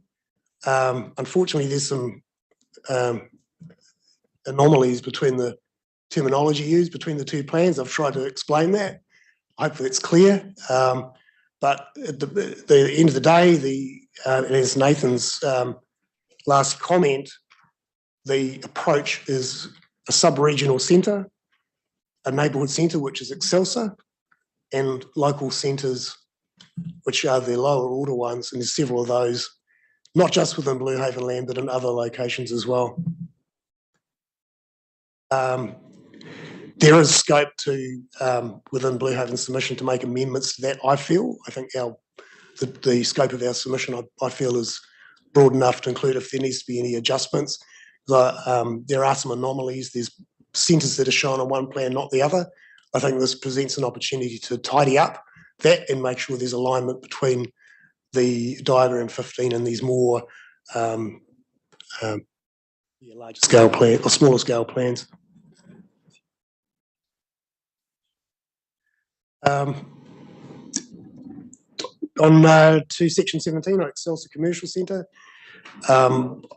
I agree with the analysis that Brian's provided, that looking at the sore thumbing across those centres, it seems to fit nicely within the category of local centre.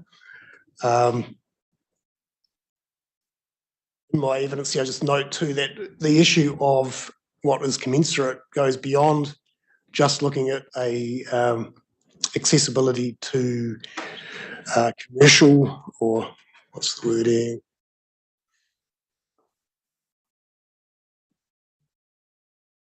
Accessibility to commercial activities is not the only consideration. And in my 12.8 there, I've set out the other considerations that I believe are relevant, which is access to community services, notably schools, and there's also childcare centres I haven't mentioned there, an abundance of recreation opportunity, of course the nearby Papamoa Beach and Public Reserve, and Excelsior Village is a hive of activity during the summer, like any high quality beach location. And the other point I've made there is that housing stock in that surrounding neighbourhood, it actually lends itself, it's ready for replacement. And there is an opportunity there. It may not be in other places. For example, around the Sands Town Centre, there are areas that have only recently developed and highly unlikely to transition to high density for a long time. This area, unlike many places, probably presents a greater opportunity for that, given the nature of the housing stock. To the Sands Town Centre,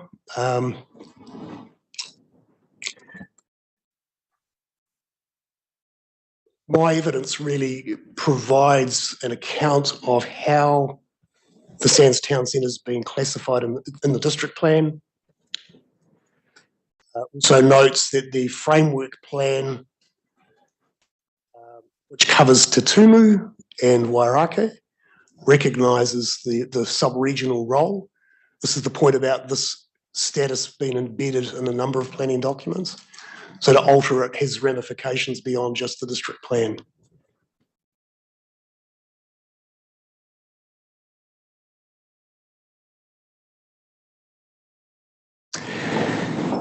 The other point I want to make is probably the last point really around implementation.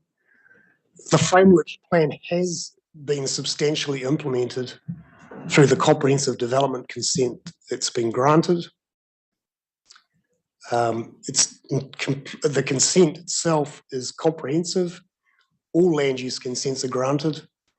There's a comprehensive stormwater consent for the wider area. There are consent requirements for the obvious things like earthworks and subdivision and those more minor kind of delivery type consents, but the fundamental underpinnings of land use are in play. It's been given effect, it's not going to lapse.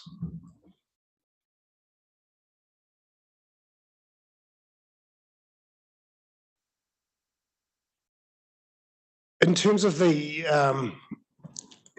status as metropolitan centre zone or potentially a special purpose zone, if it comes to that, there is scope for that, which I don't know if it's been raised. That is an alternative pathway if there's seen to be a poor fit. But having said that, this is really an issue for that wider sub-regional commercial centres review, which is signalled. And Blue Haven want to see that proceed before any changes are proposed to the centre. And our view at this stage is that this is closer to a metropolitan centre zone than anything else. In terms of the residential outcomes framework, I noted the rebuttal statement from Mr. DeLuke, that the checklists have been removed from the back of that guidance document. So that's definitely, in our view, a step in the right direction, and we think potentially could help in the implementation of that. Happy to take any questions. Thank you, Mr. Batchelor. Well, let's open it up generally for questions, shall we?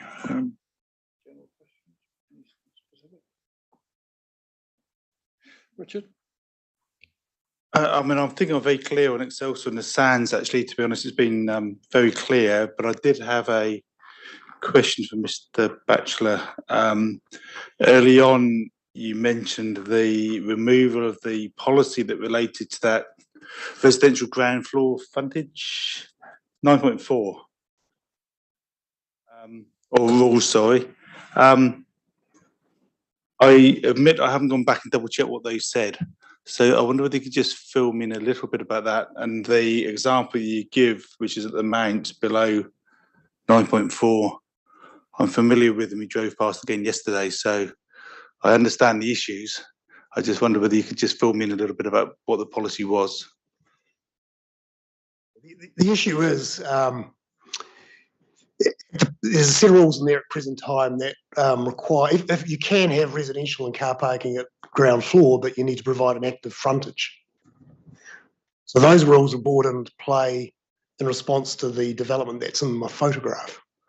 And I think that was a pretty good call on council's part to do that, because that's not a great outcome at street level. The point I'm making is that there's a proposal to sort of remove those provisions and replace them with something else. And I don't know why, because it appears to me that they've been very effective since that problem arose. The evidence states there's some risk of a loss of that sort of street front capacity based on the status quo. And I don't know why that's been raised. So it's really a question about what is the evidence to say we need to make a significant change. Along with that, I have made the point that if you're going to do apartment development, potentially anywhere other than maybe a CBD, at-grade parking is probably going to be part of that picture. So to indicate that it's generally not desirable, to me, gives the wrong impression. It's highly likely you'll get car parking at grade. And Blue Haven has done a recent development proposal, hasn't gone forward yet. There's no way that would have, it's a 5-level development, 5 levels, that development simply couldn't happen with basement parking. And that's in the Wairake, in one of the commercial zones. So the feasibility on that showed that it just doesn't stack up.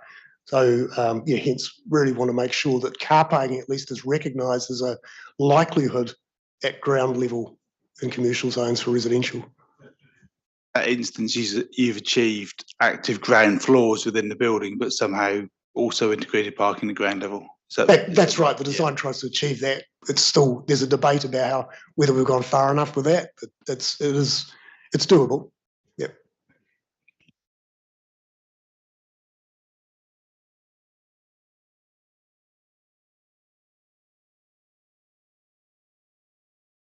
We understand where you're coming from. You've been very clear.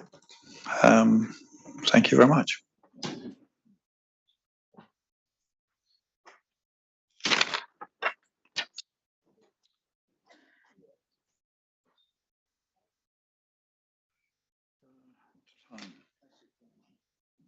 Sorry, what was that, Fraser?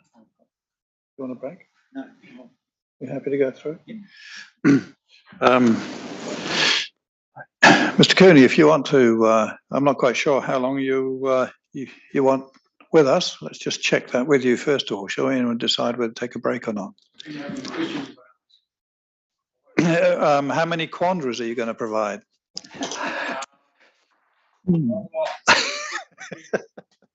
Right. All right, welcome. So I'm Pete Cooney, I represent the Classic Group. Barry Pacino is one of our advisors that we use on a regular basis. She's an advisor, is she? I know. I just want to say he's just dragged me up here and said, could you please sit with me? So excuse me if I'm not prepared. So look, the Classic Group is one of the largest residential building companies in New Zealand. We're also one of the largest residential development companies throughout the country. We are very large in the commercial and also the retirement village sector. So I have a reasonable practical knowledge and understanding on markets, trends, migration trends, construction costs and planning. And I'm not against the density, don't get me wrong, but I am against process. I'm also involved in the FDS in Auckland at the present moment, so I've been juggling between the two. So I read the reports, a lot of the reports commissioned by council, and I must say council have seriously loaded up and soaked up the consultants that they're using. And what always fascinates me when we go through this process is that when the entity commissioning the consultants always seem to be able to get the consultants to craft the dialogue in the direction they, the client, want the outcome to go. And I see that very much as evident in the evidence that have been presented to date. So I don't have a lot of faith in this process because I've used consultants the same way myself. And if I'm paying the bill, I seem to get the result I want. So as I say, I'm not comfortable with it. Anyway, here we are in Tauranga. We have a severe lack of housing, and you've probably seen me advocating for this for many, many years. And our last plan change was in 2002. So we wonder why we've got a housing crisis. So here we are being forced by Wellington to enter into the MDRS. I find this policy one of the worst policies I've seen in the 30 years I've been in business. I'm sorry, but I totally disagree with it. It's a knee-jerk reaction by government. been lobbied for by advisors who have been in the game for 5 minutes. So Wellington's instructed council, our council, to find housing stock for the next 10 to 30 years. We can't get our greenfield subdivisions off the ground, and I'm involved in one of them, and we've been 7 years to date. We're probably another 3 years before we get it over the line. One that everyone wants to go ahead, but we can't get going because of the MPS policies that have been throwing at us. So council need funding, and I know all this because I'm involved in these development meetings, and to get access to that funding, they need to produce or show that they can get the density. So what do? The planners come out with this great idea that we'll just go up. Let's build up. Let's go up. We can create tens of thousands of houses. Let's do this. That's great. And I'll come back to that in a minute and explain what going up's all about from a practical construction point of view, because no one in the country that is sitting behind a desk is understanding what's behind going up. This whole issue of going up and creating this intensification is supposed to provide affordability, yet one of the qualifying matters in the MDRS is to ensure it looks at affordability. Under Plan Change 33, I don't see any evidence whatsoever that affordability is going to be produced, and I can guarantee you it's not going to be produced going up.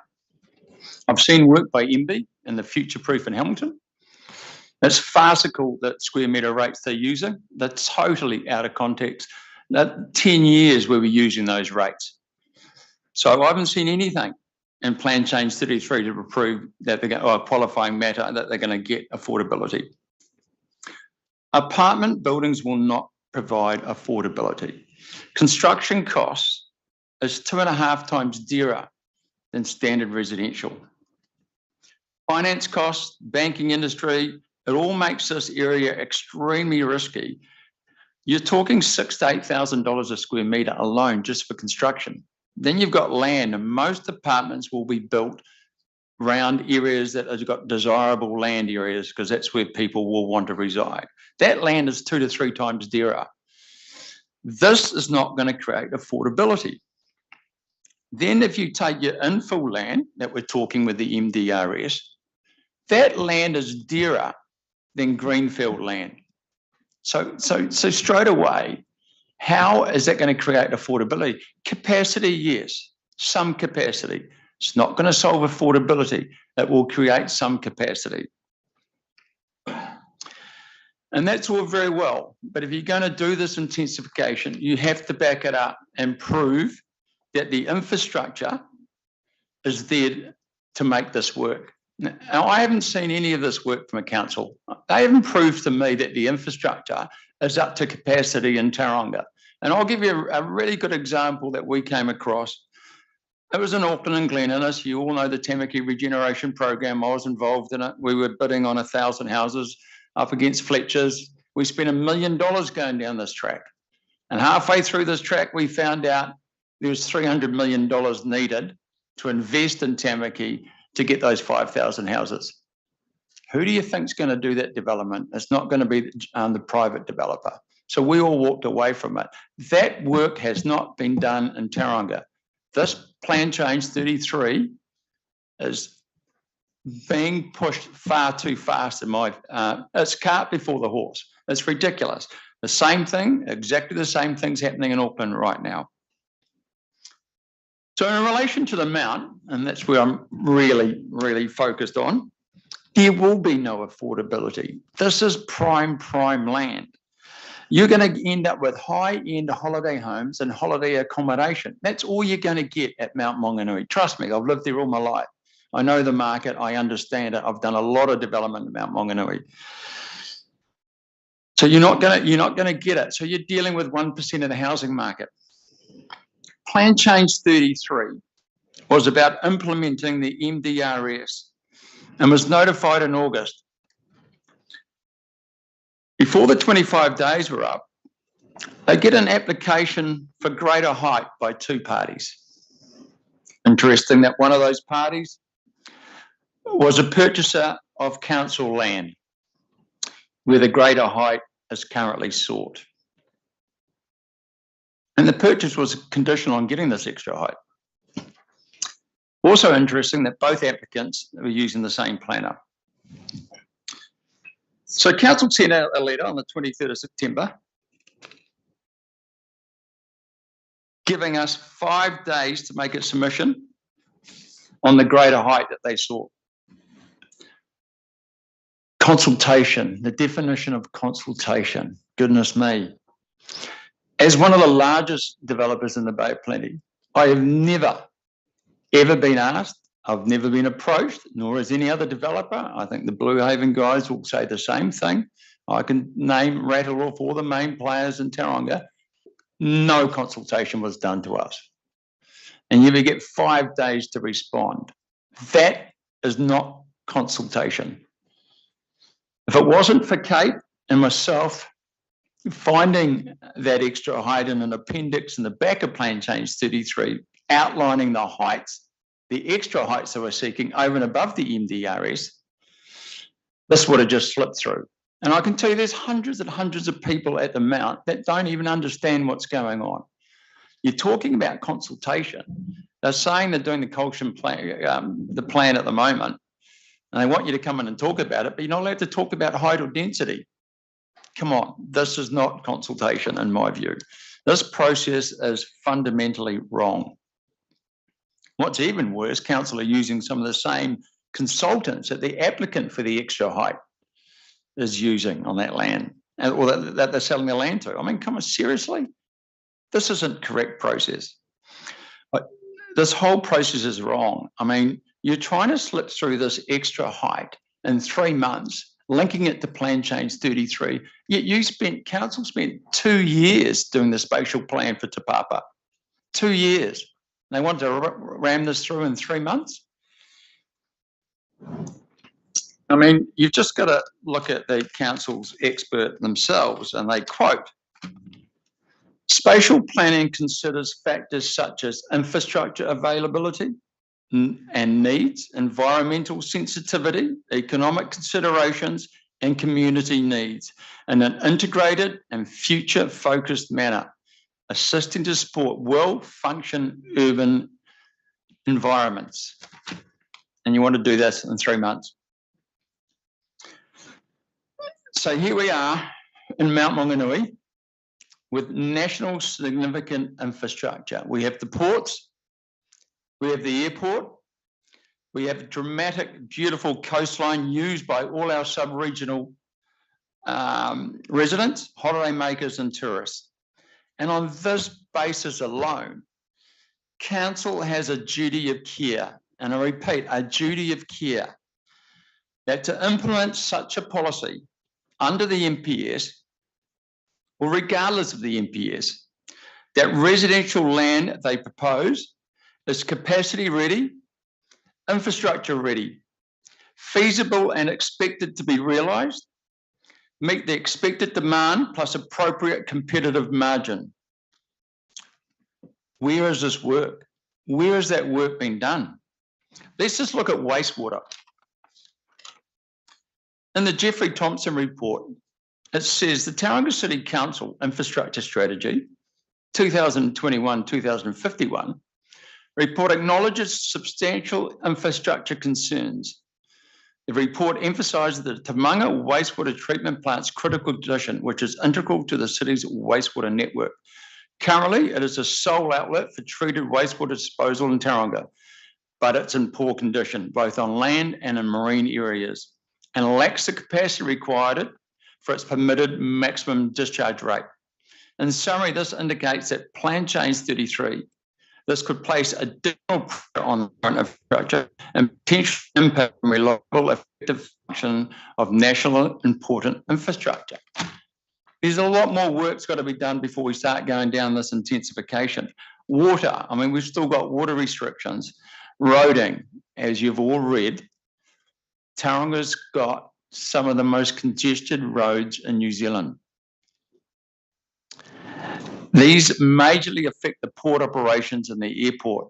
I mean, you're talking about an airport, you're talking about the ports, you're talking about industry that's bringing hundreds of millions of dollars into this economy, and you want to put that at risk without doing this work, then we've got the worst air quality in New Zealand. I mean, you want to put another 5,000 to 10,000 people in Mount Maunganui without solving the air quality? I mean, this is just insane. You're going to put the ports at risk. You're going to put the industry at risk. This work needs to be done. This is typical cart before the horse material, and it's wrong.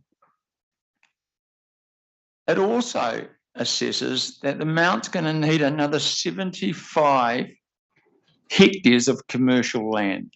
Now, I mean, for God's sake, where are you going to get 75 hectares of commercial land at the Mount?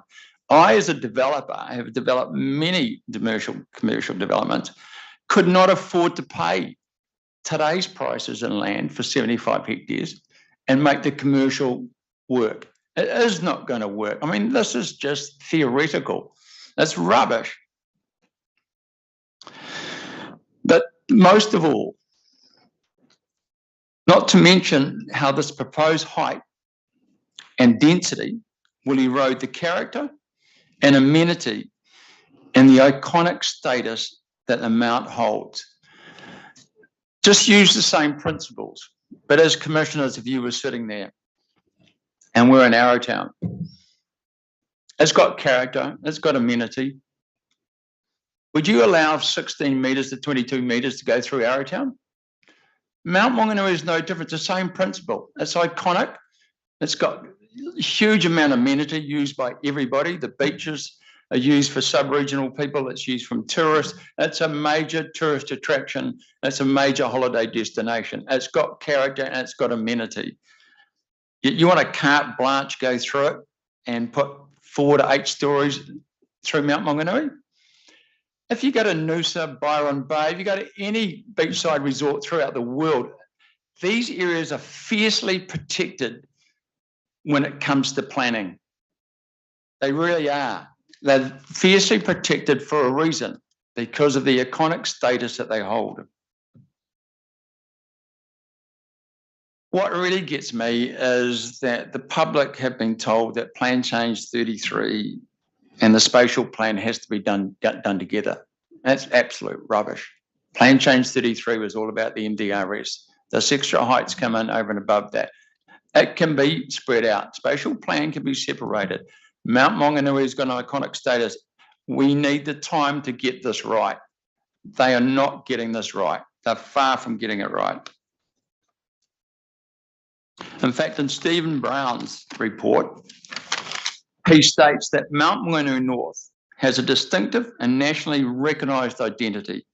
It acts as a major attraction for local and international visitors alike. And the sort of comparison that I've already drawn with the likes of Byron Bay in his report, furthermore, Tauranga Council has in the past made a conscious decision to avoid becoming yet another Gold Coast. However, the protection of both character and sense of place often relies on a subtle balance of priorities and related development controls.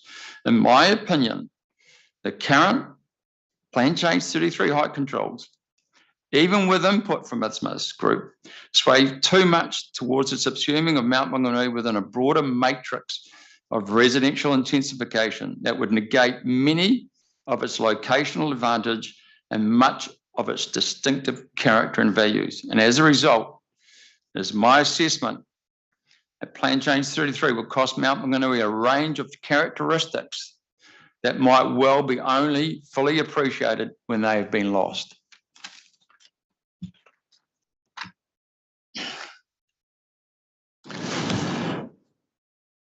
As far as town centre is concerned, I'm not going to get into that, but Kate can probably get into that. But downtown Mount is not a town centre, for goodness sake. It's a village centre. There is no town centre. It never has been. It'll never function as one. You'll never get bulk retail downtown Mount. You're not going to get retail upstairs. If that extra height goes into Mount Maunganui, all that's going to happen is you're going to build a new building and put apartments up above it with no car parking. That's all that's going to happen because you can't afford to make the retail work. I can tell you that from experience. I could bring any commercial developer in here and tell you the same thing. This is farcical, some of these reports that have been written. I support the map that Mr. Batchelor produced. on the town centres. But Kate, maybe you want to explain a bit more what we've been discussing on the downtown Mount. I'm mindful that I'm appearing for the Mount Business Association and Mount Matters, and Mount residents are going to attend tomorrow, so I don't want to delve into that too much before then. But I do want to touch on some of the matters that Mr. Cooney said in a broader sense, which is the comparative analysis that's been used by Mr. DeLuca of trying to sweep an analogy of Te Papa or Otumatai spatial plan process and align it to what's occurring with the Mount. In my submission is both factually incorrect and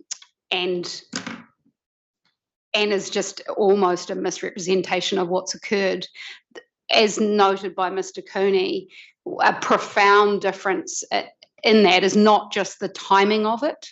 And the timing of it is important in the context that I read through the Te Papa Spatial Plan. It's quite a weighty document, but it was important for me to get even more context to say, what does it actually say? Because it's also important to say Otumatai still actually hasn't landed, because when it went to, my understanding of that, anyway, and I may be corrected that maybe it has in the interim, but was that when it went to the long-term plan to get funding for the things that the community bought into were going to happen to wrap around intensification, it didn't get approval for funding, and some $7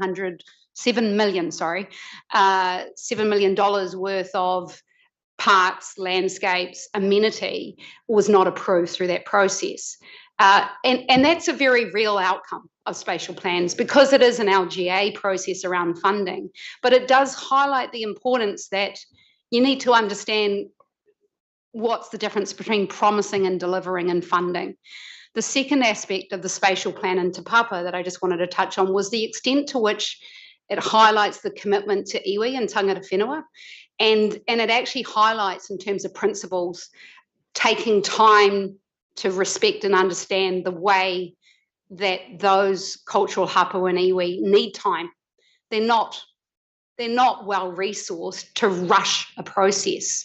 You can't tick a box from one meeting in March, as has been suggested in the Section 42A report in terms of Ngāti Kuku and the issues that it has with Mount Maunganui, and then say that ticks the box for addressing for them very real concerns in Mount Maunganui around air quality. And I address those in my submissions for them, and we'll be discussing those tomorrow.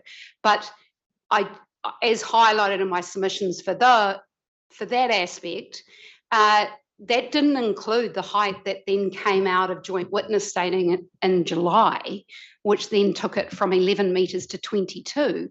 So how could that consultation have reflected the difference between MDRS and HDRS? It just couldn't factually, because unless they were secretly hiding it from the rest of the public and discussed it with tangata whenua, I don't know. Mr. Ngāti would have to respond to that, or whoever was attended for Ngāti Kuku. But that's the type of holes in the rush of process, and the recognition in the Te Papa spatial plan to the acknowledgement that tangata whenua need time. They don't rush things when it comes to change. They're expected to be fully involved. Now, I appreciate that Tauranga City Council has set up a working group of iwi, and that's great, but that is, again, very representative at a high level with some of those iwi, and they're paid to attend. It is different than sitting in huis. It's different turning to the people. It's like ticking boxes with stakeholder groups and saying that's consultation. It's not the same. There's different levels, and there's that lower level of community input, and it does take time. It takes time with any community, but it particularly takes time with tangata whenua, and that's what you saw with Te Papa. By the time Plan Change 26 was notified, I think it was 2, possibly could have been 3. There'd been a draft plan, I think, from memory, again, I'm going back to it, but there was a spatial plan, there was an exercise that involved the community. So by the time it notified, everyone was conditioned. Everyone went with that process of understanding the reason for intensification, how it was going to happen, and went through that journey. Now, I understand that that got replaced in terms of when the Amendment Act came through, but that didn't mean that that process in any way, shape or form has been replicated in terms of what they're proposing in Mount Maunganui. And it is a different area than Papamoa, which in and of itself has been a growth area and a new area. But to the extent to which people have moved there and understood that there's growth and intensification, that's accepted. Everyone lives there and actually has intensification and development going all around. That's been happening at a moderate pace, and it's at a NDRS pace, and it's been very mindful around views of, well, consideration of residential amenity, of character. That just seems to have gone from one and I know because I act for most developers at the Mount. I have done most of the high rises there over the last 25 years. I have, and many of them with Classic, and also many of them with Waymark Holdings, who's also appearing, many of them for some of the other developers. And some of them get declined. Some of them get granted and residents appeal. It's tricky, and I do support MDRS giving more flexibility, particularly because of floodable issues and stormwater issues that they face at the Mount. And I think Commissioner Hill may have been involved with one that I had, I'm trying to remember the commissioner, but it was a difference of about a 1 and a 1.5 metres from 9 metres through to 11, which actually you need to raise the floor level just to deal with stormwater and flooding. So that's really important, that difference for development to go through. But anything beyond that, as I say, I don't think that there's been proper engagement, and there certainly hasn't been a spatial plan process anything like Te Papa. The other aspect that I want to raise in the context of all of Tauranga is that there's no comparison to the peninsula like suburbs of Welcome Bay or Otomotai or Matua to the Mount. And I've lived in Matua for many years. I was raised there, and I know it well. I've lived in Pillins Point. I know it well. But Otomotai, Mount Maunganui has very different factors because of the port and the Mount industry. That interface and what that means is just a completely different beast, both in terms of transport, but also in terms of land use conflict and managing that in a way that must give recognition to the port and the related Mount industry. And so in my view, the Mount Industry Spatial Plan, which still hasn't, we've had a workshop stakeholder meeting to which I was involved with, but it hasn't gone through to public submission. But those parties are an equally important part of the Mount Spatial Plan. They need to be interfaced together. Through the Mount Industrial Plan, for example, Te Ora Health and many stakeholders says there's need to be a buffer to protect industry from residential. And so how are you going to build that in if you're trying to push through Plan Change 33 and you haven't actually dealt with that through a plan change? What are you expecting to cut into the industrial, which is a significant land resource? Where is that going to go? Who's going to pay for it? The two cannot be divided in this way. And I think in December 2022, when myself and Mr. Cooney was so alarmed and had a meeting with the commissioners to say, what are you doing? Slow this down. That went to a full report, which I can provide tomorrow, 5th of December, to the commissioners. It was a public document, talked about the 30 different studies that were going on underway at the Mount that related to stormwater, the industrial area, the connectivity, Waka Kotahi, the Mount Spatial Plan. There's a lot going on. There's also the smart growth strategy that's out for submissions. These are all going on. We've got a change of government in 100 days, and God knows what that's going to do to the mix in terms of funding. But really the question that I have is, what's the hurry? Why would you not wait and do proper planning? Agreed. So just to sum that up, thank you for your time. I do believe that this is being rushed. I think the process is fundamentally flawed. It's actually verging on negligence, in my view, as a developer and someone that's passionate about the city. And your apartment buildings are not going to give you affordability. It is just not going to be there. So why rush it? It's not going to create housing stock overnight. You're dreaming. It's all about the high end of the market. It's 1% of the housing. It's just insane to think that that this is going to, rushing this through is going to solve problems. Sorry, did you want to talk about your experience with that stuff?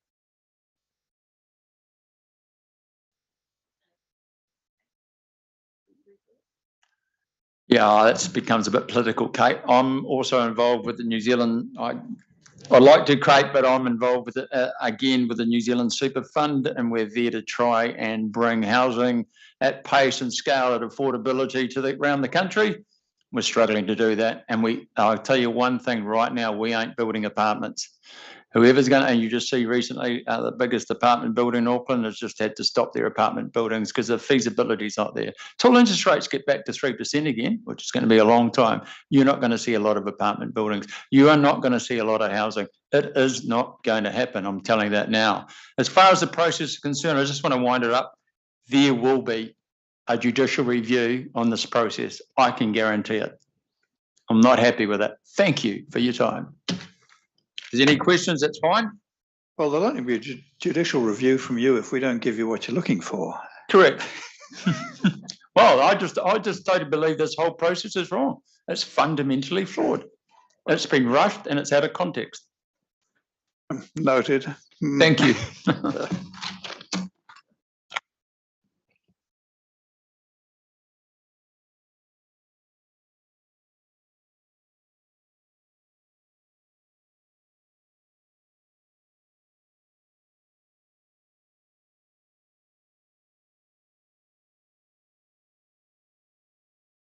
So I've just got a request for the council, actually.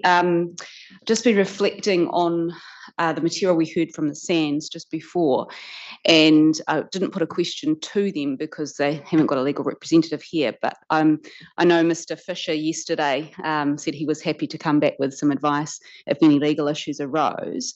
And the question I have is whether or not there are any Waikanae implications through this downgrading, if I use the words that the SANS witnesses put to us, from the sub-regional to what is now a town centre. What implications does that have? Is it sort of more restrictive than the operative district plan, in which case there becomes that jurisdictional issue as to whether or not we can even contemplate that relief?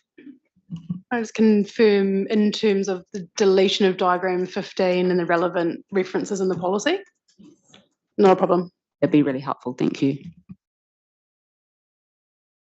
Sorry, I would just say that I also act for Blue Haven, and they didn't get legal submissions, but I would say that there definitely is. I find it of interest on the Waikanae decision and the council's attitude towards it being so black and white when around the country it hasn't been, and it is under appeal, and it is of discretion to you to apply it.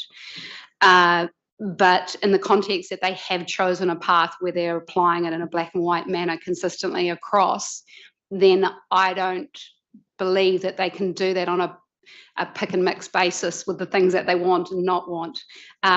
So for this hearings panel, it's going to be difficult enough to make a decision on where you sit on that case, given it's in a state of flux, shall we say, legally. But if you adopt their approach, which is apply it absolutely, as the council has sought, then what they're attempting to do to the SANS does have significant effects. And even if it's not just in terms of removal of the map, but the status that's being identified through that Appendix 14, that has major implications economically. So even by stealth, it takes away the rights and gives them less than what they have now. In terms of their centre that they've relied on. I mean, it may not be in a strict sense, but again, that commercial map, and I just wanted to highlight that in terms of Classic, that was relied on in the High Court by us on a case relating to another development that the council granted non-notified for commercial development, and we took that, and that was raised in planning evidence as reliance as one of the very few things in that plan that actually spatially shows, and I hate to use the word hierarchy, but if we take the circles large and small as some identification of a network of different importance and primacy, that's the only thing in the plan that does that right now. And yet what they're trying to replace it with is a series of maps in Chapter 14Q, which is the residential chapter. It just doesn't even make sense. Thank you. If you want to file a short reply on that point, happy to receive that. Yeah, okay.